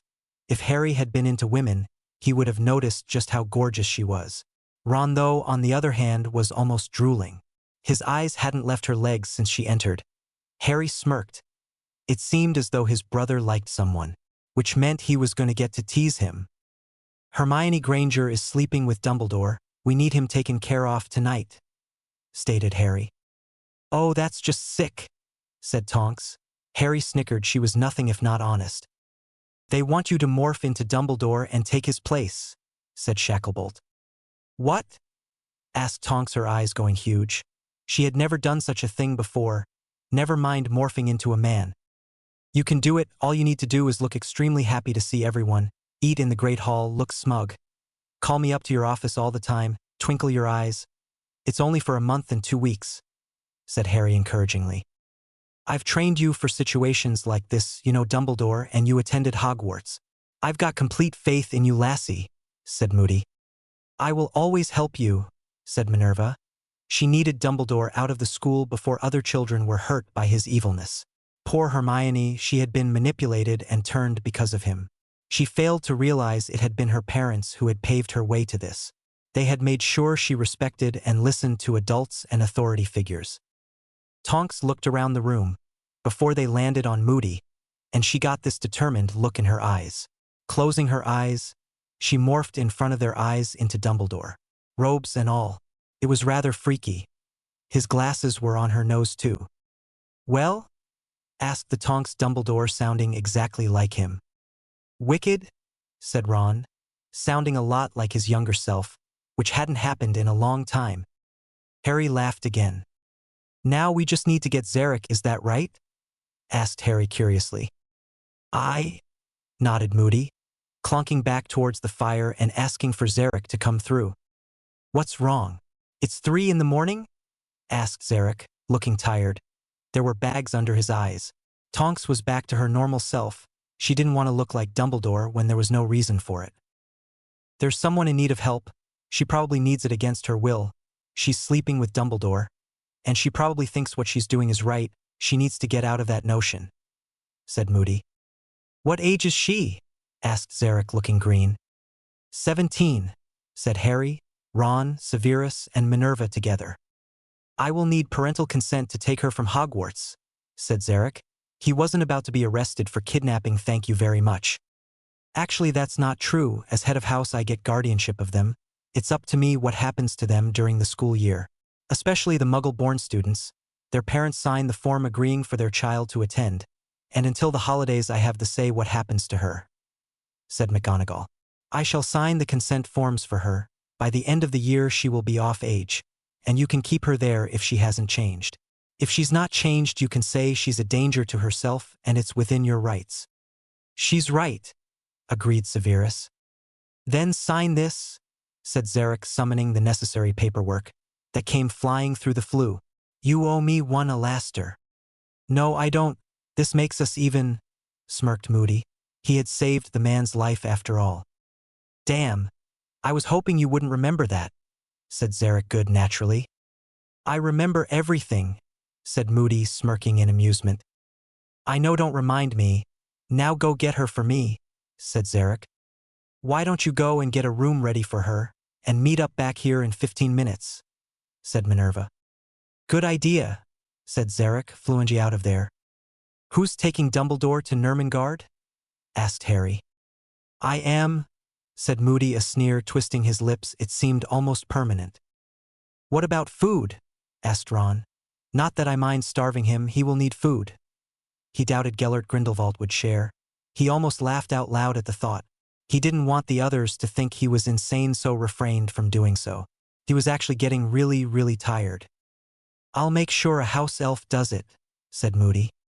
"I'd suggest Dobby," said Harry innocently. That house elf seemed too really like him. Perhaps he'd get some elfish revenge of his own. "Who's that?" asked Moody, baffled. "A house elf, he's bound to me," explained Harry. "All right, we can deal with that later. Right now we have got to move. You two go to your beds, you have classes tomorrow," stated Minerva grimly. She didn't want them in the line of fire. "We want to see Dumbledore taken down," said Ron, shaking his head. "Do as your head of house asks," said Severus grimly. He didn't want anything happen to Harry or the child. Dumbledore wouldn't give up easily, but he hoped it didn't come to fighting. Fine Gramboldron. "Night," said Harry, and they left back to their common room and to get some sleep. Severus, Minerva, and Moody stalked through the halls of Hogwarts, with one goal in mind. It helped having the Marauders map. They knew they had the upper hand. The oddest thing about it, though, was they could feel Hogwarts, feel her, sense her as if she was protecting them, helping them. "Wait a minute, who's the father of Harry's child?" asked Minerva, and she stood stunned. It finally hitting her properly for the first time. She had a feeling she knew, since when Moody asked if they wanted the sex. Both Severus and Harry had nodded their head. Plus, he wasn't shocked by the news, and they hadn't looked uncomfortable when Harry had planted himself in front of her. "Don't ask questions you don't want the answer to," grunted Moody. He had put a silencing spell on his leg, so it no longer making clunking sounds every time he moved it. He personally was very happy for them. It made him realize perhaps you can do what needs done and have a relationship too. Something he hadn't done, and he regretted it sometimes. He had regretted it a long time ago, then that had brought Tonks into his life. She was like the daughter he didn't have. He'd do anything for her and she didn't even know it. He'd defend her till his last breath. He was also very proud of her and her decisions. Can you feel that? Asked Severus, ignoring McGonagall's mutters and astonished red-faced look she had going on. Hogwarts, said Moody. It's never did this before. I felt it but never to this extent, said McGonagall wide-eyed. You don't think you've been made headmistress, do you? Asked Severus cautiously. It's possible, said Moody, nodding his head. Impossible, said Minerva. It didn't work like that, did it? The ministry always decided who would be headmaster, and then they'd take over the wards. That's how it always worked. Then again, magic was magic. Chapter 26. A very anticlimactic capture, just like they wanted. Polo mints, said Minerva, but weirdly enough, before she got Polo out, the stair began moving. It didn't even do that for Dumbledore, and he was headmaster. It also didn't start with the same bang they usually do. It was as if Hogwarts knew to be quiet, and quite frankly, it was freaking Minerva out. The three of them hopped onto the moving, spiraling staircase, walking up the remaining steps. They were outside Dumbledore's office now. The two dots weren't connected anymore. In fact, Granger's dot was moving about in a quick, frantic fashion in the same spot. The exact same spot at that.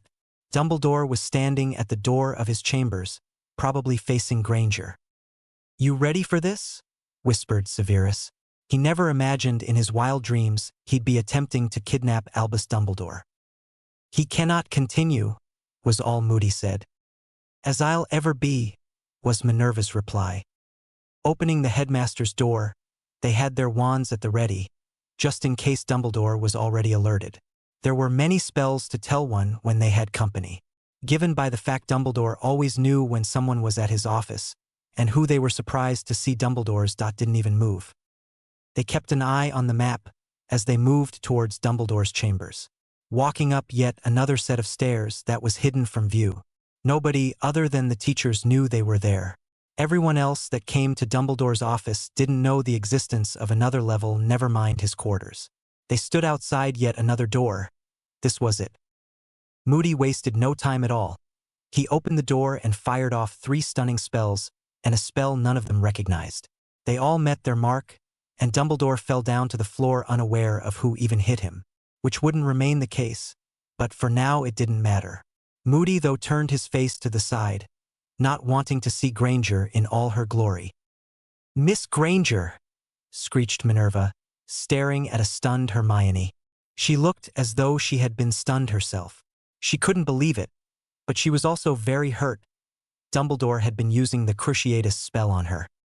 Minerva had her dressed with a single spell, before she promptly crossed the room, grabbed her and started with force taking her towards her office. Where are we going? Whispered Hermione, wide-eyed, for the first time feeling true fear. You are expelled, she screeched, almost sounding like a cat. No, please. I'll be better, I promise. Please don't expel me. I need my education, she said pleadingly. Minerva didn't answer, but when she got to her office, she found Zarek waiting on them. This Miss Granger? Asked Zarek. He looked at her as though she was a puzzle. Yes, Miss Granger. This is Zarek. He's going to be taking care of you, said Minerva. Hermione backed away, grabbing her wand from inside her robes where it had been placed magically by Minerva. She wasn't about to go anywhere, not with someone she didn't know. She couldn't be expelled from Hogwarts, it just wasn't fair. What the hell was happening to Dumbledore? Before she could do much else, the strange man cast a spell on her. She began feeling really weird. She realized it was a subduing spell. She felt herself falling, unable to control herself at all. She was cradled in the man's arms. It was the last thing she saw as her eyes closed and she fell unconscious. I do not think she realizes she has done anything wrong, said Minerva grimly. I shall find out, said Zarek, nodding his head. She's marked, Minerva added. Marked? Asked Zarek, confused. Dumbledore's coat of arms, it's on her leg, said Minerva. She had noticed it when she had pointed her wand to dress her. That is sick, said Zarek, repeating what Tonks had said. Minerva nodded. Once Zarek had used the flu to take himself and Hermione away, she grabbed a bottle of scotch. She wasn't going to sleep tonight. She knew it, and she needed a drink desperately. Moody stared down at the man he had befriended, just so he could get close to him.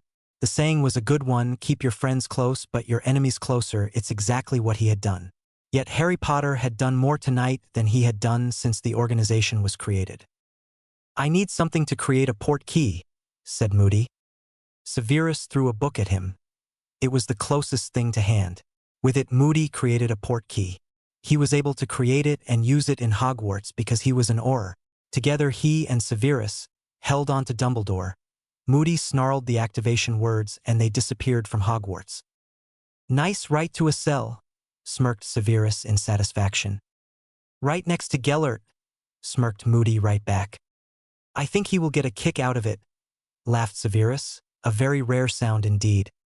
Probably, said Moody sounding slightly surprised and bemused. Shouldn't we bind his magic? Asked Severus.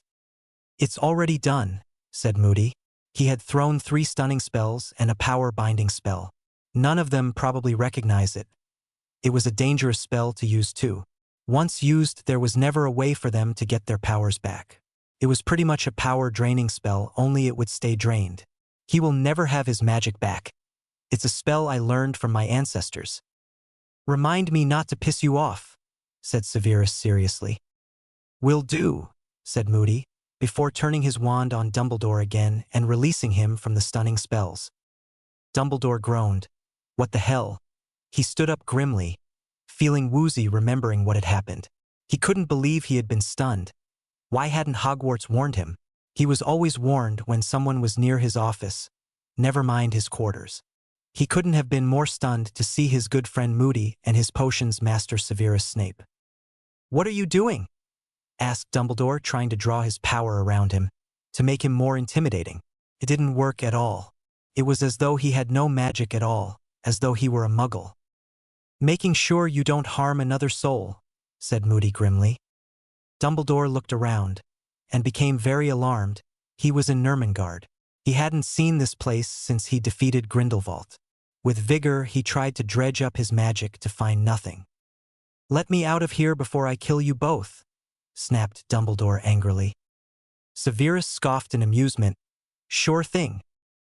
By Dumbledore, said Moody backing out, Severus following him before his magic closed the door behind them. Have fun, laughed Severus in bitter amusement. Don't stay up too late, said Moody before they were gone, both of them operating out of there. Severus and Moody operat outside of Hogwarts gates, both of them amused and happier than they had been in a long time. I'll go to Tonk's apartment, she will come to Hogwarts tonight, stated Moody. I, on the other hand, have to go. All right, said Severus, nodding his head curtly, like the bat everyone accused him of being. He stalked back into Hogwarts, his robes billowing out behind him. At least one threat of his child had been eliminated. He had no doubt that Dumbledore would have had his child terminated, if he had even an inkling of his son's existence. Now all he needed to do was help Harry defeat Voldemort. Then he could live in peace, quit Hogwarts and be happy with Harry and his son. He hated Hogwarts, he hated teaching children, who by the way had no desire to learn the subtle arts of potions making. The soft, simmering potions that could ensnare the senses and bewitch the mind. He didn't know why Harry wanted him, but he did, and he would be damned if he screwed up this chance to finally be happy. He could read minds, so he knew Harry wasn't just staying with him out of duty or obligation. Hell, he wasn't even staying with him just because of the child. Merlin helped him, but Harry genuinely loved him, his snarkiness and all.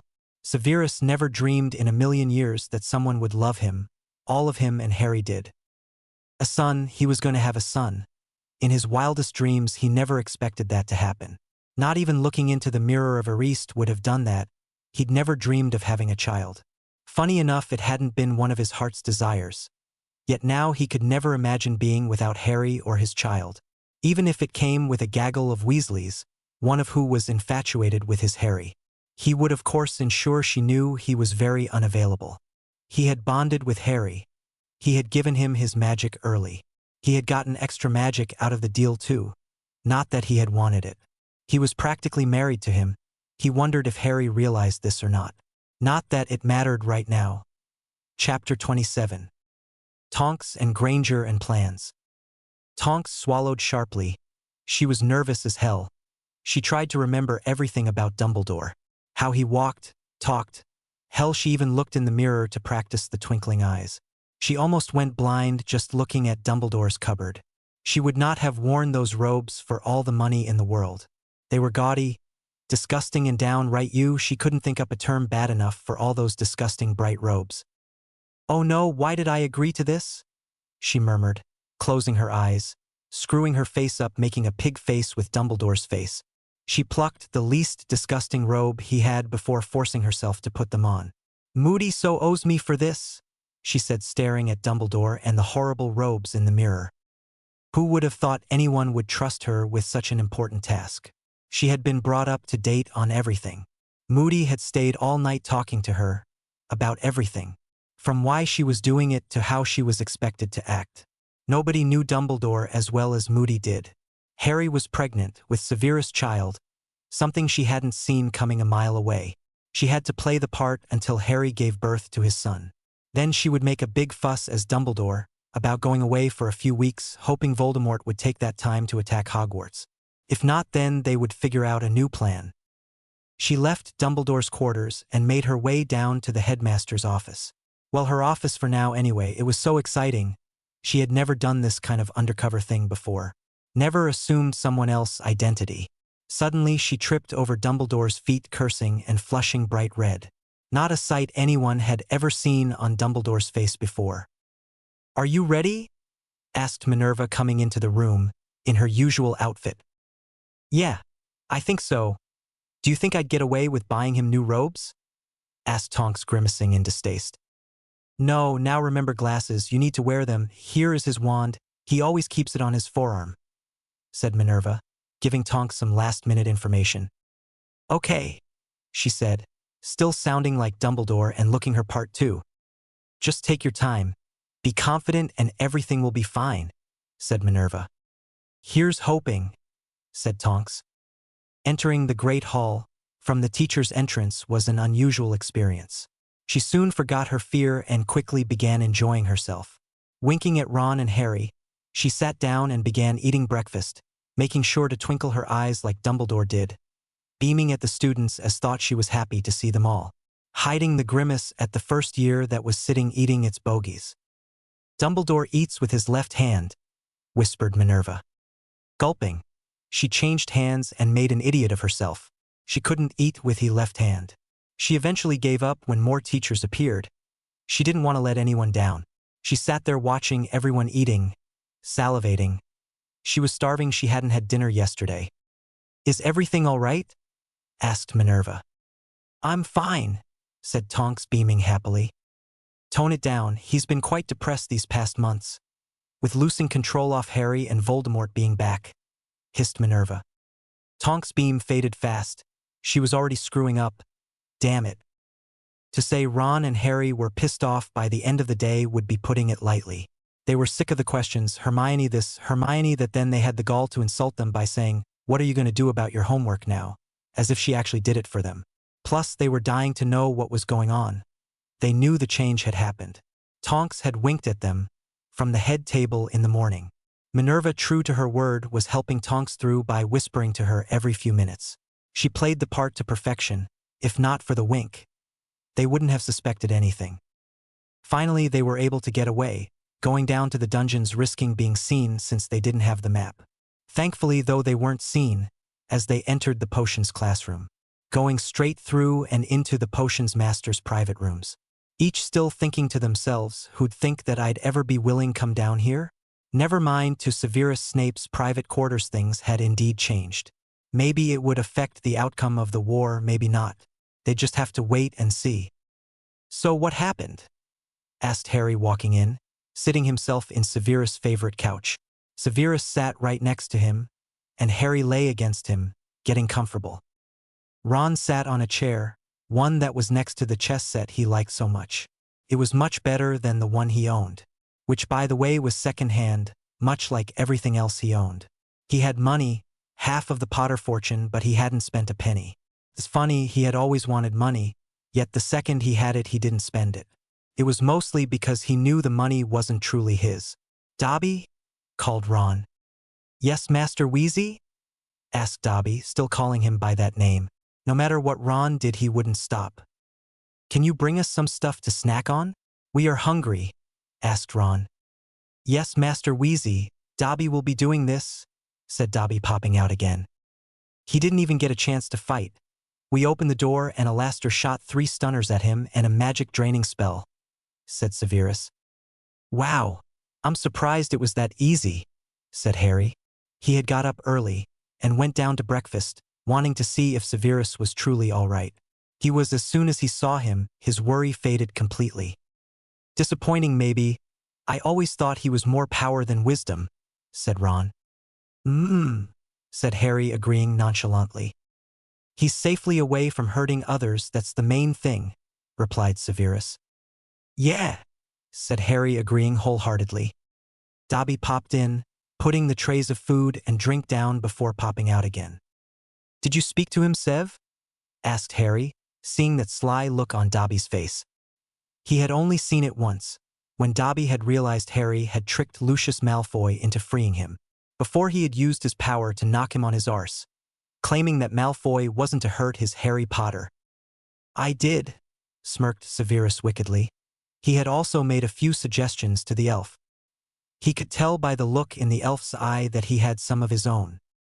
Thought so, laughed Harry in merriment. His green eyes were twinkling big time. Yum! Exclaimed Ron, eating cake. What about Granger? Asked Harry curiously. Zarek is the best in the field. She will be looked after, said Severus, if she ever regrets her actions. She's always going to have one thing to regret. What do you mean? Asked Harry. She's been marked by Dumbledore pretty much the same way as the Dark Lord marked me, said Severus. Minus the skull and snake tongue, it's Dumbledore's coat of arms. Not that he had looked at her, Minerva had told him this morning. Oh God, moaned Ron, looking sick. He put the rest of the cake down, looking disgusted. He's worse than we thought.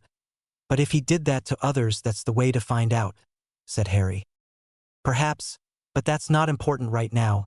Keeping up the pretense is until this little one is born, said Severus, rubbing soothing circles around Harry's swollen stomach. Have you thought of any names? Asked Ron curiously.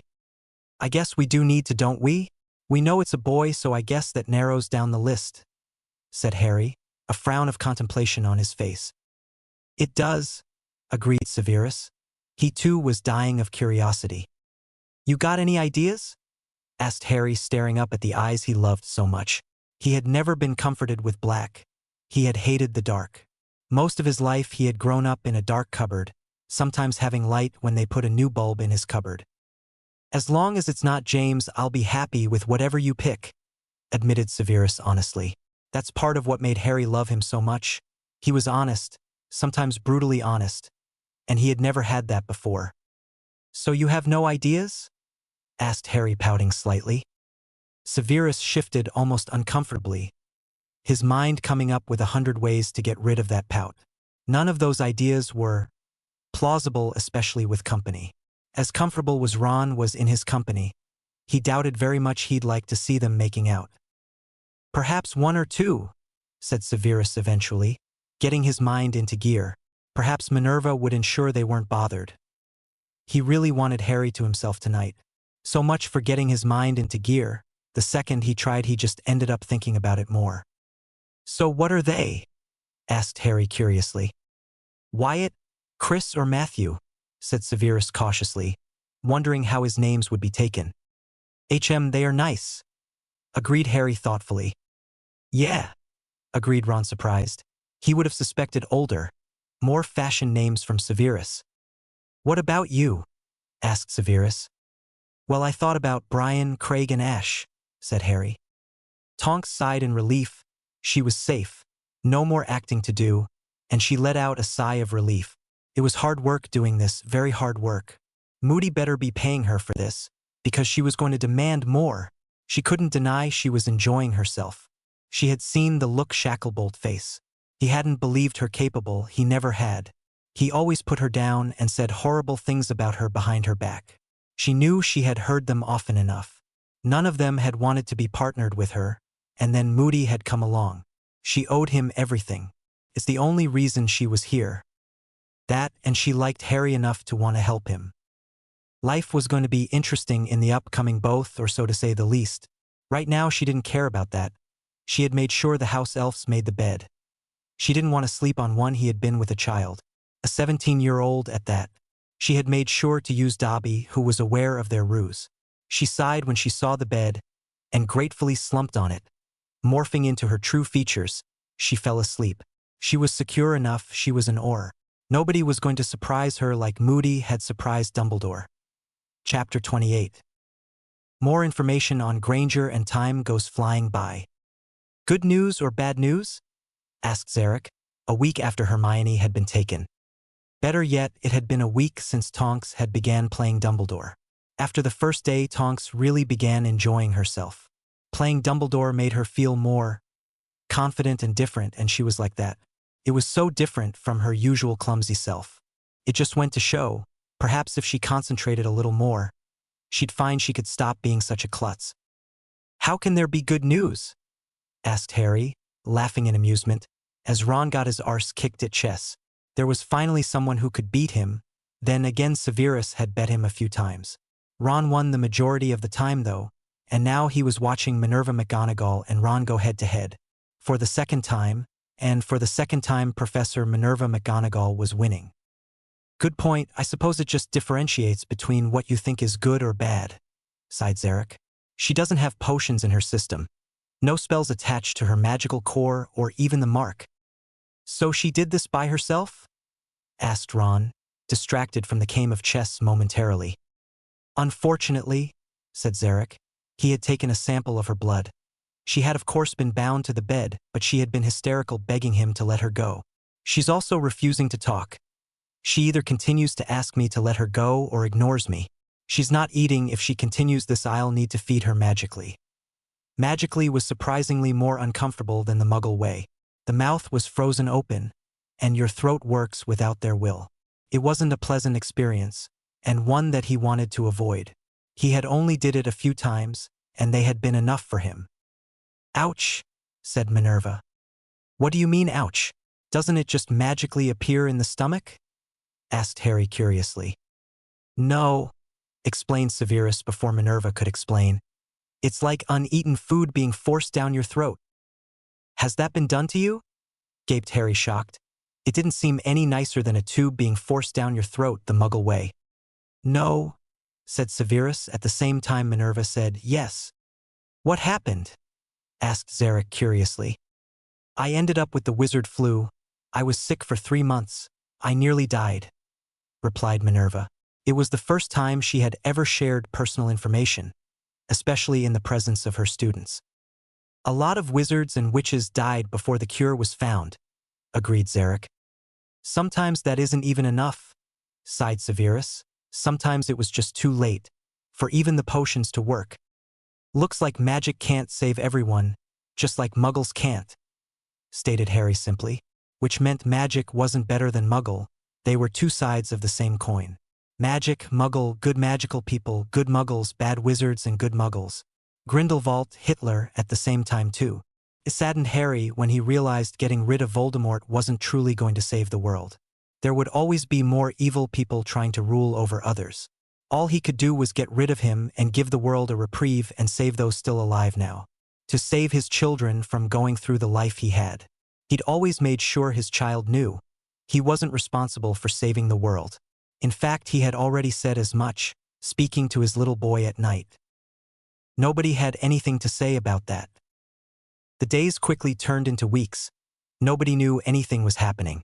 Tonks, much to everyone who knew who it truly was, pride, had managed to even trick the minister.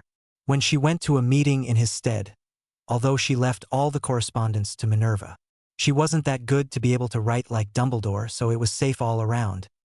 Harry hadn't been attending his classes. He was too big and in too much pain to do it. He wasn't a woman and his body wasn't truly equipped to handle it. The closer he got to his due date, the more painful it was.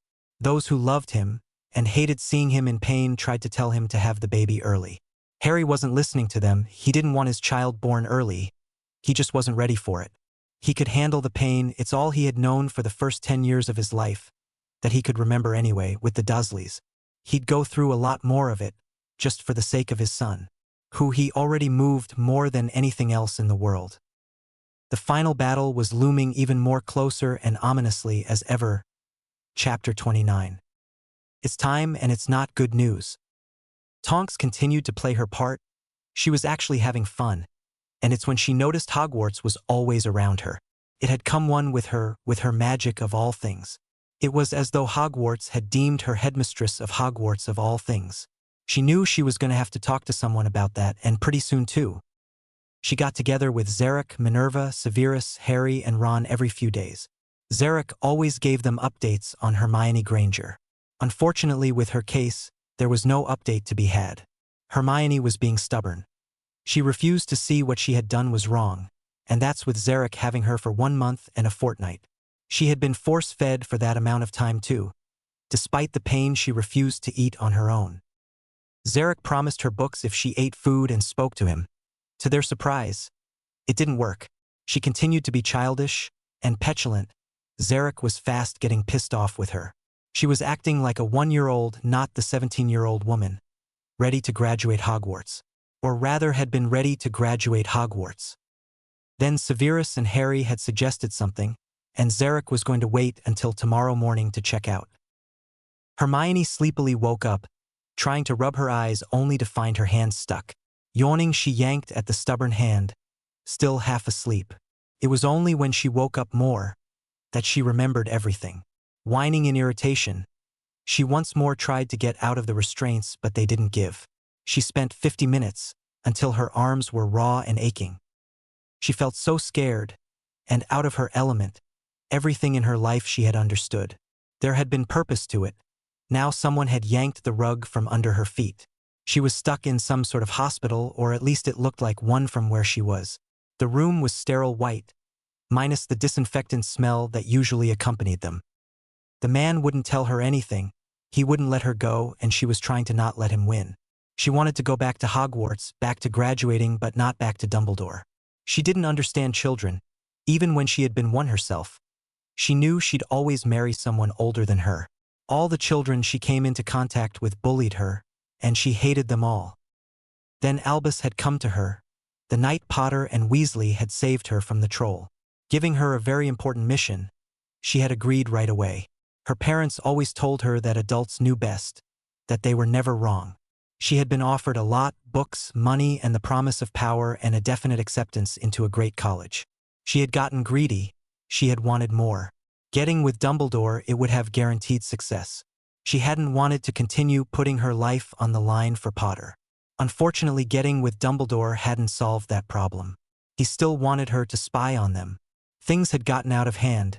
When she had asked Dumbledore why he took money from the Potter vaults, he had gone crazy. She shuddered anew at the feeling of the Cruciatus curse. She couldn't believe Dumbledore had used it on her. She was so confused now. Had Dumbledore placed her here?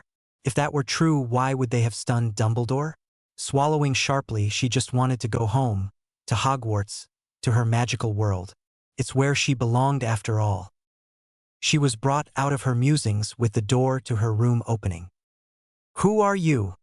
she snapped, repeating the first thing she always said when he entered her room.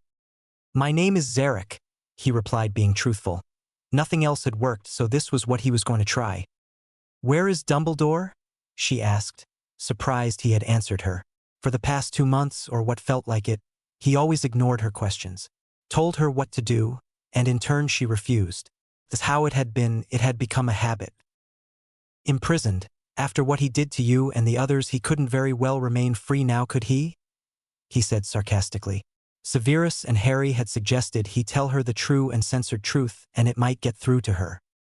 "He didn't do anything to me," protested Hermione hotly, before the other half of the sentence began to process in her mind.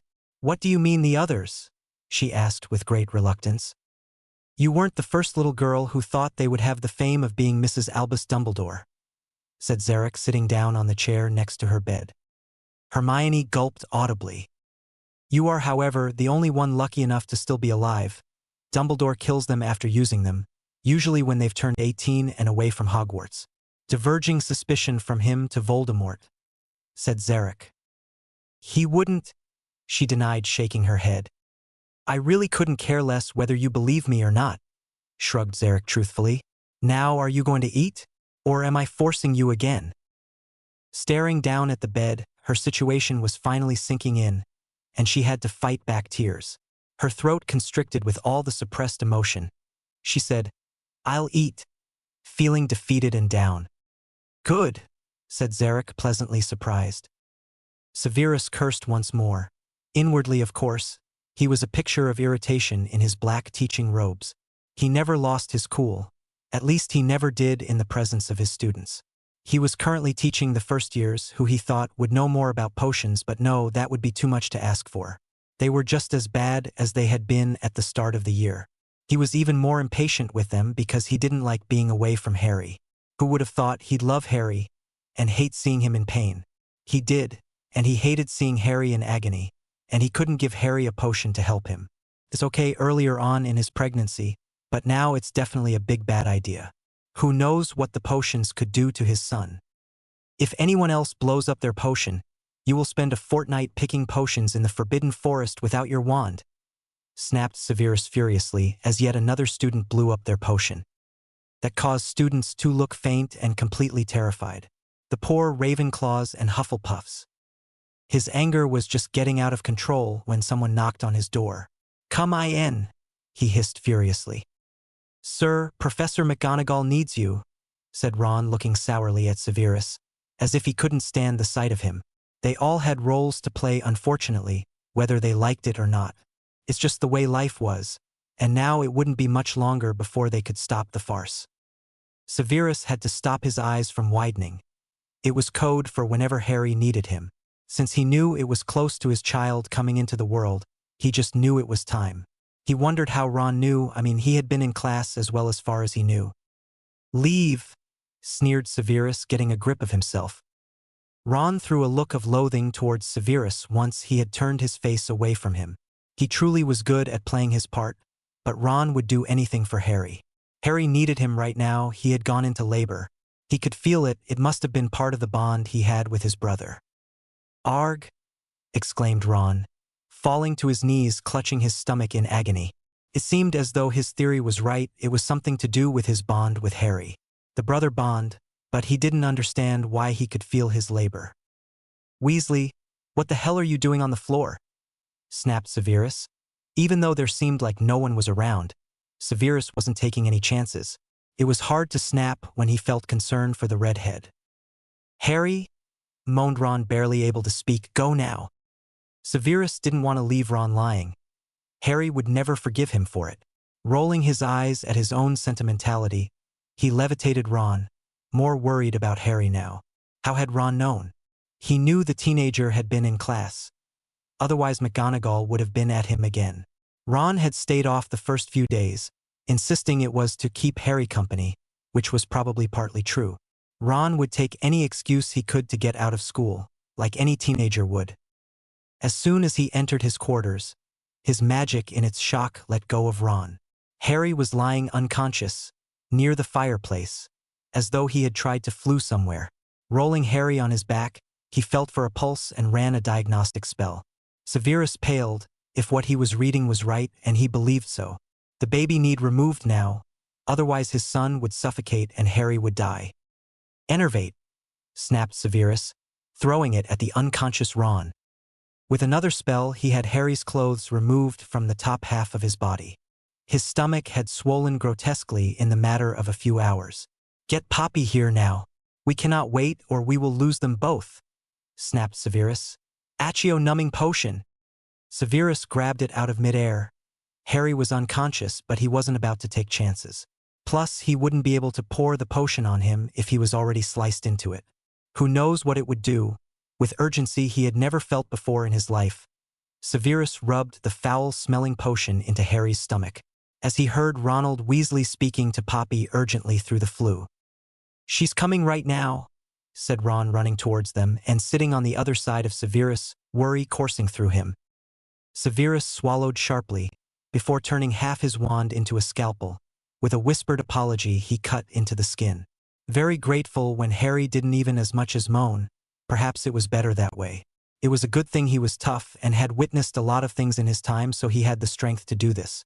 Ron was already looking away, just about loosing the contents of his stomach.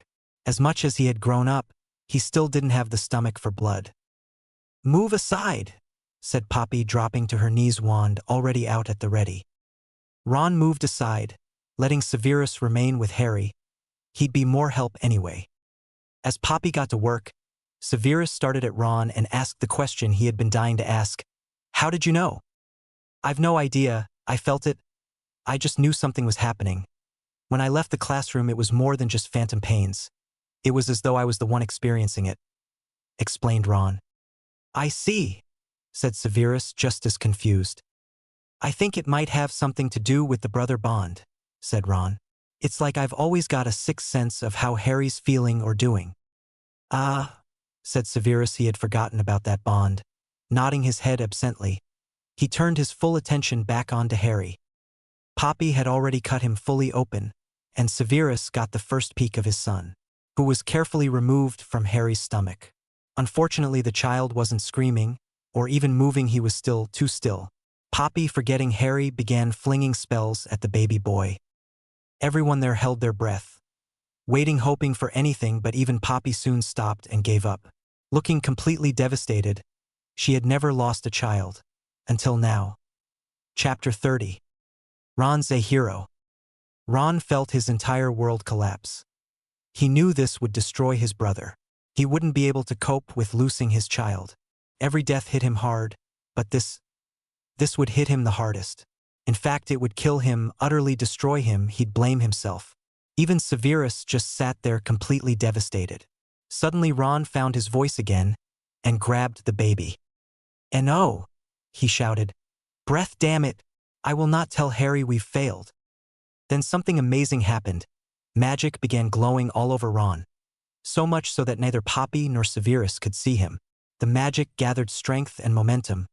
With great force, it left Ron and flung into Harry and Severus' baby. The second it did so, the child started screeching its lungs off. The screech of a cold, tired, cranky but blessedly alive baby. "What just happened?" asked Poppy, stunned. "Later, Poppy." "Harry!" shouted Severus. He was still losing blood. A lot of blood at that. Poppy scrambled for her bag, her wand already waving, closing up the wound on Harry's stomach. Potion after potion was forced down Harry's throat, Severus helping as much as he was able. Ron stared down at the child, awe written across his face. He had saved his nephew. Somehow raw magic had helped him in his moment of need. Maybe even the magic he had gotten from Harry. He'd never know. Would he have been able to do this without the bond? If not, he was suddenly glad Harry had been so insistent. He was crying more insistently now, and he didn't know what was wrong. "Here," said Severus, handing over one of the baby covers he had bought while glamored in Diagon Alley. Severus then picked up Harry, who was still unconscious by the way. He cleaned him up, removing his blood-soaked clothes and replaced them with new ones.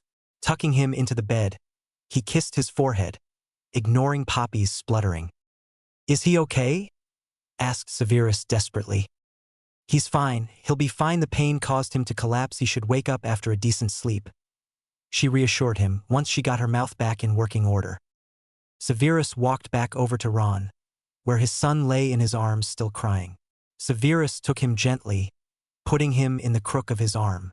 He turned to look at Ron, and for the first time he truly looked at him as a man, not a young teenager.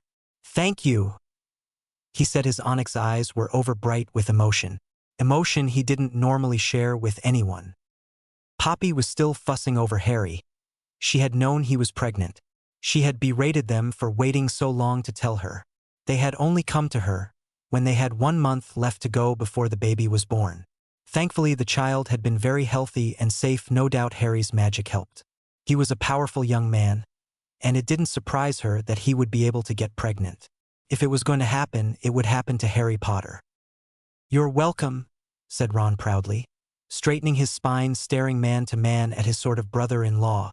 "I think he might be hungry." "No doubt," said Severus, walking briskly towards his kitchen and magically preparing a bottle. Ron watched the sight, once again stuck by how much his life had changed. Hermione had poisoned everything, caused such distrust between him and Harry. It was almost as if they had never meant to be a trio. It was almost like, if it had just been them two, they would have bonded like they should have. If Hermione had never been a part of their group, would he and Harry have done the bond sooner? It was a daunting thought indeed. It made him angry, furious really, because right now he loved this and would have liked it from the beginning. He supposed it didn't matter now, what's done was done. All he could do was make sure Harry survived the war and they got to be a proper family. "Harry?"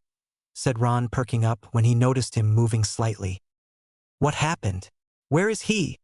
he asked, panicking.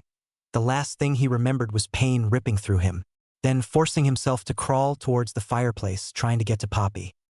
"He's fine. It's okay. Harry, calm down," said Ron, stopping Harry from getting up. "Where is he?" asked Harry, calming down. He knew Ron would never lie to him. "Severus is feeding him," said Ron. "Can I see him, please?" asked Harry desperately. He didn't like being without his baby. "I'll go get them. Just stay still. Poppy says you've to stay on bed rest," said Ron, concerned about his best friend and brother.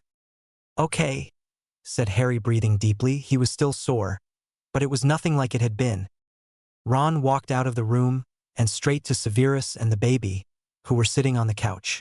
Severus had a look of reverence on his face, as though he couldn't believe that the little boy in his arms was his, that he couldn't believe such a beautiful thing could be a part of him. "Harry's awake. He wants you both," whispered Ron. "You are welcome to use the spare room. I don't really care what anyone else thinks now," stated Severus. Their games were up. He wanted Voldemort gone with an adamance that rivaled Harry's. He didn't want Voldemort in this world any longer than he had to be. He wasn't risking the life of his son. The second Voldemort found out, he would come after him. He also realized how hard it was to keep a secret, so also knew it would be next to impossible for it to remain hidden. Tomorrow they would end their ruse and draw Voldemort out. Voldemort wouldn't survive to hurt his son or Harry again. One way or another it ended now, and he hoped he survived. If he didn't, at least he knew he had done right by his son and lover. Voldemort really should know better than to mess with a child and their parents, especially when those parents were very powerful and lethal as Severus and Harry. "Is everything okay?" asked Harry as soon as he saw them, his green eyes glowing brighter than emeralds. "Everything is more than okay," said Severus softly, putting some pillows behind Harry's back, lifting him up slightly, before placing the baby safely in his arms. "Thanks to Ron." "What do you mean?" asked Harry, confused. "He saved both your lives, his life twice," said Severus proudly. "What?" asked Harry, baffled. What on earth had happened when he fell unconscious? "Ron sensed something was wrong. He came to get me. Without him doing that, you would have both died. He was suffocating inside of you. When we got him out, he wasn't breathing.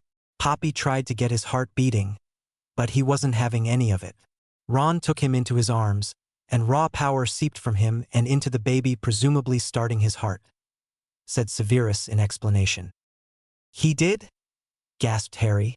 The brotherly love he felt for Ron was soaring to a new high. His best friend/brother had saved the most precious thing in his life. He'd have to find a way to repay his brother. Perhaps a new wardrobe and a brand new broom might. Then he might add a chess set into the pile. Ron loved chess but only had a very old set that belonged to his uncle. "Yes," said Severus, feeling similar gratitude to Harry. "Then we must give the baby Ron as a middle name in honor of his overprotective Uncle Ron," said Harry, smiling in pride. "Good idea," said Severus. He had nothing against the name, and to be frank, Ronald deserved the honor. It was saying a lot coming from a man who barely respected anyone, never mind like them. "Yeah, but I want you to pick the first name," said Harry, laying his head down, looking exhausted. "How about Matthew Ronald Potter?" asked Severus. "No, Sev, not Potter, Snape," said Harry quietly. "What? But Potter is a well-known, respected name, Harry," said Severus, confused. "Are you sure? What if we use both?" asked Harry. "What, Snape Potter?" asked Severus. "That doesn't sound right. I was thinking more along the lines of Potter Snape. It sounds better," shrugged Harry. Severus felt overwhelmed. If Harry believed his name was good, he should too. Maybe the Snape name would prosper. Not only did they have the Potter Snape name, but they had the Prince line too. Maybe his name would be widely respected, especially after the war. Matthew Ronald Potter Snape it is then, said Harry. Welcome to the world. Bad as it is right now, baby. Know, though, that you are loved, safe, and cherished. You are my world, and I will do everything I can for you. He finally fully understood how his mother had made the decision she had, for the first time in his life. He too would stand in front of his child to the death. Indeed, said Severus. Sev, we need to write a will, and make sure if anything happens to us that he's taken care of, said Harry, almost panicking. I don't want them to end up with the Dursleys. Calm down. I'll arrange it tonight, I promise, said Severus soothingly. Harry relaxed and nodded his head. Chapter 31. The attack. Voldemort truly is too predictable. Severus had written out his will and helped Harry with his, and both of them had written a list of names. It was very short, but there was nothing they could do. They just wanted to be prepared for the worst. Since Dumbledore couldn't manipulate everyone, they didn't have to fear their child would be placed, against the will of the parents, somewhere they didn't want him. He was to go to Ron or Molly and Arthur. If Merlin forbid died, he'd go to Tonks and Moody. Their list was very short, but at least their child would never end up in the Dursleys' hands. Harry knew deep down, they'd never raise another magical child. They would rather kill him than do that, and Harry couldn't even imagine it. He had come too attached to his little boy in the week he had known him. Tonks had, due to their schedule, announced Dumbledore's departure from the school for a week, insisting it was something that couldn't wait and was extremely important for the war. Voldemort had eaten it all up and was planning an attack on the school. Having spies everywhere was a very useful thing. One of Moody's secret organization members was actually an animagus, a ladybird. They were able to spy very effectively once Severus had given them the usual place Voldemort called them. Once they felt the ward's twinge in warning, Moody called the Auror department and requested all Aurors and Unspeakables. Severus gathered all Order members from a different fire, getting everything done on the quick. The students were locked in their common rooms. None of them were allowed out. To help with the war, they weren't ready for that. Not after all the horrid defense teachers they had been forced to put up with thanks to Dumbledore, which no doubt had been a bid to ensure Harry didn't learn anything that he didn't approve of until he was ready to train him himself. The only people who were out the common room were Ron and Harry. Then the war started. Expecto Patronum, yelled Harry loudly, feeling the cold first. He could sense them before the others. He always had been able to, maybe because they affected him so badly. He was thinking of only one thing, his beautiful little boy, who he hoped to get home to. Dobby was personally looking after him. Harry had told him if anything happened he was to take him away and bring him back later. He had given him the list too of people he wanted to have met, with letters from him and Sev if the worst should happen and he didn't survive, and explanations too. The others all followed suit, casting Patronus spells, just in time as the Dementors closed in around them. Harry laughed out loud. The house elves were coming out of the school, with knives and meat cleavers in their hands, looking ready to fight to their last breath, to save their school, their masters, the students. The Dementors were quickly taken care of, and then the cloaked figures of around 100 Death Eaters fled onto the school grounds. The fight was on, but for once they were evenly matched. Aurors versus Death Eaters, Unspeakables versus Death Eaters. Harry was fighting for his family, his life, and most importantly for his baby. He was taking no prisoners, which meant he was taking them down hard and fast, trying desperately to get to Voldemort to finish him off once and for all. But Harry didn't get a chance. He nearly had a heart attack when he took down another Death Eater to find Severus fighting with Voldemort. He was too stunned to do anything else but stare. Severus was awesome, and he realized there and then how much he loved him. He was willing to do this for him, for their son. He realized he didn't want to play fair, he just wanted to end up. He jumped when he felt someone behind him. A wand was pointed at his back. Turning around, the man's eyes were already blank as he slumped forward. He found a house elf staring up at him.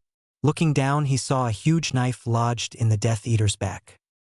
"Thanks," Harry squeaked. Welcome, Master Harry. Dobby requested I look after yous, and that's what Misty does, said the house elf proudly. Harry nodded before climbing over Death Eater bodies. He finally ended up having a clear view of the fight between Voldemort and Severus. Narrowing his eyes, he pointed his wand and with ease cast the killing curse. Avada Kedavra! Yelled Harry, watching the spell closing in on Voldemort. Two green lights formed and headed straight for Voldemort, hitting him together. The red eyes went blank, and Voldemort hit the floor dead before he could comprehend what happened. Just like that, it was over, and the remaining Death Eaters were rounded up. Moving forward, Harry, uncaring of what anyone else thought, hugged Severus tightly. Before he brought him into a breathtaking kiss, they had survived. They were all right. They were both going to be able to bring up their little boy, and nothing else mattered to him. Harry, said Ron, rushing forward looking relieved, exhausted but relieved. We're okay, smiled Harry. You know, this isn't how I imaged the battle being. I thought you'd have a long drawn-out battle with Voldemort, both sides watching in awe before you stuck him down, said Ron honestly. Well, you of all people should know how quick and easy you can take out the Queen in battle, teased Harry. So what are you going to do now? Asked Ron. Me? I don't know, Sev? Asked Harry curiously. I'm handing in my resignation, said Severus bluntly, looking smug and happy about that. Then we go home, said Harry happily. Indeed, said Severus. They were speaking as though they weren't surrounded by dead bodies. When they realized this, though, they grimaced and quickly walked from the battlefield, leaving it to the professionals.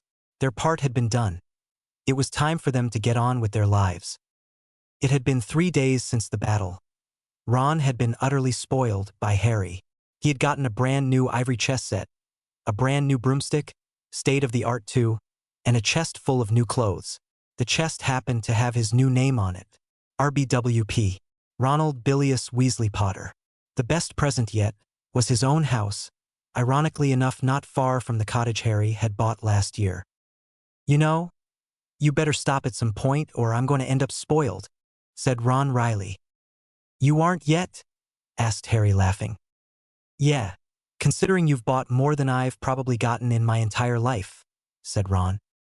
And proud of it, said Harry. So where's Sev? Asked Ron, gracefully accepting the new deeds to his cottage. He's out with Matt doing some shopping. I swear Sev is spoiling him worse than me, said Harry. I'll bet, said Ron, remembering the look on Severus' face the day his son was born. So where are you going tonight? Asked Harry curiously. He had asked Ron to babysit, but he had said not tonight, that he was going out. He wanted to have a night out with Sev, but he didn't trust anyone else. So there was nothing to be done but wait. Ron flushed darkly, and Harry grinned in devilment, already having a feeling what was happening, causing poor Ron to turn even redder. It was a good job he had brown highlights, or Harry would have said he was redder than his hair. I've got a date, Ron murmured. Aha, so who's the lucky witch? Asked Harry seriously. Tonks agreed to go out with me, said Ron. Harry's laughter filled the room. Good on you, mate. I cannot think of anyone more prefect. He had known Ron liked her, but he hadn't realized Ron had been interacting with Tonks so much to ask her for a date. Thanks, Harry, said Ron, sighing in relief. You know, when we were in second year, I always thought it would be you and Granger that got together, said Harry admittedly. I did like her. At one point, but not anymore. Now I just hate her guts, grumbled Ron. Speaking of, have you heard anything more about her? Nope, nothing. I'm sure we will hear if anything happens, said Harry. If what happens? Asked Severus, entering the room. If anything happens to Granger, supplied Harry. Strange. I was just talking to Zarek about that, said Severus, bemused. And? Asked Ron curiously. She's never going to understand. He suggested permanently binding her magic, removing her memories and letting her settle in the Muggle world in America so nothing can remind her of her old life, said Severus. That's a good idea, said Harry. I don't know. She seems to be getting off too lightly if you ask me, grumbled Ron. Out of sight, out of mind, said Severus. It seemed as though having a child agreed with him. He wasn't as bitter. Then again, it might have something to do with quitting Hogwarts. Tonks had turned back into her normal self. She claimed she had seen Dumbledore get hurt during the battle, that there was no way he should have survived the spells, and that she didn't know where he went or where his body was. People were mourning a dead Dumbledore, much to the secret organization's disgust. However, they realized it was for the best. Nobody needed to know just how perverted Dumbledore was. Minerva had taken over as headmistress of Hogwarts. To the surprise of all, Hogwarts hadn't released Tonks. She could feel the wards. Minerva had no choice but to ask her to be deputy headmistress and the defense against the dark arts teacher. She had gladly accepted. "Did you see Percy?" asked Severus, giving Matt over to his other daddy, summoning and heating up a bottle, before also passing it to Harry. "Does he need his nappy changed?" asked Harry, sniffing at his baby's bottom. "No, I just changed it," said Severus, still staring at Ron curiously. Had the brother survived the confrontation? Ron had been furious with him. "I spoke to him, made sure he realized how I felt for him. As proud of him as I am. He had no reason to use Harry, and I cannot forgive that." Harry was devastated when that letter arrived. Nothing Percy says will change that. Harry comes first. He's always been more of a brother than Percy anyway. Shrugged Ron indifferently. "I see," said Severus. Harry smiled happily, feeling very flattered that Ron had chosen him over Percy. Again. Chapter 32. 2 years later. Ron and Tonks and baby Leo stepped through the flue of Harry and Severus' cottage. Leo was only 1 month old and had been born with red hair. Unfortunately, right now it was neon yellow. Matt was 2 years old and currently driving both his parents mad with his magic and mischievous ways. Harry and Severus, though, wouldn't have it any other way. They both realized how lucky they were. "Hey guys!" grinned Harry, happy to see them. "Dinner's almost ready, have a set." "Hello, Harry," said Tonks, smiling at him, setting Leo in the Moss's basket that was always there for them. Leo was at Harry's house.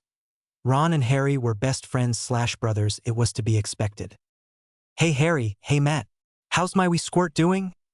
said Ron, lifting the 2-year-old up, tickling him, causing the 2-year-old to laugh hysterically. Matt had black hair, like his father's, and his onyx eyes to boot. He had Harry's round face and smile. He looked like a small angel. He was the perfect blend of both his parents, although most people agreed he looked more like Severus. "Uncle Ron," he squealed. "You've got a ring on," said Tonks, observing Harry. "Yes, I'm engaged officially," grinned Harry happily. "Well, it's about time," said Ron, laughing. He and Tonks had gotten engaged before them. "Will you be my best man?" asked Harry. "Of course I will. I'd be honored," said Ron. "The family is going to be happy. Another thing to celebrate." Harry laughed. Ginny had settled down and married Dean Thomas, much to Molly's delight. Charlie and Bill had settled down with men of their own. Percy was married to Penelope, and they were expecting. Fred and George had girlfriends, Angela and Alicia, to Molly's surprise. Ron, though, was currently her favorite, since he had given her her first grandchild. "I want my son to be the ring bearer. I know it's the job of the best man, but I want Matt to have a part of the wedding," explained Harry. "I think that's a brilliant idea. When's the wedding?" asked Ron curiously. 1 week, said Harry. "So soon?" asked Tonks, surprised. "Well, we have been together 3 years. I don't want to wait," said Harry. "Good for you, mate," said Ron. Together the two families, who had bonded beyond Harry's understanding. He never thought he'd have this kind of life. A family, someone to love him, a child to spoil, and a brother to confide in. "Where's Sev?" asked Tonks. "Need you ask?" laughed Harry. "He's down in his lab again. I warned him about missing dinner." "Talking about me?" asked Severus, kissing Harry and his son before sitting down ready for dinner himself. "Yes, so did you manage to make it?" asked Harry. "No, it just keeps blowing up," sighed Severus, disheartened. "If anyone can do it, Sev, it's you. Nobody loves potions more," said Harry encouragingly. "What he says," agreed Ron, causing them all to laugh. It seemed over the years. Ron's ability to make them feel better hadn't faded at all. -0. Everyone was gathered together, everyone close to Harry and Severus that was. The Weasleys, their partners, including Tonks, Minerva, Moody and Zarek. They were all wearing their best robes, as they sat and waited patiently. Severus and Harry was already waiting at the altar. Everyone stood up to see Matt coming down the small aisle with the rings. Watching their son come down as a ring-bearer made Harry tear up. He was dressed in stunning white dress robes that by some miracle they had managed to keep clean. Everyone awed at the beautiful sight he made, and Matt grinned at it, eating it up. Ron was right next to him, guiding him down the aisle, making sure he didn't hurt himself. "Good boy," said Ron once they were there. "Ladies and gentlemen, we are gathered here today to unite these two souls as one," started the minister. Everyone sat down once more. Molly was already blotting her eyes. Tonks was shushing a fussy Leo. Smiling at the two men she had become incredibly close and fond of. Who would have though she'd have all this? It was all thanks to the part she played in months coming to the final battle. She couldn't have asked for anything more, even if Ron was a bit younger than her. She was very proud of him. He had successfully become an Auror. Tonks missed being out on the field, but she wouldn't give her job of teaching the next generation of children for anything. She had found her place in the world and was damn proud of it. "Do you, Severus Snape and Harry Potter, join us here of your own free will to acknowledge the eternal bond shared by you both?" asked the minister. "We do," replied both of them. There was one thing Severus had asked for when they were getting married. That was a small service, not filled with romantic words and gestures. To just bond, and that Severus hoped it was enough for him. To know that Severus loved him. Severus wasn't a man used to showing his emotions, and even now he wasn't comfortable doing that. Unless it was with very close family, meaning mostly Tonks, Ron, Leo, and his own family, Harry and Matt. Harry of course agreed. He knew how Severus was, and he too wasn't used to having these emotions, never mind talking about them. He loved them so profoundly it took his breath away still. "Join hands, Severus, Harry, you may recite your vows and promises to one another," said the ministry standing in the middle of them, both too busy gazing into each other's eyes to notice much of anything. They were finally doing what they had wanted to do for 2 years. It had taken Severus that long to summon up the courage to ask. "Severus, I'm blessed to have you in my life. I wouldn't change anything. I couldn't imagine life without you. You and Matt are my life, my family, and I never dreamed I would have this. Now that I do, I want you to know you have my heart, my soul, as long as we both shall live," said Harry softly. "I've been through a lot over the years.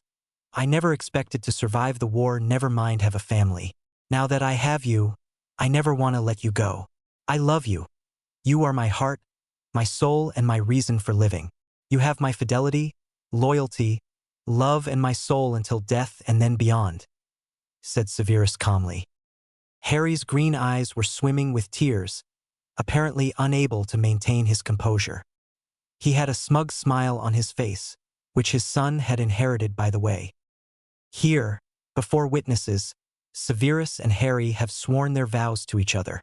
With the rings they will be bound to their vows," said the minister. Ron lifted Matt up, and Matt put out the soft cushion that held the rings on them. Harry took his, sparing a look of complete adoration for his son. Turning back to Severus, he placed the ring on Severus' finger. Severus in turn did the same. "With the placing of rings I pronounce you partners for life. You may kiss your husband," said the minister. And they kissed passionately in front of everyone. They completely ignored the Weasley twins' wolf whistles. Life was good. Unbeknown to Severus, Harry was pregnant again, this time with twins, a boy and girl, that was going to make the Weasley twins pale in comparison. Reese Severus Potter Snape and Paige Lillian Potter Snape. Life just got interesting.